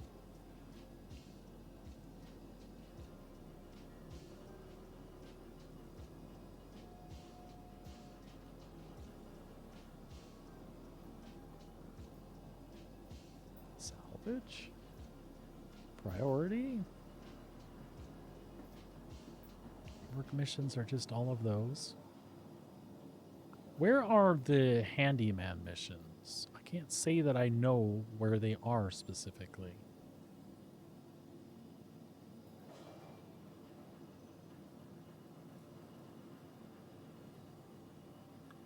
Is it stuff that's under Merc work? Merc work, that rhymes. Let's not worry about that right now. Let's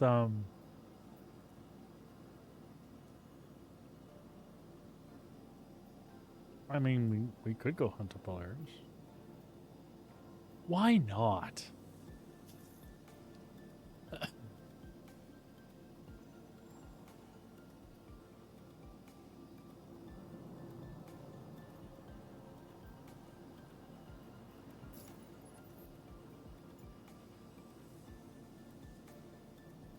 Okay. Welcome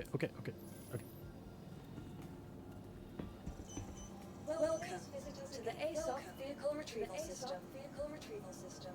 I don't know that the lightning's a good choice here. Let's take it anyway. Your vehicle has been delivered to the following.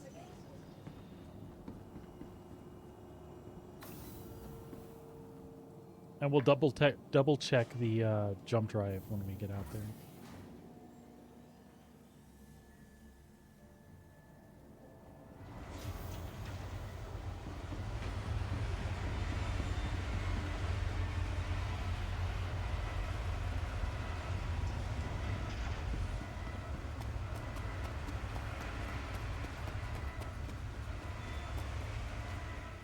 Oh, did we get her all kitted out with attritions? We did, we did. We did not. Oh, because, shit. The Ardors are back in Area 18. So we will take the Hornet. Welcome to the ASOP vehicle. Your vehicle has been moved to our storage. Shit, exactly. Were you looking forward to some F8 action? We're just gonna, it's the same as F8 -1.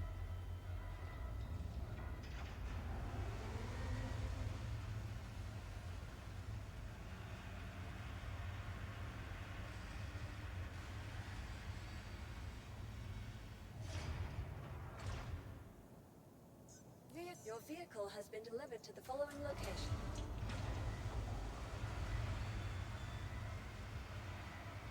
Please visit his event. F8 -1. That's all it is.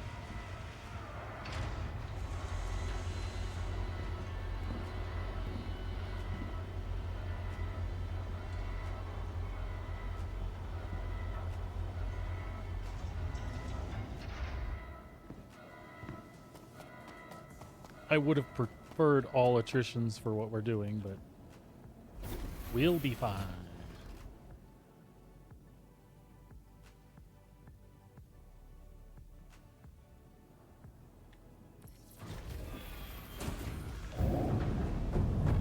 Anvil Aerospace. All systems online.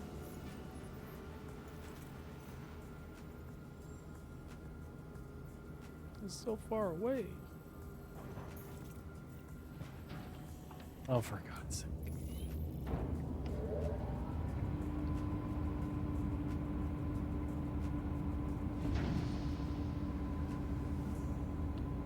Look at that. She's all decked out, and we even turned the life support back on.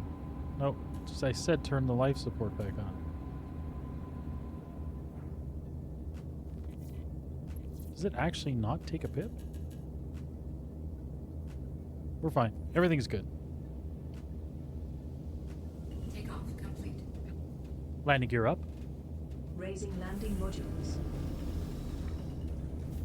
Landing gear raised. There go to Corsair.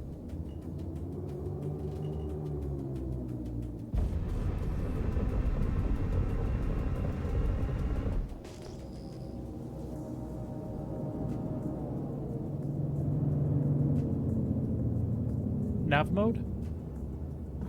Shields offline. Diverting power to engines. We can do this. Off.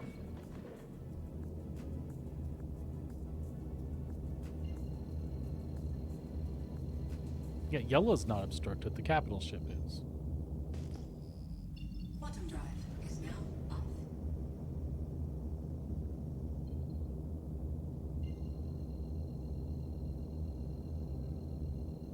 I mean, I'll take anything that'll get me out of the way. Nope. I'm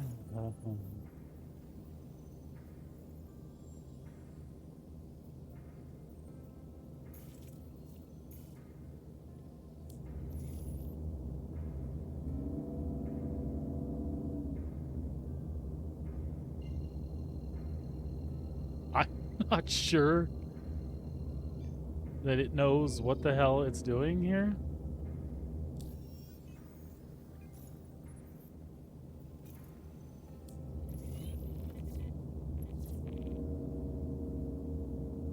I mean, I'll take any other point in space.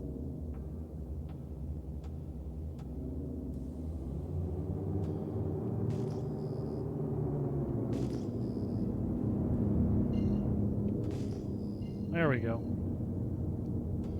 Jeepers creepers.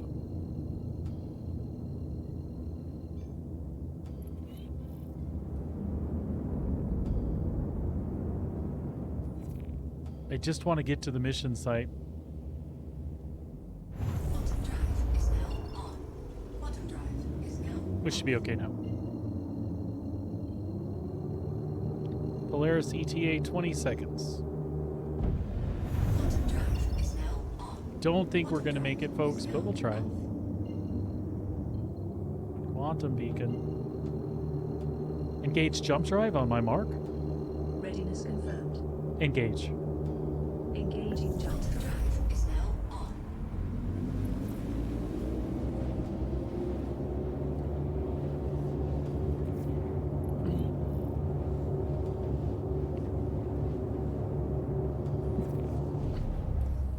I don't think I'll ever understand why you people fight as hard as you do for the dregs of Pyro. People like to call the frontier fighters murderers. But is it murder to kill to protect your home? Well, kind of. That's all we want to do. Murder's murder, right? Let anything stop us. Amelia talks a good game, but at the end of the day, the frontier fighters are just glorified murderers. I'm counting on you to shut them down, here and now. I've got faith in you. Just get it done. Wait, are those two twins? They look like twins.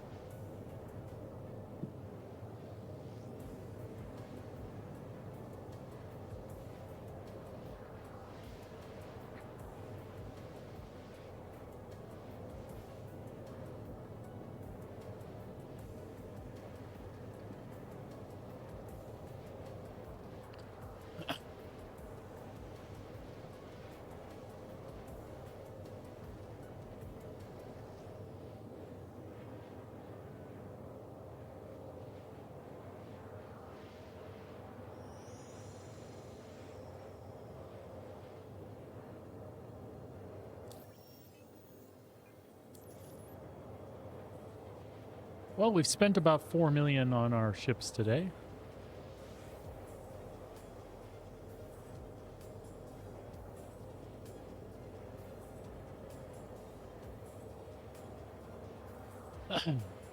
That's okay. That's about normal. It would be cool if we got credit for the Polaris mission and actually got 2 million, though. That would mitigate that a little bit as far as I'm concerned.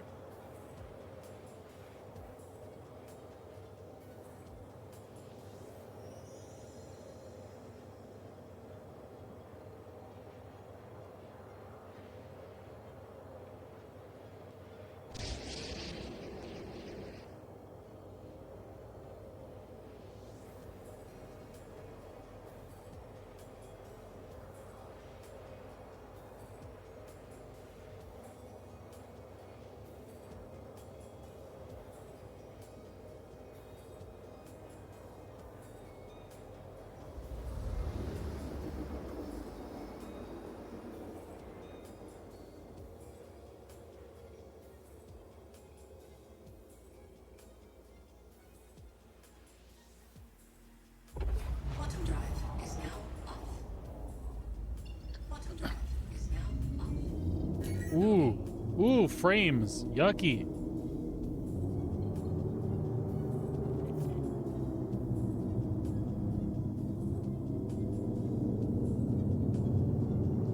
Oh, frames are shitey. Holy moly cow.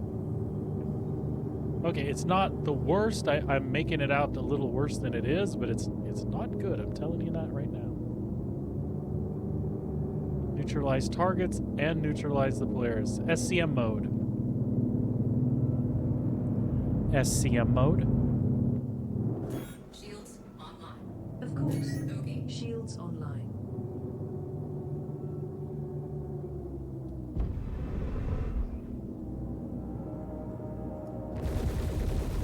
Check fire. Yep, I'm on the wrong Polaris.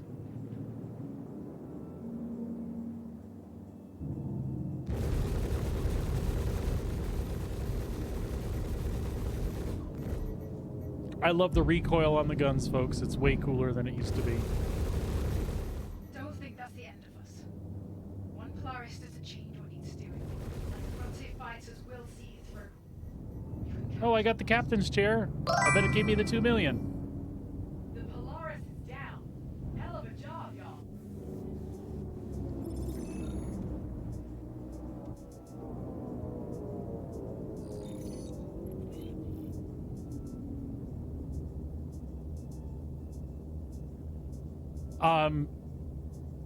Capybara, I would love to give you the ball turret, except that it doesn't reclaim. The stupid thing is busted still. So if I give it up, then I don't have it. Even the paint is doing the stupid thing where it doesn't when I switch out the Heartseeker paint, it disappears again. So like I'm good to do one swap out inside my yeah, it's bugged, buddy. I'm good to do one swap out inside the hangar. So like if I switch from my my CFs that are on the top turret to the Gatlings that came with the Heartseeker package, it'll stay. And then when I switch back, the Heartseeker will disappear, and then subsequently the CFs will disappear, and the ball turret does the same thing.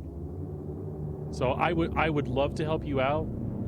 This is like one of my most flown ships though, and I don't want to be without that. You can totally understand. Man, I wish I could help you though.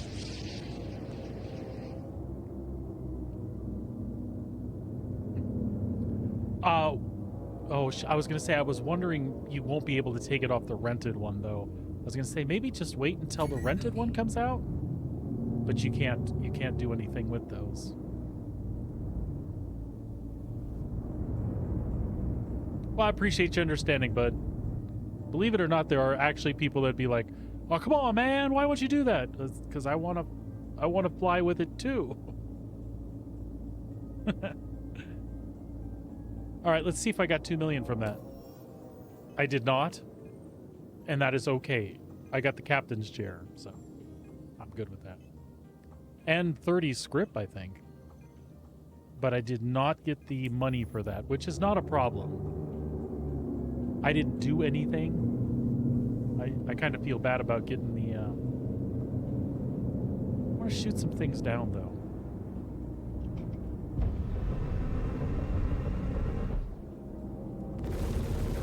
Check fire. Oh. That's not who I want to kill. Sorry, buddy.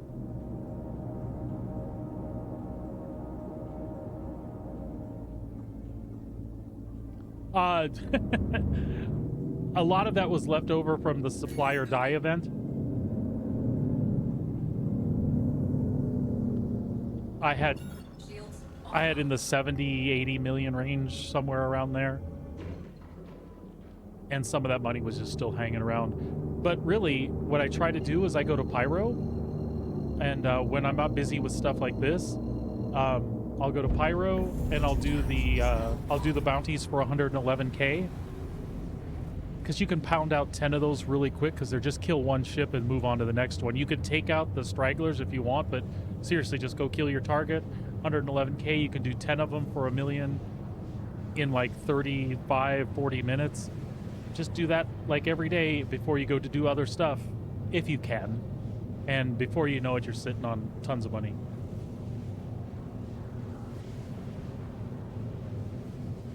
Quantum drive is now up. What is available here?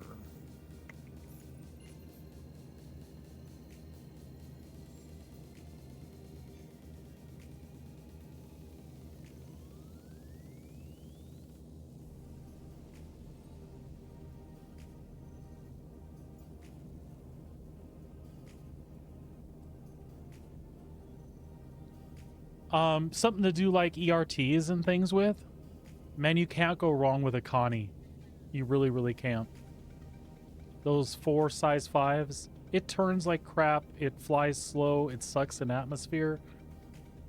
But for doing like VHRTs and ERTs, Vaughn type stuff, a Connie is like just one of those go-to ships. The Corsair works really well too. Those are probably my 2 favorites for running VHRTs and ERTs. Though nowadays, if you save up money and you get like an M2, the weapons on the M2 that are pilot controlled are pretty nutty. And then if you're doing Vaughn missions, you've got all this cargo space for if you find some, materials that need reappropriating. But yeah, Connie Corsair are great choices for gunboats. Things that have size 4, size 5s that can chew through PvE targets really well. So I always recommend a Connie. It's just not everybody's cup of tea. They don't always like it. So I'll take the 4 size 4s on and 2 size 5s on a Corsair if I'm not a Connie person. But again, Connie does it all. And you've got turrets for your buddies. Which Connie? Depends what else you like to do. So the Andromeda has a crap ton more missiles. But the thing about that is, honestly, if you're out there firing all those missiles while you're doing VHRTs and stuff, you're killing your money because, every time you go to restock, you're paying 35, 36K to restock all the missiles you used. So more missiles on the Andromeda doesn't matter. The 24 that the Taurus has is fine, and then the Taurus has 150 some SCU of accessible cargo space, plus a little thing way in the back that's supposed to be unscannable cargo for a total of like 176. So basically what I'm getting at is 148 to 150 SCU where you can put some cargo stuff if you want to run cargo. That's kind of cool. You can park an Ursa there. So the Taurus is probably my top recommend as far as the Connies go. If you see yourself having friends with you all the time, at least a couple, the Andromeda is better because you actually have a functional top and bottom turret as well. The Taurus only has 1 turret. But Taurus is a great all-arounder for the money, and it's the cheapest of all of them. So for the money you spend on it, you get a lot of cool use case scenarios out of it. You know what I'm saying?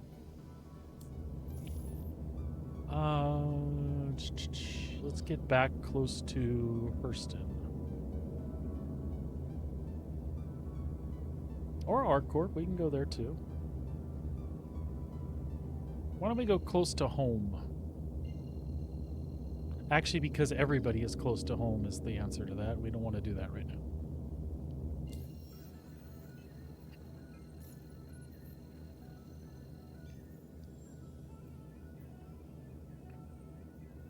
We'll take that while it's up.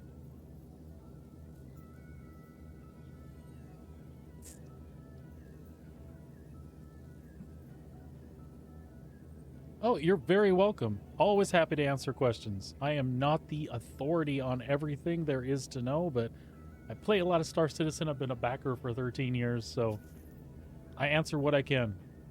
At least from my point of view, Your mileage, as always, may vary.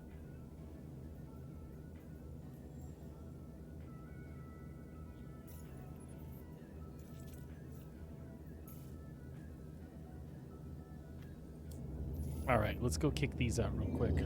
These will be super easy to do.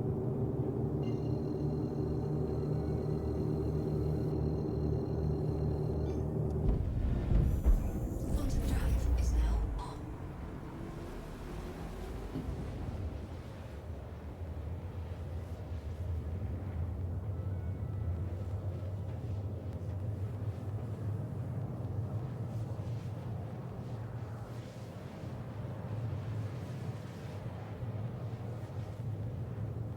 Oh, Cutlass is a great all-arounder. If you're a decent pilot, you can get VHRTs done in a Cutlass with no issue. ERTs are a little harder because the ships hit back harder. But man, it's a great versatile ship. Smaller. It's got cargo space. You can park a rock in it. all kinds of cool things you can do with a Cutlass. Cutlass Black is one of the more balanced all around ships for people that are starting out, for sure.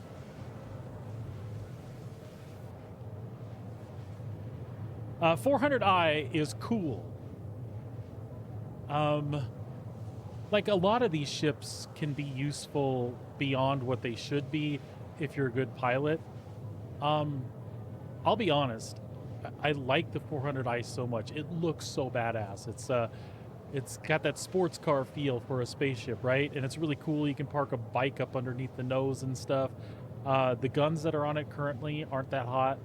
Its maneuverability is not that hot. So other than cool factor, it's not the best ship to fight in. And you don't have a lot of the amenities like extra cargo area and stuff like you do in the Cutlass and the Connies and all of that. So cool as hell ship, and I wish it was better at doing things, but in my opinion, it's really not. If you've got money to burn and you just want one because it looks badass when you're flying it around, or you just like exploring with your bike and that's all you want is something to carry your bike, it's totally cool. It's got a couple guns that can, you can defend yourself, but there are way, way better ships that fill every part of what it does, except the look cool factor.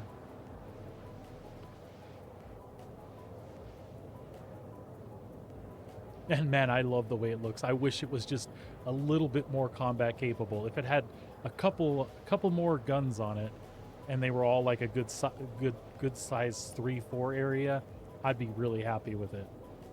It doesn't. It's just falls a little short.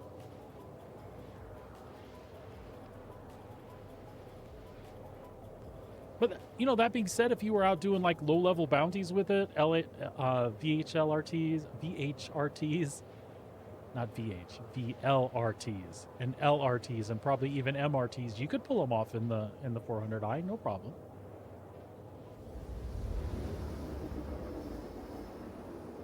Well, that's the thing about free fly, right? Even if you have a ship, a starter ship now, and maybe another ship or two, the free fly is right around the corner. If it's available during free fly, get in it, rent it, fly it, check it out, try to make your decision there. If that helps you. I don't know what origin ships are available if you want to try the 400i, but I know Drake you'll be able to rent Cutlass, RSI you'll be able to rent the Connies.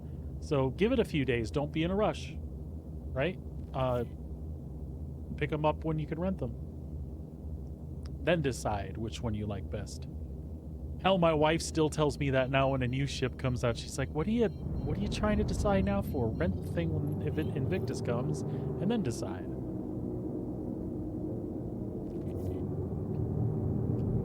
And don't worry, I always have a hard time deciding too. I want them all, and I want them now. SCM mode. Shields online. Acknowledged. Shields online.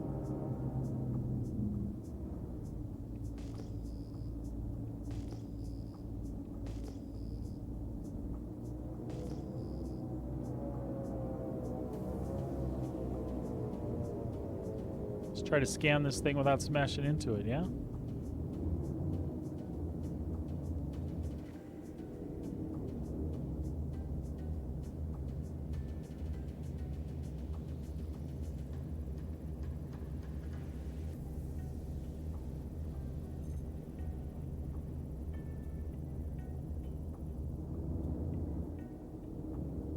Why is this not registering the scan? There we go. Your scans found a standard satellite. Seems like everything is in order. All right, Okay, next. we're Oscar Mike to the next scan point.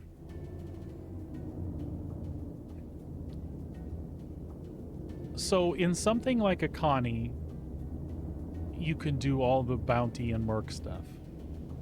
All the way up through the hardest ones. Now the hardest ones you might have to be careful, pick your target, aggro the target and kind of pull it away. But that's true of just about anything. The Connies can do most of that stuff. Those size 5s make a difference in PvE. If you're a good pilot, you can do all those same things in something like the Hornet here.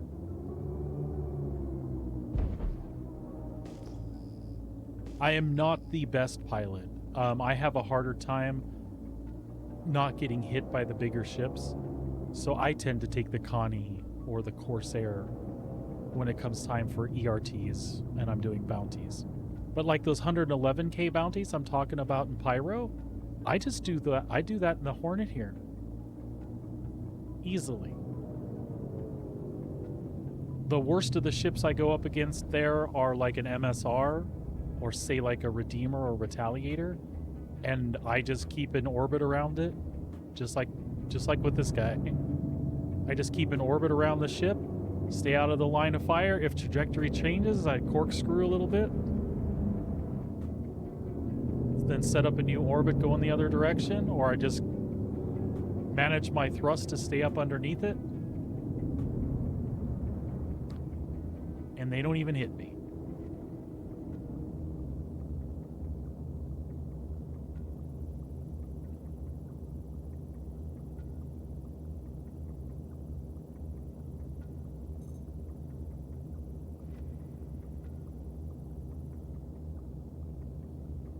It's making me scan these twice to get like credit for it. There we go. Contact. Looks like you picked up a basic satellite. That's what a lot of patrolling is about. Checking stuff out and finding everything's perfectly normal. All right, this point's secure. Redirect and head to the next one.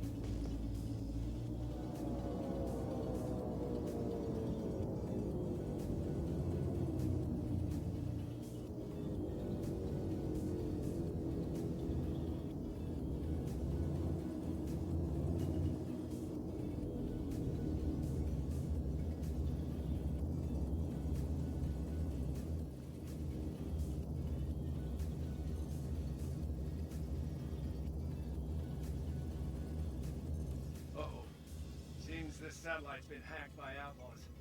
You're gonna have to take it out. Let's put on some go juice and see what your bird can do. Just keep an eye on your six, as corrupted satellites have been known to fight back.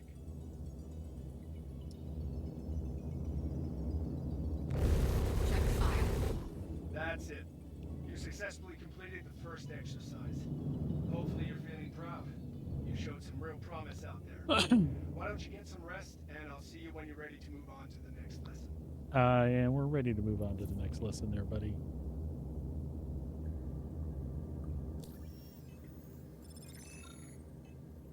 I'm just wanting to do these to get the script edit awards and anything else like that, folks. We did most of these on the PTU. Or on the PTU, they're super simple, super easy to do.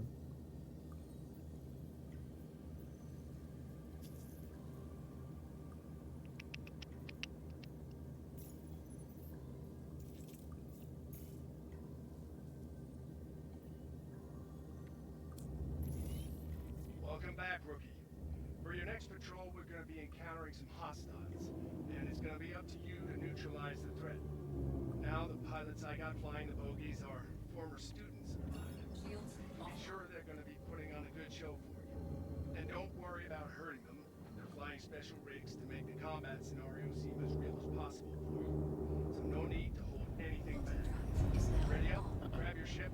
I wasn't gonna hold anything back there, Gilly.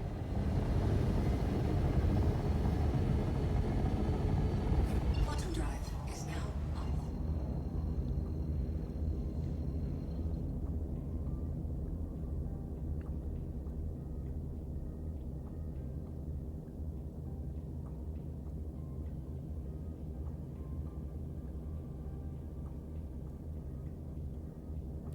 Now that you're here, we can get the party started. Not sure how much combat experience you have, but the main advice I like to give is to try to focus on moving while aiming. It's easy to get too focused on one at the expense of the other. Remember, you're a spaceship, not a glorified turret. You ready? Weapons free. Good luck. Did you see how fast those shields came up? All right, buddy. I apologize, but you're gonna die. Once we get in range.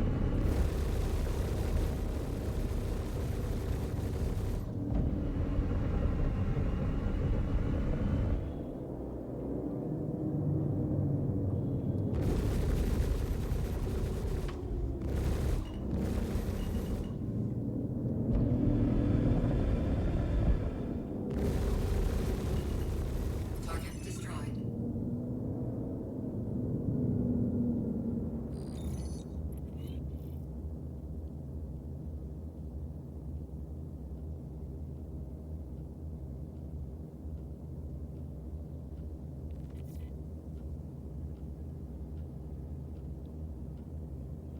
All right, number 3.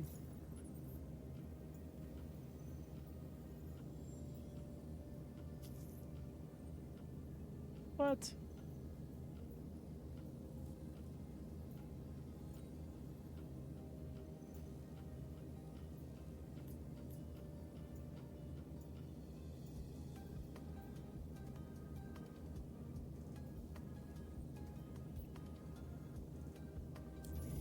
How is that one not available?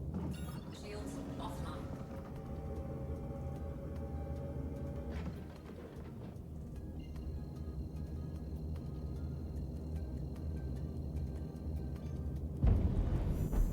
Quantum drive is now on.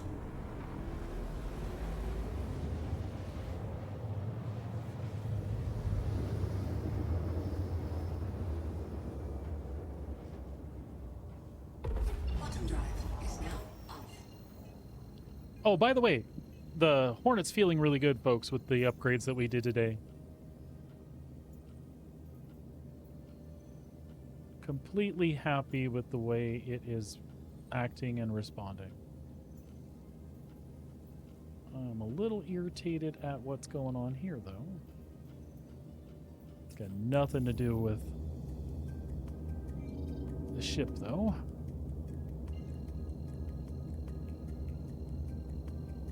Engage jump drive. Hyperspace jump.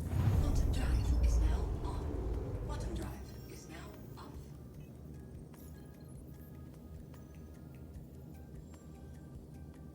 Interesting. Well, we could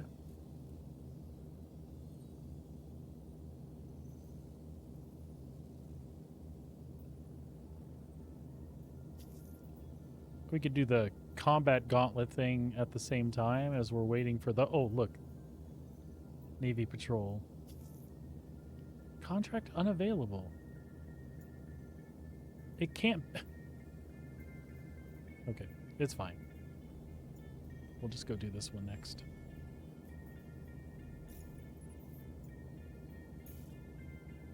Look at that, right close by.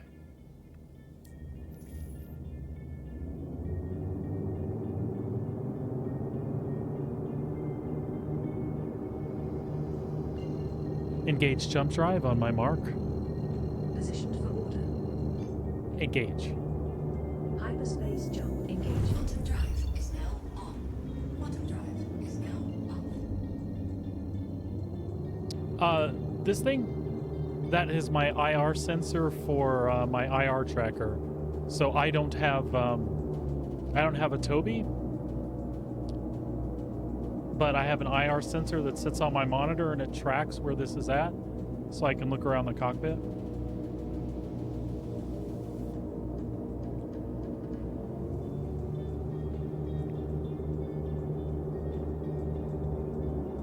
It's a really, really cool device.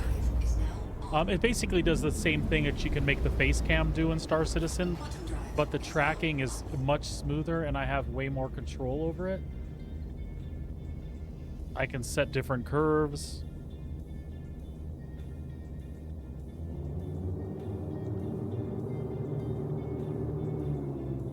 It's an older alternative to Toby as far as an eye tracker goes.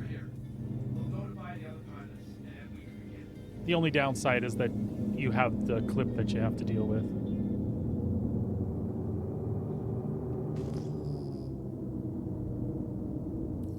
Hostiles inbound.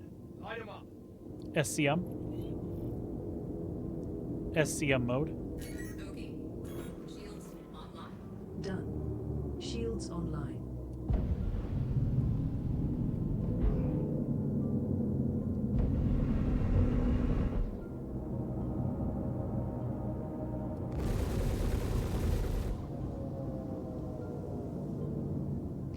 So Toby's great, and the eye tracker is great when it comes to stuff like this. It's easier for me to look over and track my target as I bring it back in and pull my nose up on it. Shields hit.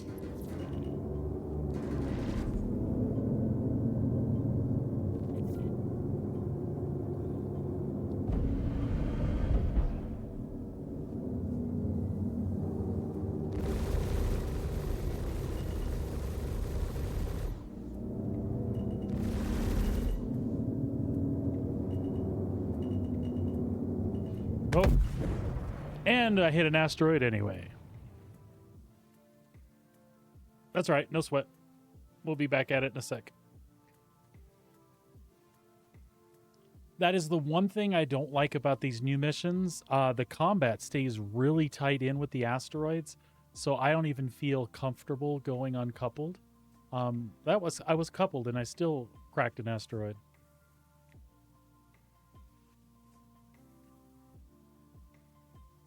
This is tracking my head movements, just like the camera does. The webcam that you can use, the face over IP that you can use inside Star Citizen, but this response is a lot smoother and less jittery. And like I said, just like a joystick, I can set up curves so that it'll one-for-one track with my head, or I can set up a curve that makes it smooth out a lot more. But it is my head movement that it's tracking via the 3 sensors here.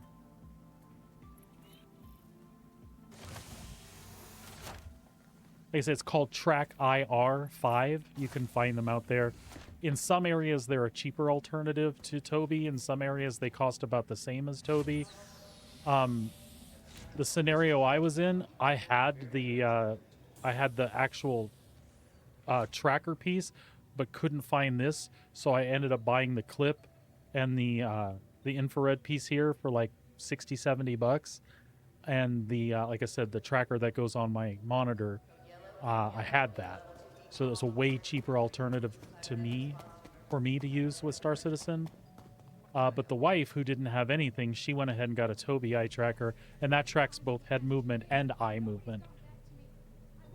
In the context of Star Citizen, the eye movement thing is really cool, because those ships that I was looking at, the way the eye movement works, it still tracks your head, but like it also sees that I'm looking at that target over there, and if I'm looking at it and I hit my target button, it'll lock onto that target with just an eye movement, which is really, really cool. I would like that extra functionality, but it's not something that keeps me from functioning. She's just sitting there naked. I find that my nose is headed towards the target most of the time, and I've got my keybind set up so that whatever the cursor is close to, when I hit the button, it'll target. And then I have on my hat switch, I have like next target or next closest target, which is the flick of the thumb. I can change what's targeted. So it is a real cool feature, but I find that I live without it just fine. So if this is cheaper and you're wanting something smoother, go for this. If you can afford a Toby, you get a little extra functionality. You know how it is with these rigs and these setups. We all have different things that we can budget into our fun, right?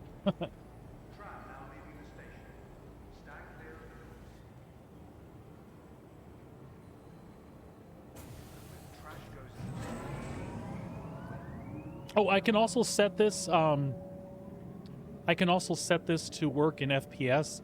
I just don't like it, so I typically turn it off. Howdy. How are you two? Nice outfits. Manticore guy, Red Xeno guy. Click, click. There you go.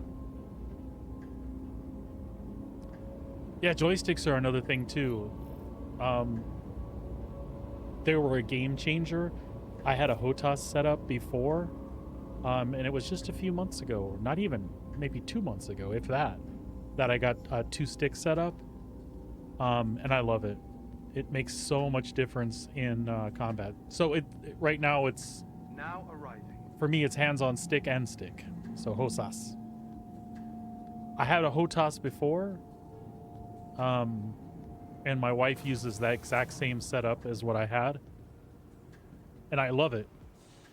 But for combat, the stick and stick are, I just have so much more control. When you saw me spinning around that satellite, that's so much easier to do with sticks, because I've got all my thruster movement. Yes, I don't blame you. It's a game changer. It really, really is. But being able to do fine movements with my thrusters on this, so I might be like moving to the left slowly while I'm tracking my nose with the other stick. Just so easy to orbit around things in all directions. It really, really makes a huge, huge difference. Conveniently located throughout the spaceport. Oh, that was interesting. Welcome to the ASOC All right, so we are Vehicle doing these System. missions. We are going to claim the Hornet and the F8 both here.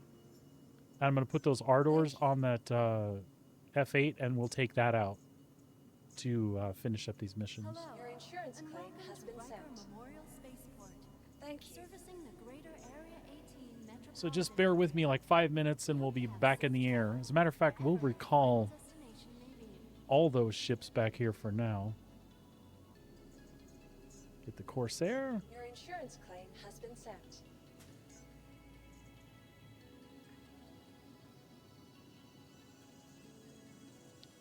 And the Taurus. Your insurance claim has been sent. For the latest And the travel Valkyrie. be sure to check the departure and arrival boards. Your Conveniently insurance located claim has throughout been the sent. spaceport. There, and we'll just run the rest of everything outside of Area 18 for now. Please visit us again.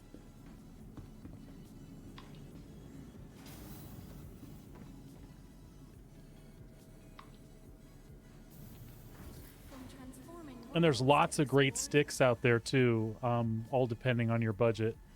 But depending on what you can afford, I honestly recommend just about all of them. Like the cheapest price point entry to get 2 sticks and get up and rolling would be like the old T16000s from Thrustmaster. They're kind of lightweight, they're plastic, they feel that way in my opinion. But they'll get you everything you need for, cheap. If you can afford more than that, a lot of people recommend VKB. In my country, in Canada, I had trouble getting those at a decent price point because of shipping. So I ended up looking at Winwing, WINWING, Winwing, and I found pretty much the same sticks as what VKB manufactures, but they were available to me here in Canada for a fraction of the price, and I love them. But they're not cheap. And yeah, like you said, things to think about. You can play this game. Some of the best pilots I know use mouse and keyboard or a single stick and the mouse. I would say most people use dual stick, and then there's a bunch of people that are good at HOTAS, stick, and throttle. So, like, all of those are viable. Like, you could be a top pilot with mouse and keyboard because they are out there. So don't let that hold you back. But for me and, the space flight sim and immersion, nothing beats for me what 2 sticks has given me. I think it's flippin' awesome. But dude, IRL first. If you're looking to buy a motorcycle for reals, I think those things definitely take priority over our video game. Welcome to the ASOP Vehicle Retrieval System.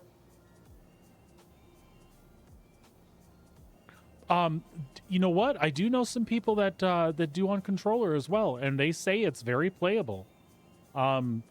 Especially there's so many things you can do. If your keyboard's close by and you can pop your hand off your controller to do some keyboard commands, but there's a lot of buttons on controllers these days, so I mean, I would try it. It may be the way to go for you, right?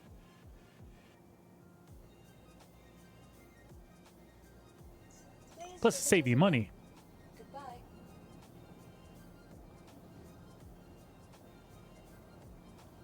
Welcome to the ASOP Vehicle Retrieval System. Folks, just a quick reminder, Star Citizen is running in the background. It does not cost you a thing to use. If you're hanging out in chat and you just want to do something to engage with it a little more, you can buy and sell ships and trade commodities. It's really easy to get into. Just make sure you pop me a follow and then type Star Citizen me, and then that'll get you all set up to go. And then you just type Star Commands, and it'll take you to Maiden Ariana's website that links a whole list of commands to use in the game. The only starting advice I give to anybody that hasn't played it in Twitch chat before is you start out with an Aurora LN, sell that Aurora, and buy a Mustang Alpha Vindicator.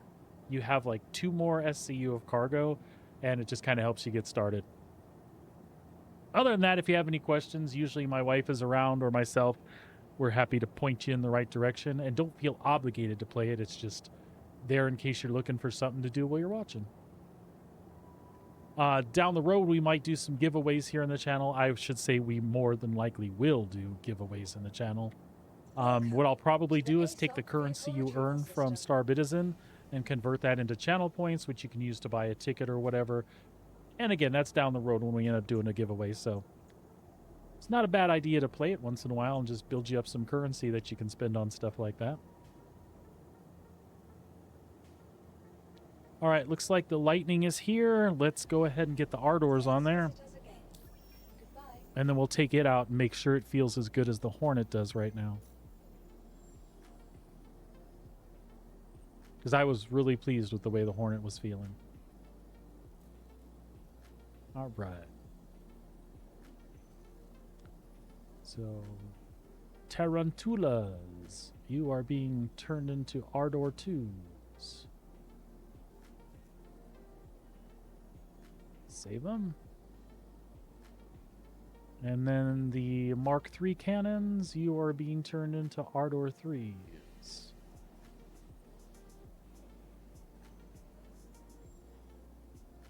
All right, should be good to go. Let's call her up here and make sure everything is working out good. The ASOP Vehicle Retrieval System. Your vehicle has been delivered to the Federal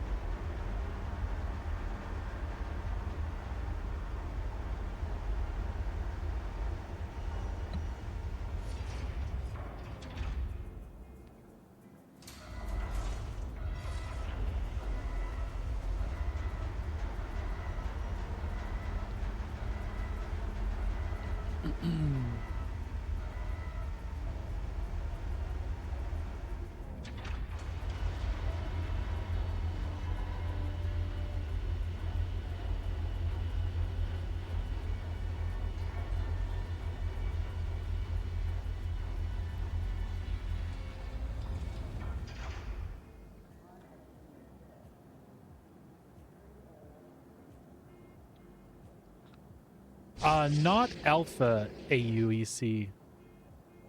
UEC, yes, but I think they may have stopped selling that, and that's for when the game actually goes live. but I don't think they know what those values are going to be anymore. So I'm not even sure if they're still selling it. But Alpha AUEC, no. You can through third parties, but just like in any other MMO, even though this is an alpha, I wouldn't recommend that. It's one of those things that's bannable. But there are third-party sites that sell that stuff. Ah, crap. This is going to look stupid because the two Ardors there. Yes, folks, I am picky like that. Actually, you know what? That's a 2 and a 4. That's a 2 and a 3. Never mind. It looks good. Looks good.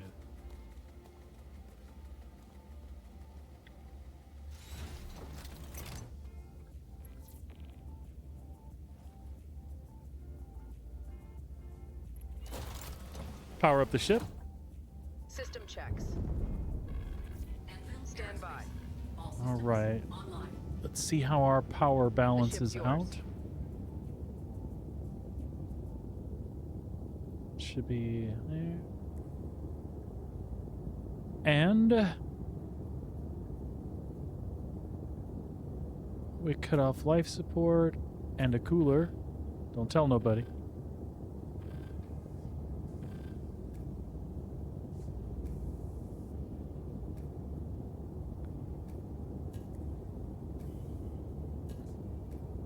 I think that looks good. I think we miscalculated something someplace, but that may not be true because we don't necessarily need that regen. I could go like this and I would be super happy. We only need that last pip maybe when we're moving away from something, we're disengaging, right? We can throw that last pip into shields and regen faster as we're moving away and then back in when we re-engage. And again, it's not important that all of these are maxed out because you can always make shifts while you're flying.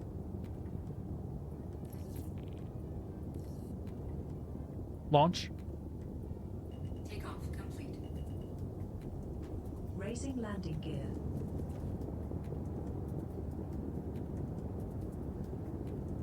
Handing you the con.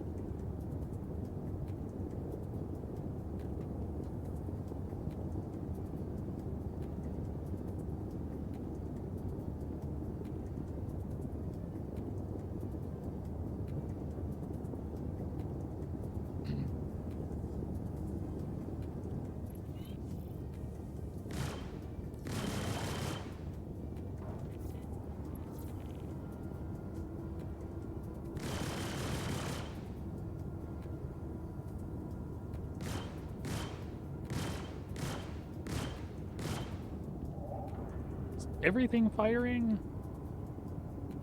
Yes. 1, 2, 3, 6. Yep, they're all firing.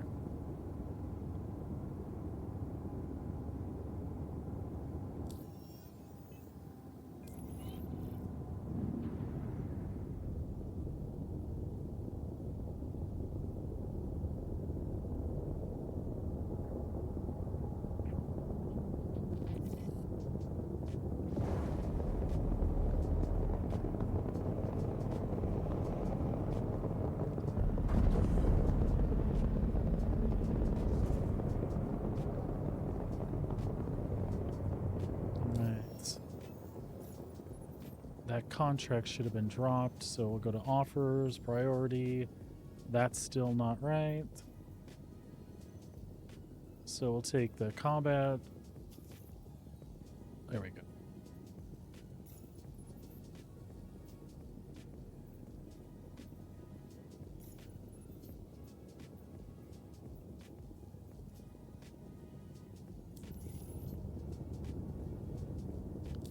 Come on.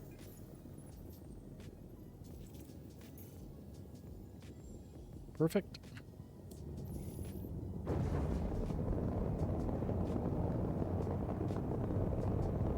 Nav mode. Shields offline. Max engines. Off.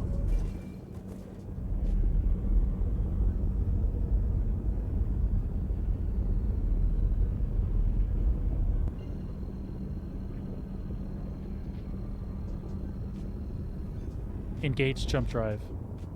Engaging jump. Drive is now on.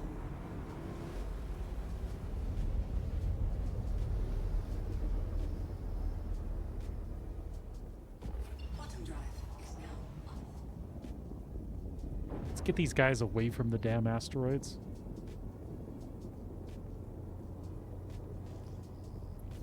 Welcome, Rook. We'll get started in a moment. SCM mode. Shields online. Okay, executing shields online.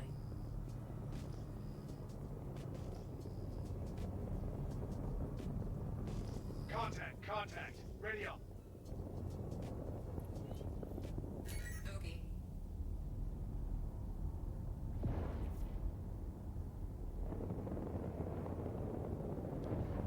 There we go.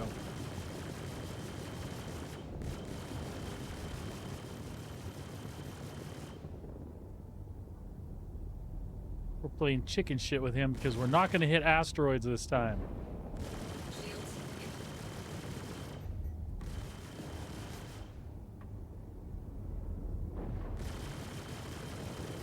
Target destroyed. All targets neutralized. Catch your breath. The next one is on its way.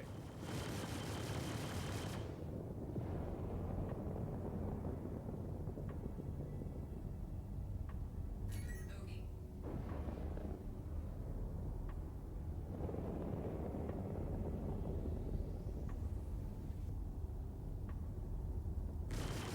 The hell's he shooting at?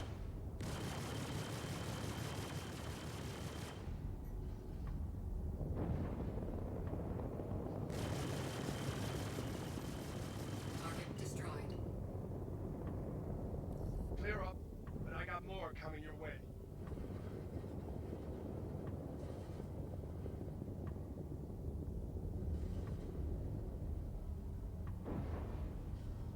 Bogey.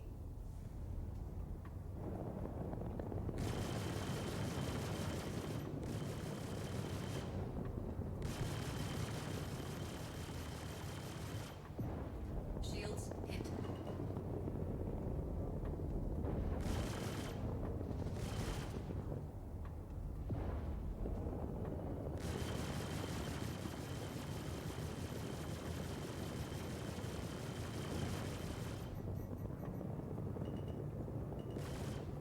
Target destroyed. Nicely done, Rookie. I wish more of my students flew like that. Take a well-deserved rest, and let me know when you're ready for the next lesson.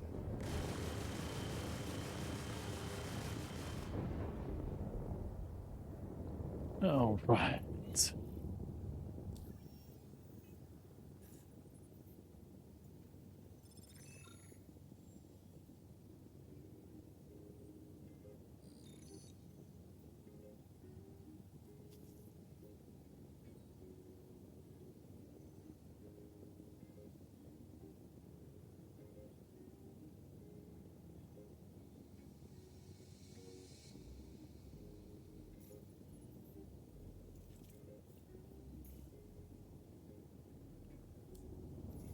You ready for your next challenge, Rookie?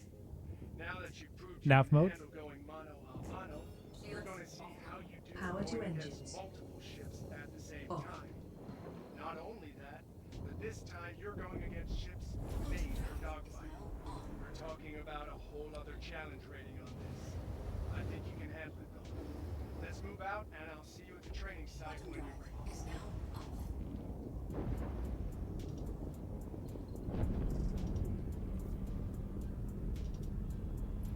SCM Now mode. that you're in position, we can start the lesson.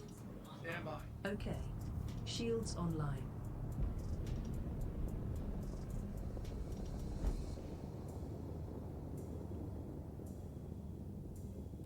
Got hostiles heading to your position. Prepare to engage. Bogey. Oh. Missiles, yeah?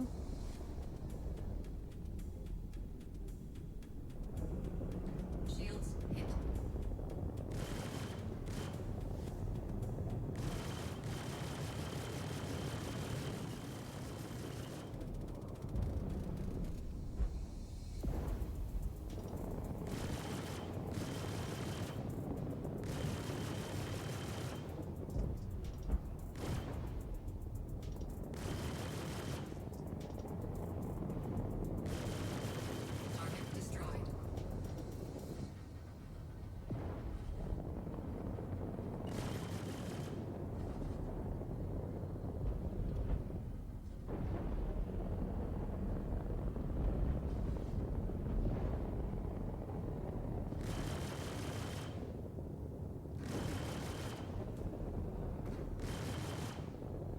Squirrely little one.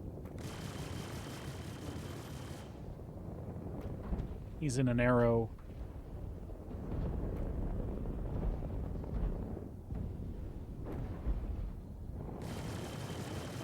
Shields hit.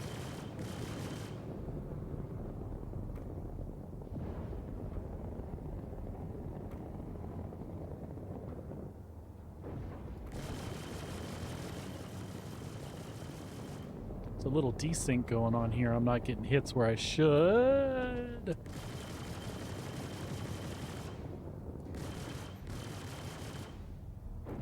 We're keeping his shields down anyway. It's fine.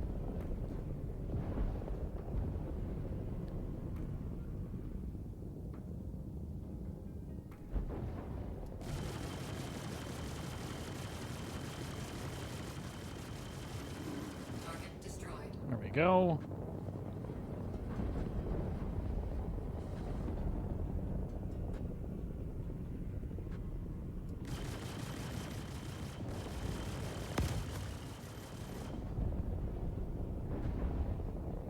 You lost a wing there, pal. Target destroyed. Okay, Gilly, I know this isn't fair.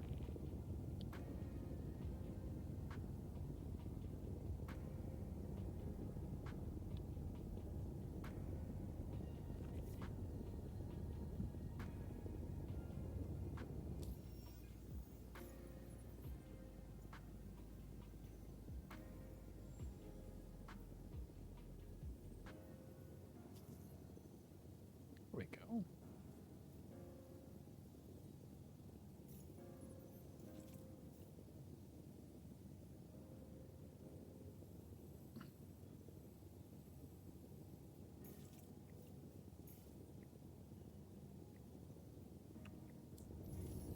Hello again, pilot. Great to have you for the last Nap part mode? of this Navy patrol training exercise. This is gonna be a fun one. I arranged for you to train against a ship in distress. It'll be up to you to defend it while dealing with hostile threats.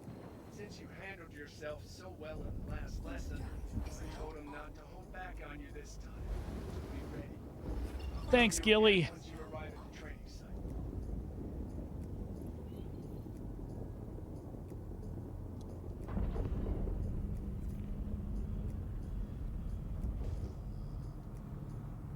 SCM mode. Shields online. Mayday, mayday! Outlaws are Shields attacking my online. ship! Bogey.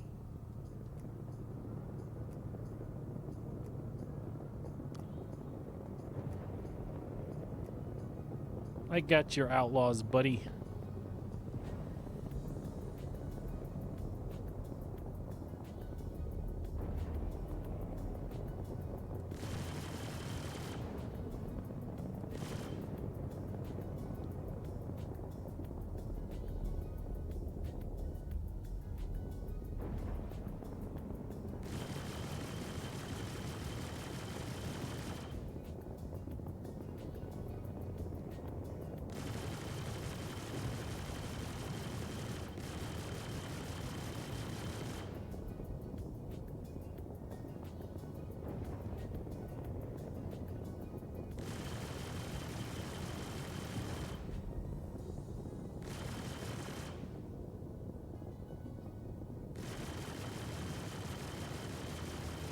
I'm heading out. Destroyed. Take care.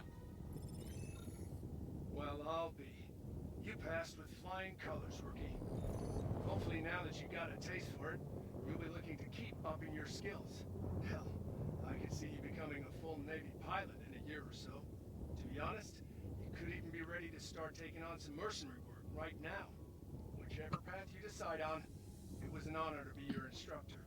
Be safe out there. This is Flight Instructor Gilly, signing off. Later, Gilly.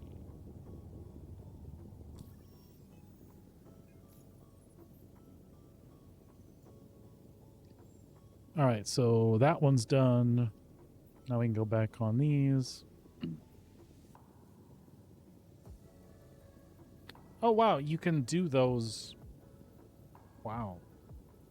That's kind of crazy. you can like redo those. That's strange. I did not expect that. I wonder if you can farm script through those for right now.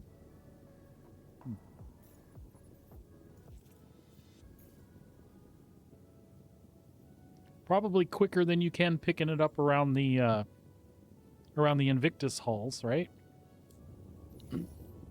Welcome back, Rook. I've got a more tactical lesson for you this time.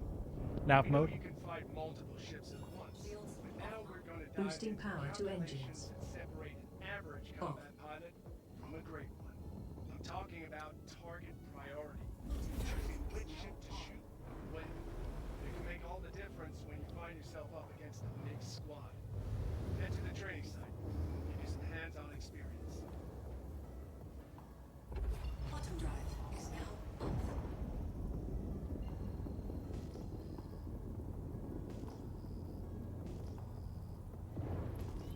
Okay, you're in the right place. SCM mode. Stand by while I deploy your targets. Shields online. Confirmed. Shields online. Should we stop and get my drink?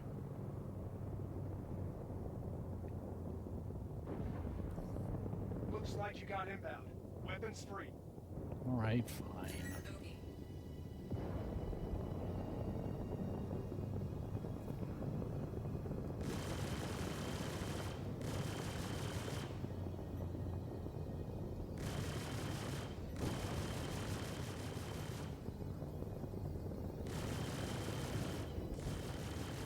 Shields hit.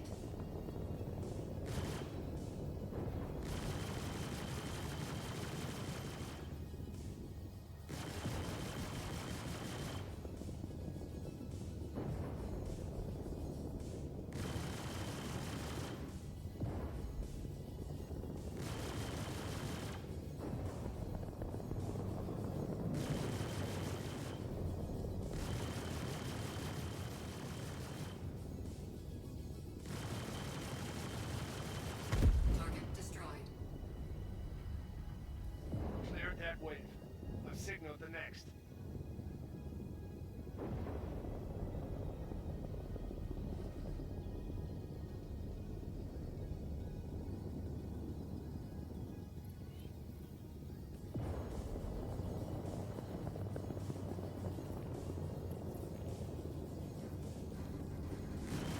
Shields hit.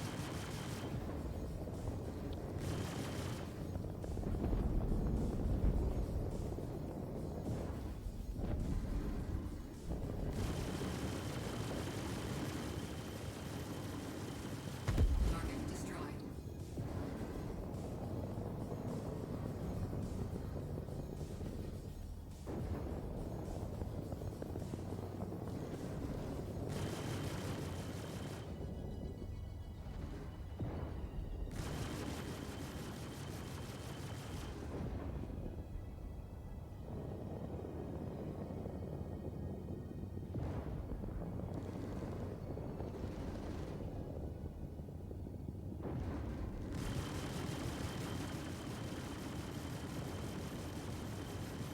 Target destroyed.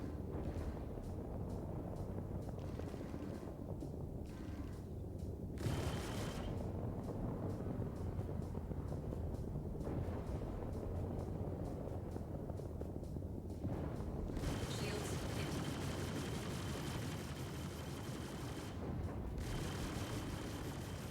Target destroyed. Congrats on completing another part of your course. You impressed the other pilots out there today. I'll see you when you're ready to continue your training.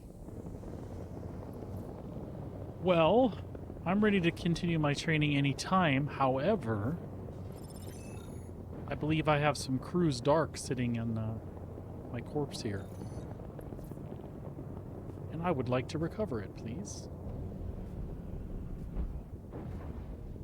Lights on. Lights on.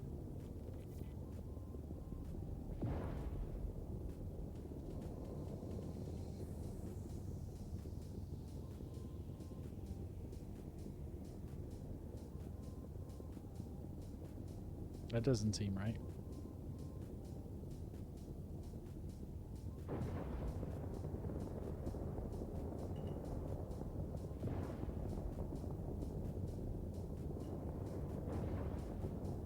I don't see me anywhere.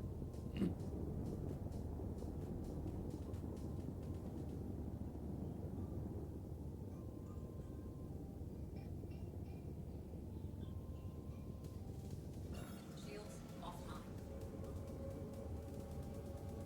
Yeah, let's not worry about it. It's just some drinks. I thought if they were there, I'd pick them up. It's not a big deal. All right, what do we got now? Offers Merc.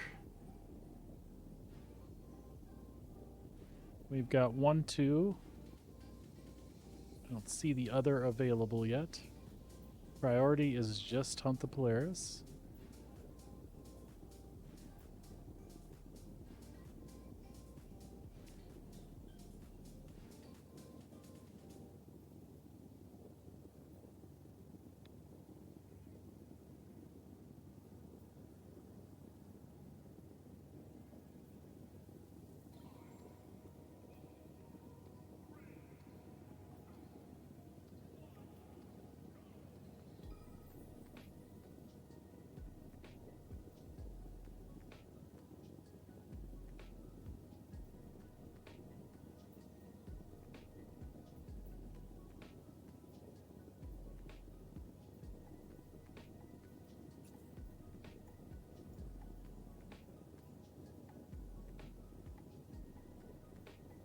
Here we go. Number 4.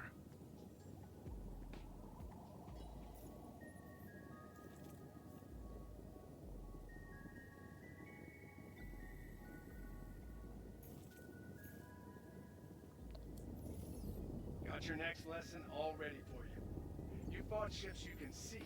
Now it's time to face the ones you can't. That's right, I'm talking stealth. Remember that the best pilots don't get comfortable just because their radar's empty. We're gonna teach you how important radar use can be when it comes to tracking down hidden targets. Head over to the training site and we'll get started. Shields offline.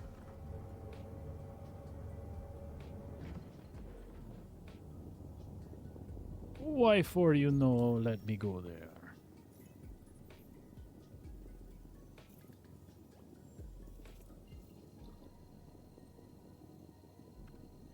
That's what I want. Quantum drive is now on. Quantum drive is now SCM mode. Shields online. Stand by. Shields online.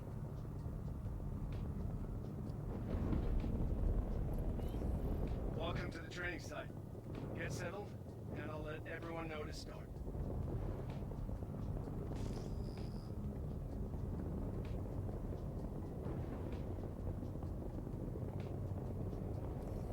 Hostile spotted.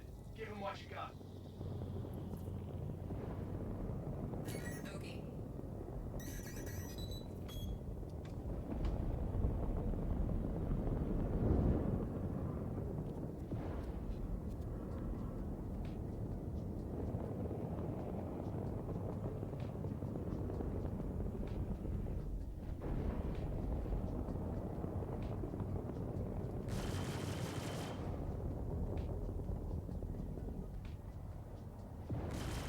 Shields hit.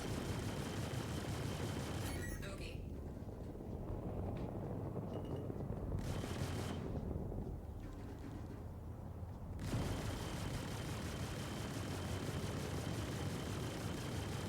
Come on, get him, get him. Ah.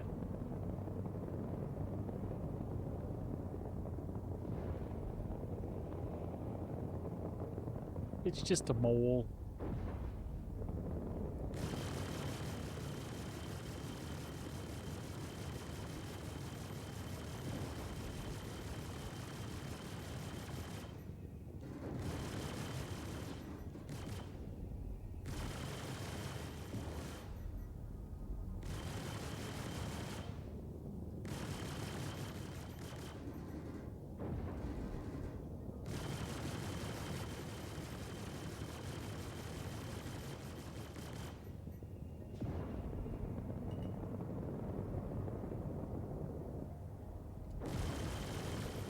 Shields hit.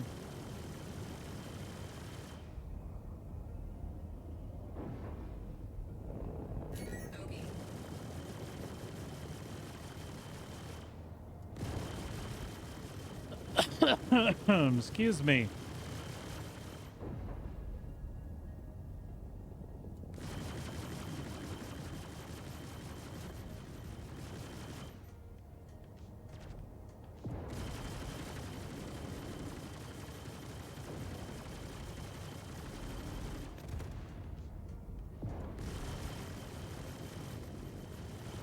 Target destroyed.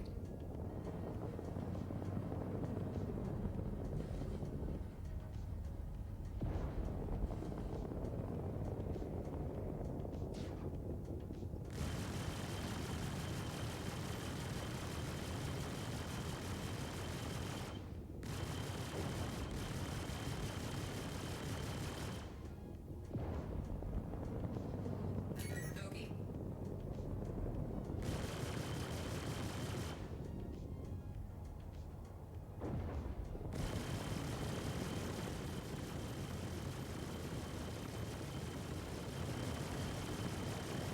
Shields hit. Target destroyed.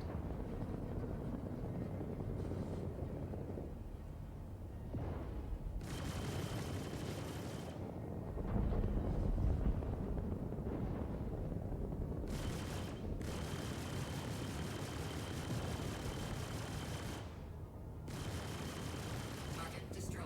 Take a deep breath, Rook. Hold it off. Another lesson learned. Hit the showers. Celebrate. And I'll see you Woohoo. when you're ready for the next one. Gilly, I am ready for the next one. Oops.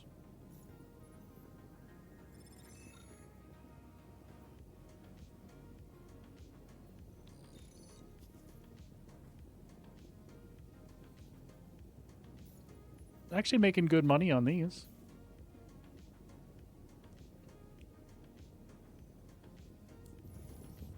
Hope you're ready to take things up a level.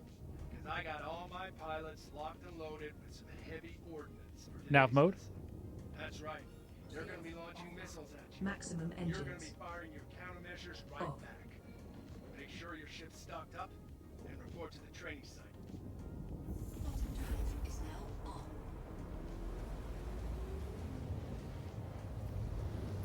Making lots of script too, which is good because it takes 50 script to turn in for a Wicklow favor.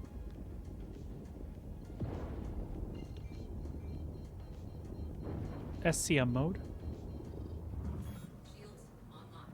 Affirmative. Shields online. Okay, you're in the right place. Stand by while I deploy your targets. This is the worst part about these missions is that these asteroid clusters are blech. Hostiles inbound. Light them up. Bogey. Was that a Star Lancer?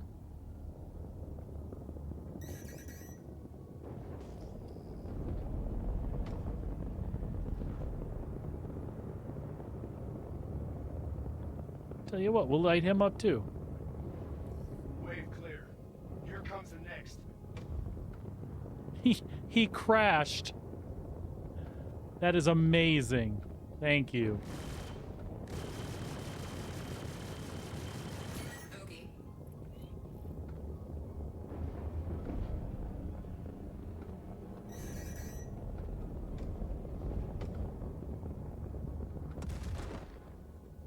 Who else is here? Oh, goodness gracious. Okay. Shields hit.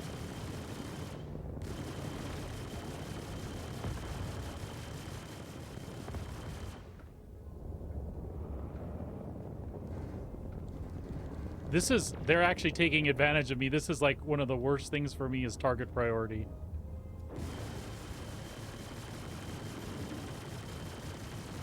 Come on. Breathe, breathe, breathe, breathe.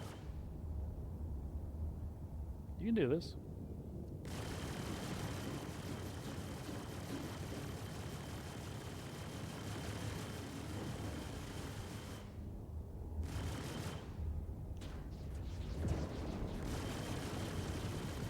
Target destroyed. That's one. Makes life a little easier. We'll take you out, and then we got the Star Lancer left.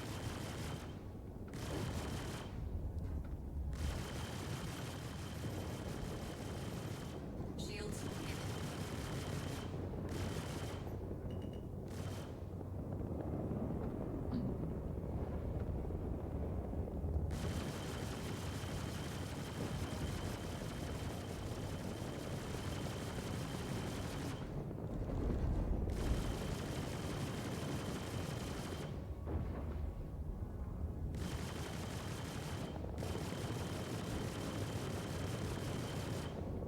It's a little desyncery there.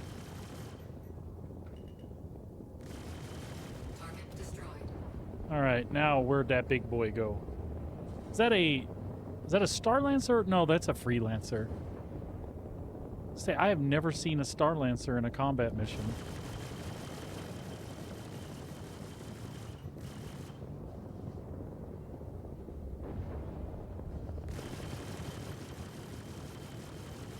Target destroyed. There we go. There we go. Another lesson in the books. Hopefully you can feel yourself improving, because I'm definitely seeing it on my side. I recommend a bit of downtime, and then we can get back at it. Rest up, and I'll see you soon.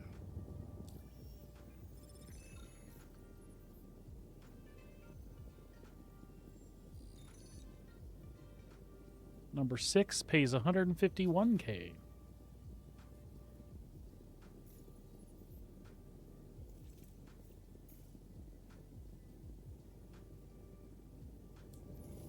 Nice to see you again, Rook. Nav I mode? won't call you that for much longer at the rate you're learning. Shields offline. For your next Increasing power lesson, to engines. I've got some multi-crew Off. ships ready to take you home. Not only will you need to avoid turret fire, but these larger ships have multi-faceted shields. That means you'll need to focus your targeting to completely take out a shield base if you want to start doing some real damage. All right, make your way to the training site when Quantum you're feeling drive brave. is now off. SCM mode. Shields online. Performing now. Shields online. Welcome to the training site. Get settled. Welcome to everybody that's just tuning in. We're just doing some of the Gillies missions. Nothing's been too hard so far. We're it's about to do multi-crew stuff. Like me going up against multi-crew. It's been good money. For just something relaxing and fun to do. Let's see what their multi-crew ships are. We got a Connie. And... let's take out the fighter support here. Shields hit.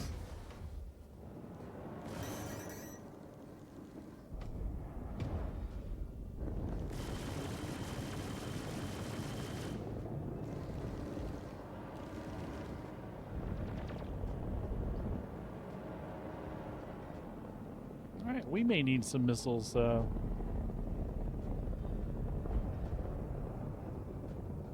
Play it smart and disengage. Do all the things we don't normally do. Target destroyed. Okay, that'll be helpful. Well, who do we have here?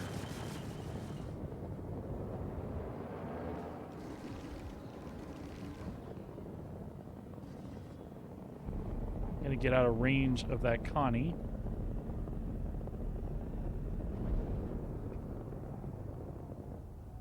We'll re-engage our fighter support. Shields hit.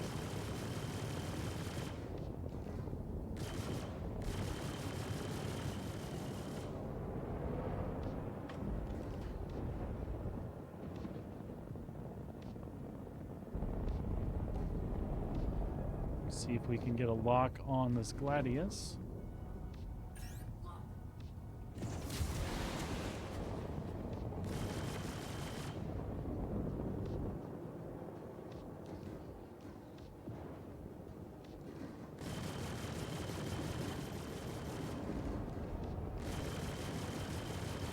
Shield down. Uh-oh. Target destroyed. All right, let's get some distance. Get that shield back up. And engage the Connie.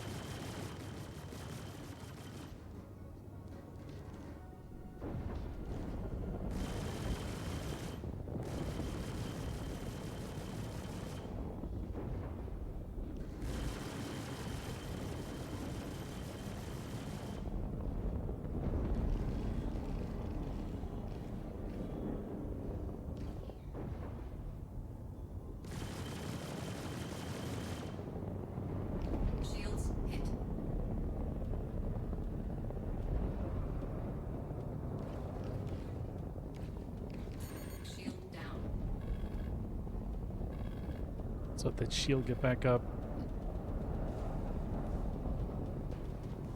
Unfortunately, the Connie's doing the same thing.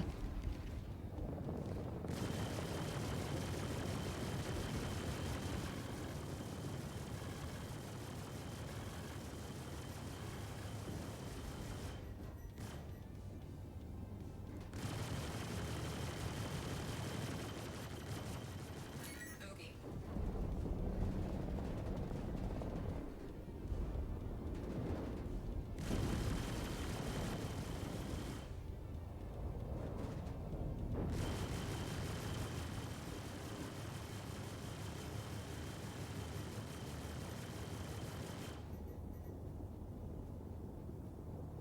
Shields hit.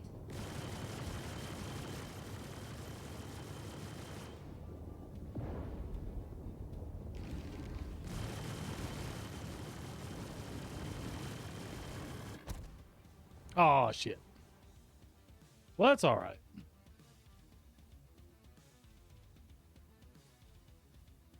Bricked.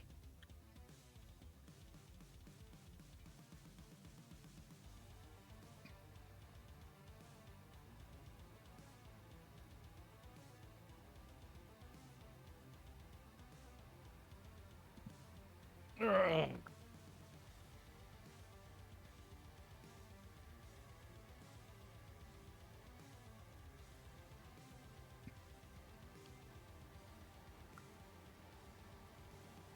Yeah, at least it wasn't an asteroid this time. And it was a Connie that I was staying too close to.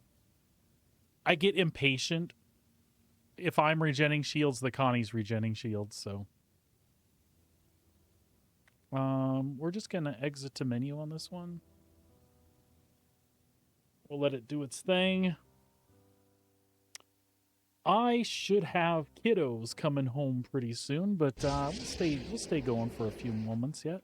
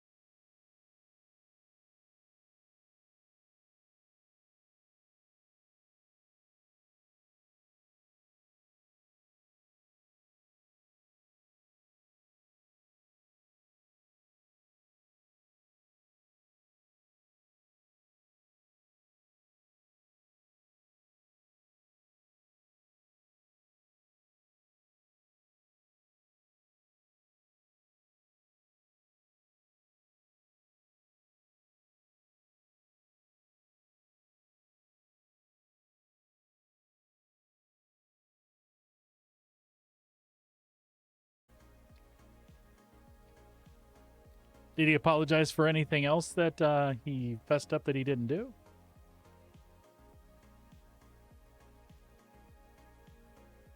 All right, you might message me that because I don't know that I know what you're talking about off the top of my head.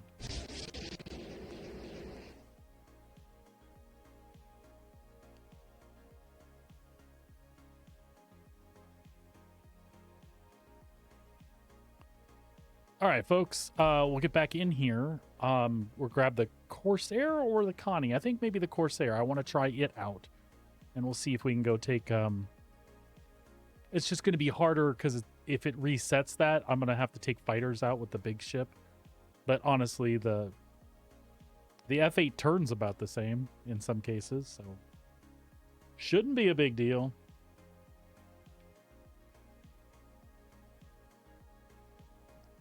Who's hyped about Invictus tomorrow? Even when I see the stuff on PTU as far as the halls and things, I'm still excited. It gives off a vibe.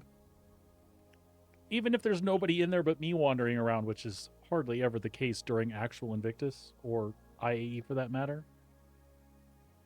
I don't know. I just love it. I liked going to car shows and boat shows, even when I had no intention of buying a car or a boat. I just like those vibes. I think it's cool, right?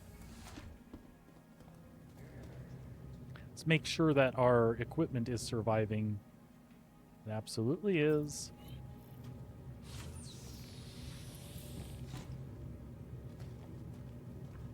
Okay.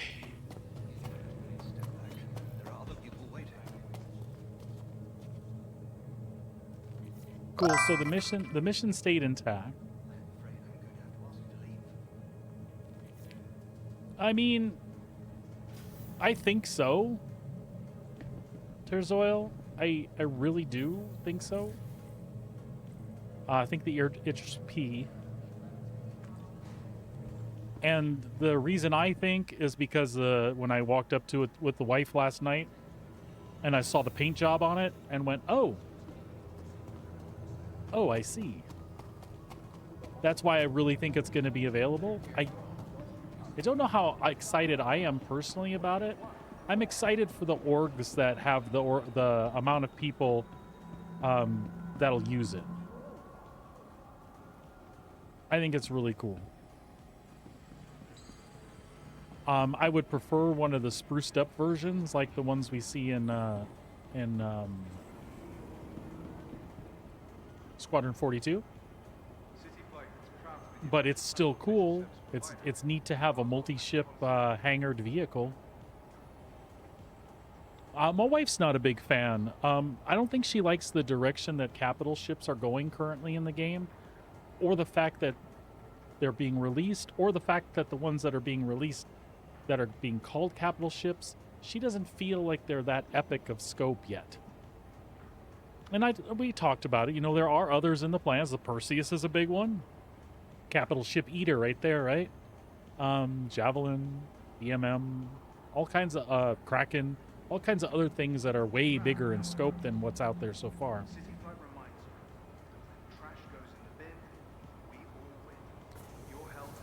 I think what she was trying to express to me, and some of the concern might be that it might end up like the Polaris. People just cruise around in it and do nothing but irritate you and let the PDCs keep you away or destroy you if you won't keep away. Stand clear. Doors are now closing. But all of that stuff aside, I still think it's like really cool. Do you know that I did not know that there was a dedicated MPUV hangar in it? I had been around that thing a few times and never actually went that way and found the hangar under the hangar, landing pad number 4 for the MPUV. I thought that was kind of cool. There's some things in there that, like, RP-wise, I just love the hell out of. Like the pilot briefing room with the screen, the hollow screen and all that.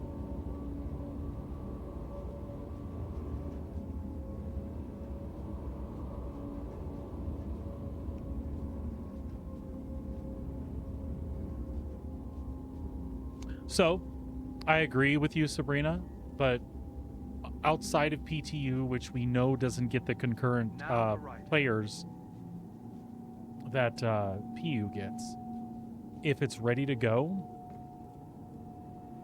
I mean, get it in so we can see how it plays with numbers. Because, to be honest, it was an FU when they first put it back in the PTU this last cycle, and then they did some optimization and changed some things, and it got better. It really got better. So, what's left to do? Put it in the PU and see what is it that we have to change, do, improve to make these big ships in volume stop tanking portions of the game. And I think the only way they can do that is by getting it out there. So from that perspective, I don't think it's such a bad thing to get it out there. And again, that particular model has been in the game for a long time. If nothing else, for the sake of the backers that have paid the money for that, get it in their hands now, and let's figure it out from there.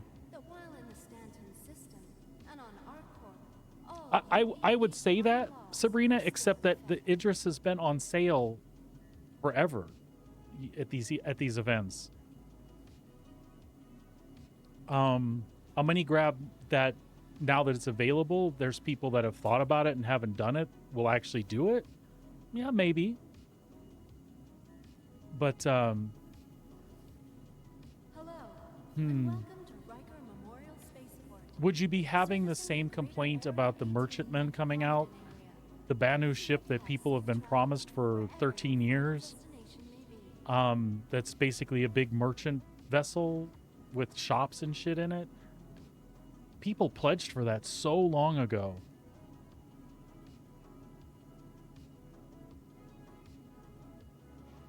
Yeah. Yeah, Tears Oil is exactly what I'm talking about. Yeah. Whatever your transaction, we wish you a beneficial and prosperous stay.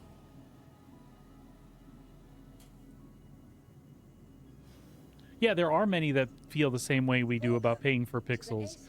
Like, I don't, JPEGs more specifically. The JPEG is the ship that doesn't exist. It's just a picture of it, which is pixels. But my ship right here, this one that I'm pointing at, that's pixels in a game. But yeah, ships that don't exist. So there are a lot of people that are like, oh, now that it exists, I'm going to spend the money. But listen, these things are on limited sale. Every major event, they always sell out. Always. So, if anything, I think some people are going to be upset because it's going to go on limited sale, and people that want it aren't going to be able to get it this time around.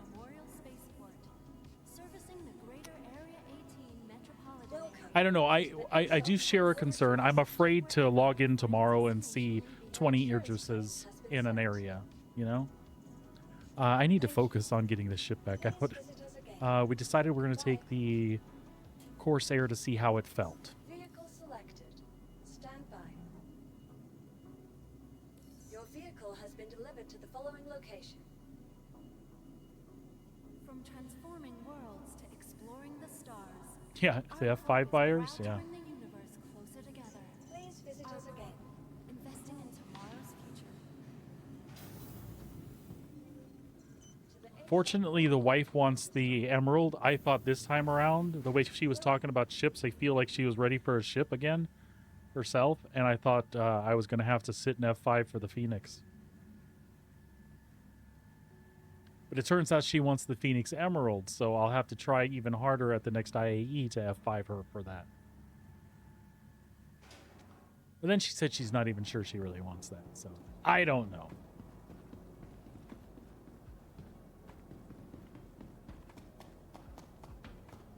Yep. Bunch of people around smacking F5 trying to get one. And they're going to do it, even if it doesn't go on physical sale.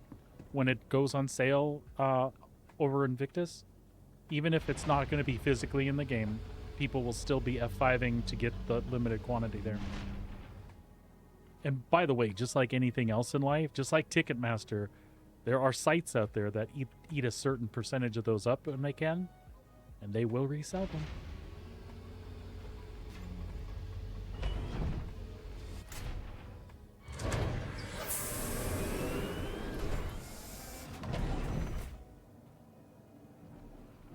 All right, let's see how this thing feels with the attrition and see how quickly I can take out that Corsair or get blown to smithereens.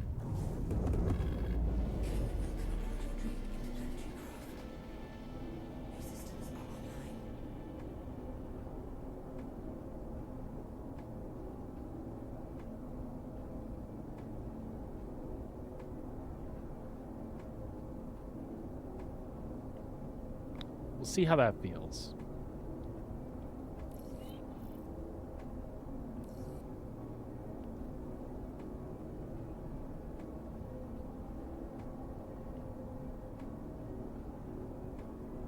Launch complete.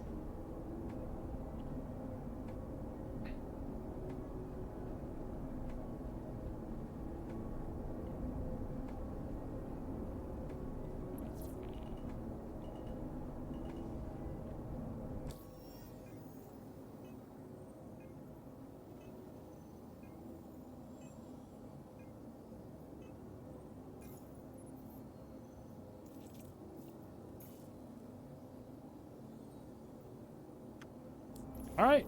Well, if we can get out of the hangar now.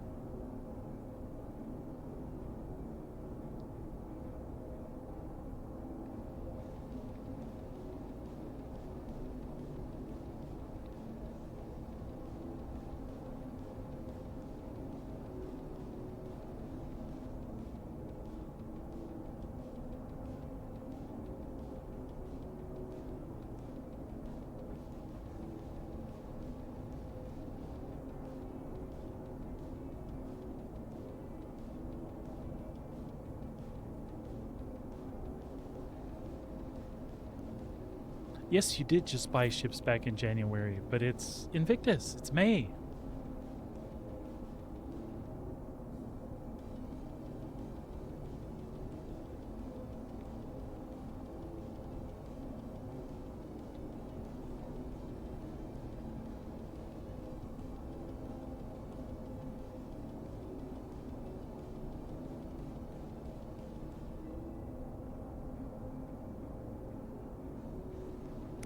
By the way, folks, the recoil on things like the CF repeaters feels so cool.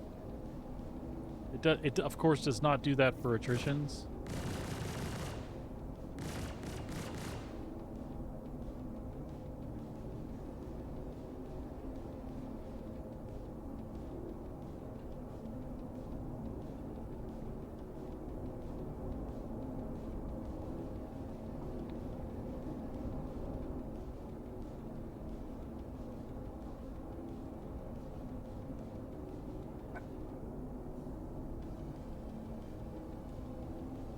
It's got to be nearly time to get out of here. Let me out, please.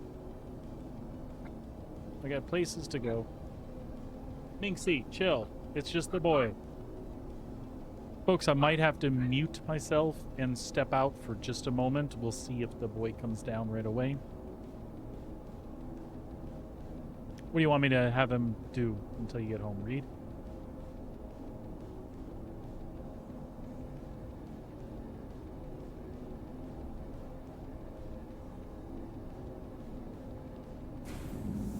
Oh, there we go. Hangars are opening.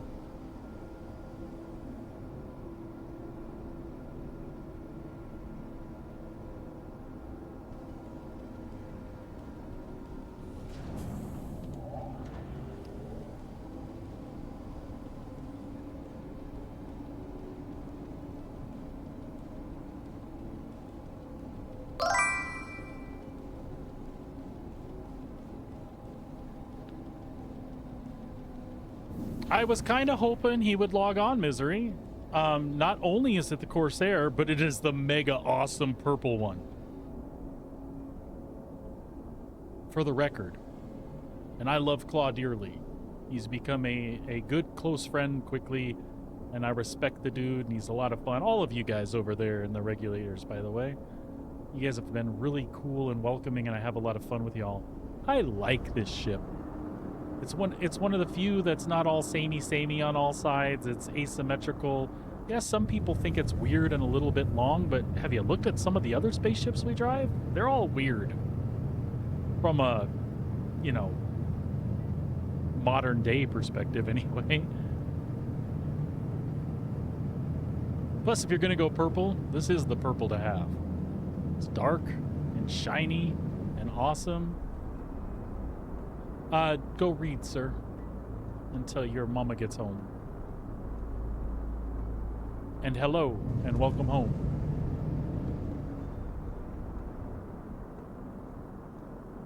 The wing design, like things like that little bitty ass hinge, and the fact that it gets blown off really quick. Are you talking about things like that, Blade? Or just you don't dig the asymmetrical look? Because I love that part, but I will agree with you that these little bitches are slapped on with door hinges, and it looks cool, but functionally those things get knocked the hell off. And that makes it not an enjoyable experience. As a matter of fact, that's what we're going to do. We're going to go get our wings knocked off. And then I'll bring the Taurus and get its nacelles knocked off, etc., etc. Shield system offline.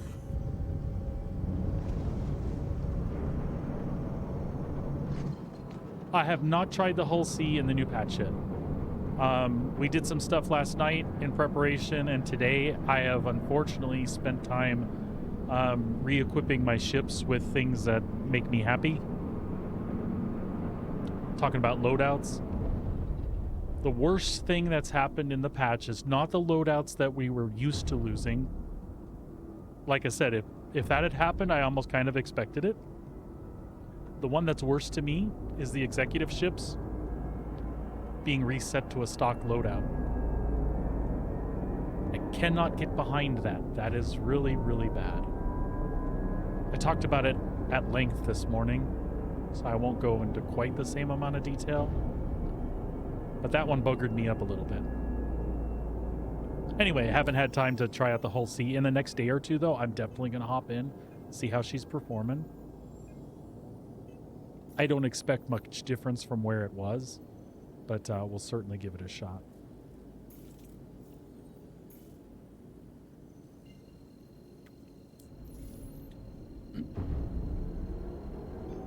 Engage jump drive. Engaging drive. Quantum drive is now on.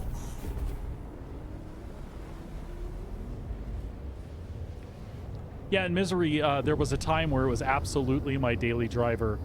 I did put it away though when they switched the guns up, and the purchased one I had on my account I melted for something else. Fortunately, I kept this paint that I like, but I ended up buying it back as soon as they fixed the guns up a little bit again. Shield system online.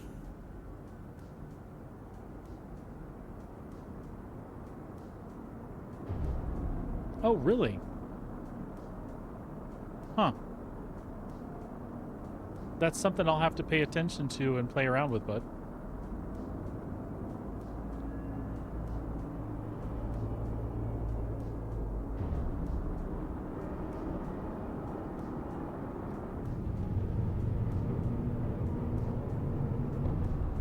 Hey, let me know, Tara. I'd be interested to know. You'll save me the trouble.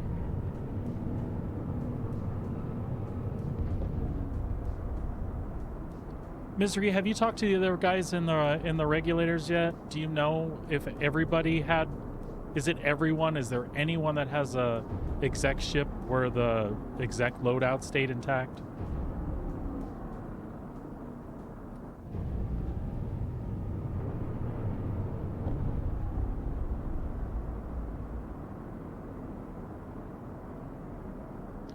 And by the way, if Fireclaw does come in the channel, I don't want him to lose respect for me. Just tell him we're testing a thing for Drake fans. I'm a Drake fan. Oh, I forgot. It's not Drake that he hates. It's just the Corsair specifically.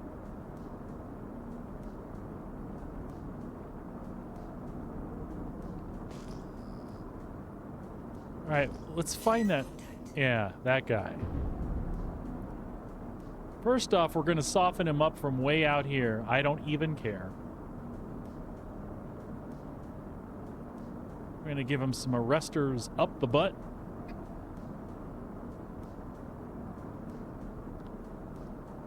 And then we're going to light him up with some goodness.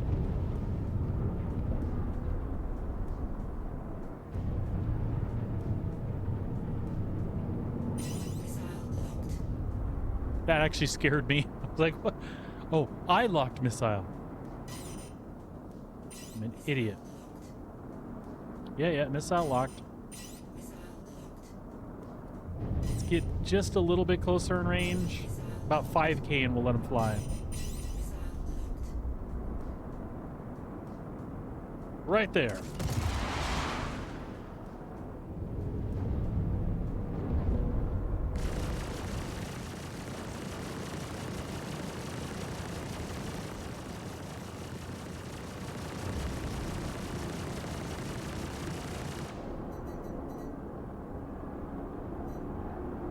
How's that feel, huh? Told you not to pick on my F8, but you wouldn't listen.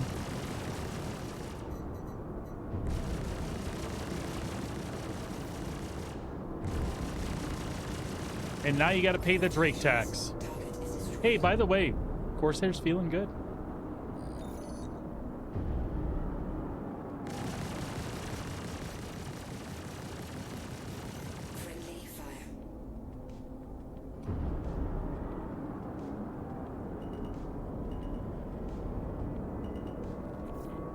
All right. So, doing these Merc missions that are a continuation on the Gillies stuff has been good money so far. That one paid 151K. The one before it was 109, 107. I think it was 70 and 50 below that.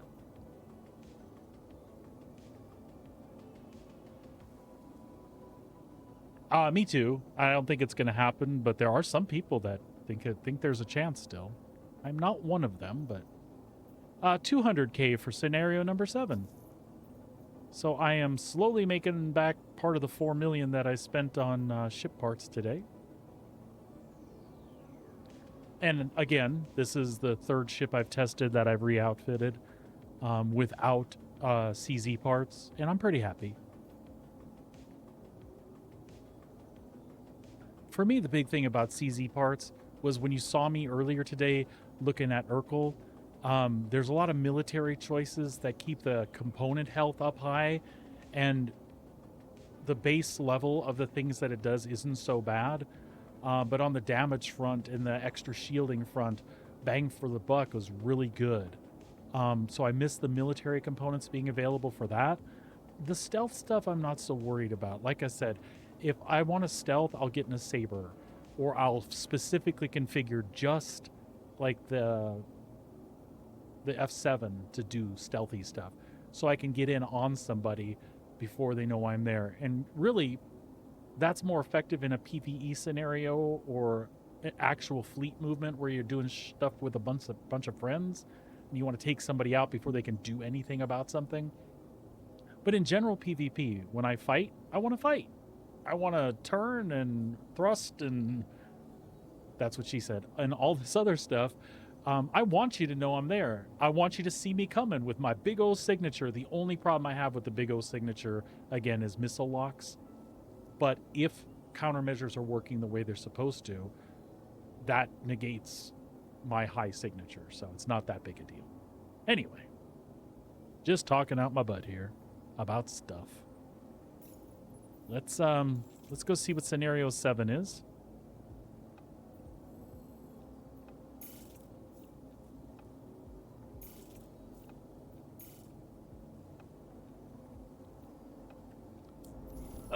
Hope you're excited, rookie. This is the lesson where you get to take on a Corvette, complete with escort ships. This is something that even full-blown naval pilots don't take lightly. So I want you to choose your ship carefully. Hell, I've known some students to go ahead and bring a few friends as backup. Just don't show up to the training site, unless you're really ready. Okay, so apparently they're going to put me up against a hammerhead, I'm guessing. That's what we would consider a Corvette, right? And the escorts, we'll see. I have a feeling they'll take me apart by myself.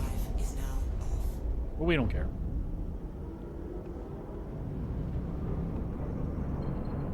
Again, my biggest concern in most of these has been the asteroids. SCM mode. Certainly. Shields online. Okay, you're in the right place. Stand by while I deploy your targets. Who are my targets? Who are the people in my neighborhood? Mr. Gilly. Got hostiles heading to your position. Prepare to engage. All right. All right. That we can deal with. There's the hammerhead. All right. So what we need is your fighter support first.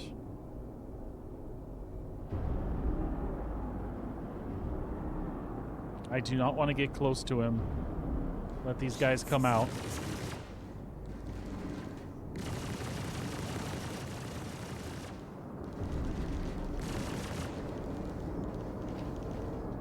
Seriously?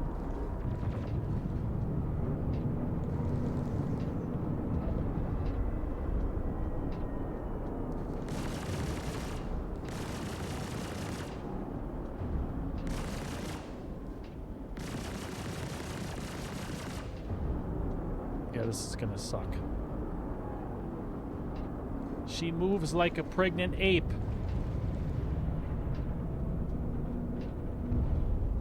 With 2 club feet. And that desync is not helping the scenario at all. But so far so good. It looks like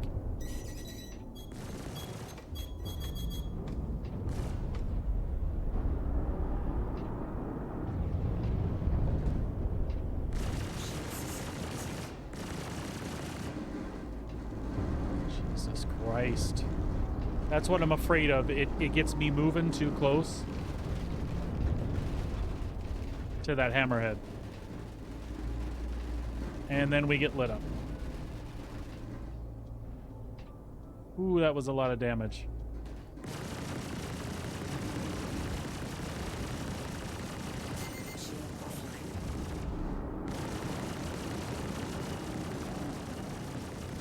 Congratulations. Target is destroyed.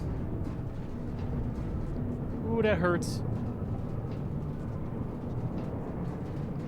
Get it off, get it off, get it off. Soft death. Jesus. Well.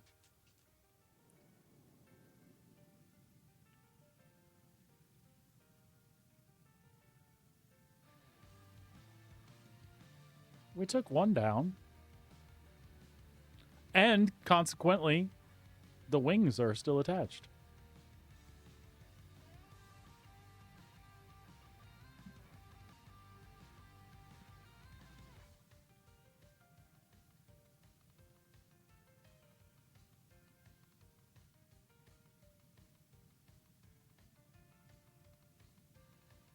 I honestly don't even see where they are.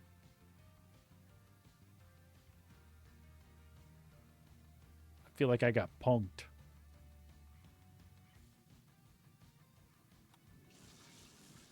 All right, well.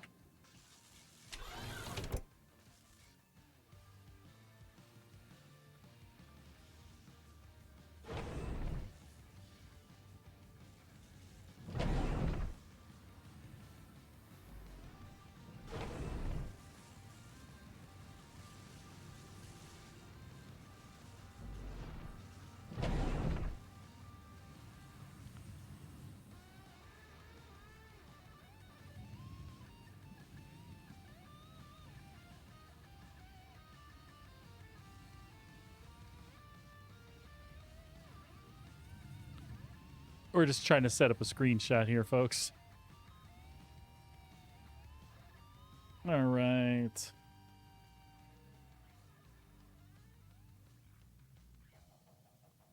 'Cause I'm the green Manalishi with the two-pronged crown.